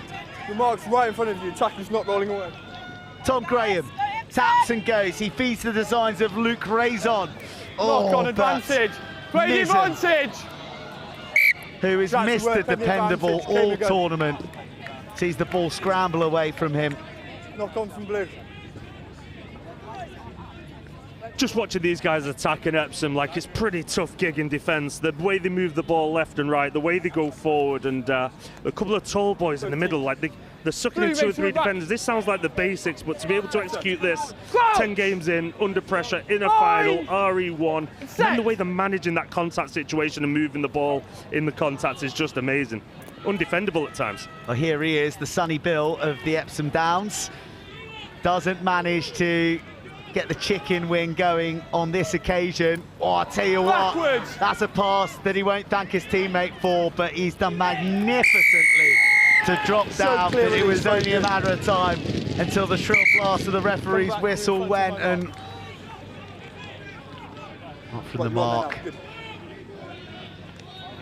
Off they go, Jacob Edwards gets the Welshman underway. Mizzen has just lost a bit of his bounce, and maybe the edge, maybe their cup final was taking down Millfield. Matthews back on the field. Matthews back doing incredible things with his feet. And he has the strength to wrestle his way out of the grip of the final defender. Wizardly feet from Matthews, and a try well deserved. Is that Shane Williams in disguise? I want to see his passport. That guy is a hot stepper. He can move. Incredible feet, and typical sort of pride of our Celtic friends of, like, you know, never giving up. He's fighting for the very end. Shane Williams has been here this week. He's been coaching. Oh God, I'm going to have to remember how to say this Welsh team now. I'm going to have to dig through my notes. He has been here coaching. He was on the touchline for one of the girls' finals yesterday. Time's on, you can go ready. And maybe he's wearing 10 now and calling himself Ollie Matthews. Well, 28-7. There's still hope here. But Epsom are looking to extinguish any flicker of that flame called home. Coast to coast. A cup clinching try. Epsom are going to wear the under-14 crown at the end of day 3 at the Howden Rosslyn Park National School Sevens. 2:45.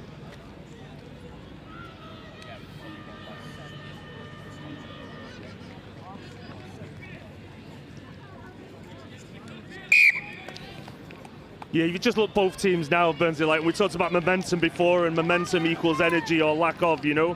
If you can get on the front foot for 10 yards, 15 yards, you can win easy ball. You know, it just produces good energy, and then the scores speak for themselves. You know, they go for you, it builds some energy. If it goes against you, you know, it's a long day, and the lads from Epsom just seem really up for this. They seem like they could go again and again and again, so good on to them for building some good stuff. Well, Matthews has got his verve back, hasn't he? Even despite that last the forklift tackle. Tackle, release coming all Blue. The way from across the Severn Bridge. Don't play it Blue, good choice. But safely deposited on the deck. That's what we like to see. Shane Williams and George North now inspiring this group. The George North hoist him on the back, the fireman's lift. Do you know what? I've hardly seen any yellow cards. RE1, dangerous tackles, any sort of nonsense like that. They've all been largely technical and not a lot of cynicism out here. Maybe that's going to change in the boys under 18 cup final round tomorrow. Oh, watch how you go. Oh yeah, puts him through the revolving door. And then lets the nitro in his wheel through the ref. Jacob Edwards. A moment to remember on RE1 in defeat.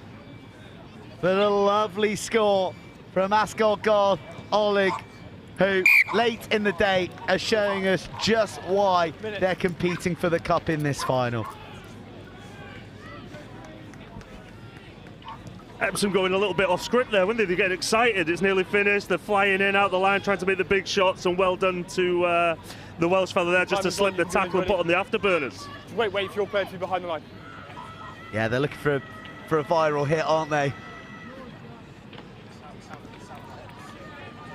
Those awful streamers, they've changed the complexion of the psychology. Here come the Welshmen, who are red hot in the dying embers of this final. Oh, the conversion isn't added. 35-19. 35-19, it wouldn't have made a difference.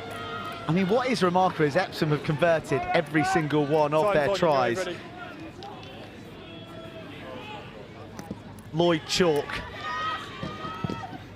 the latest lad to get his name into the history books as a cup final scorer.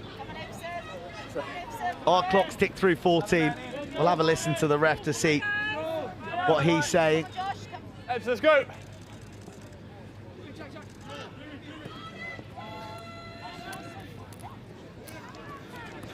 Epsom, short ball, keeping it narrow. Big frame, why not? Oh, there's a lot of numbers and acres of space and lightning legs. But the undying commitment of the Welshmen towards one last dart for the line. But this final was done long ago. Imperious Epsom are the Howden Rosslyn Park National School Sevens under 14 Cup champions with a 35-19 triumph over Ascol Glo.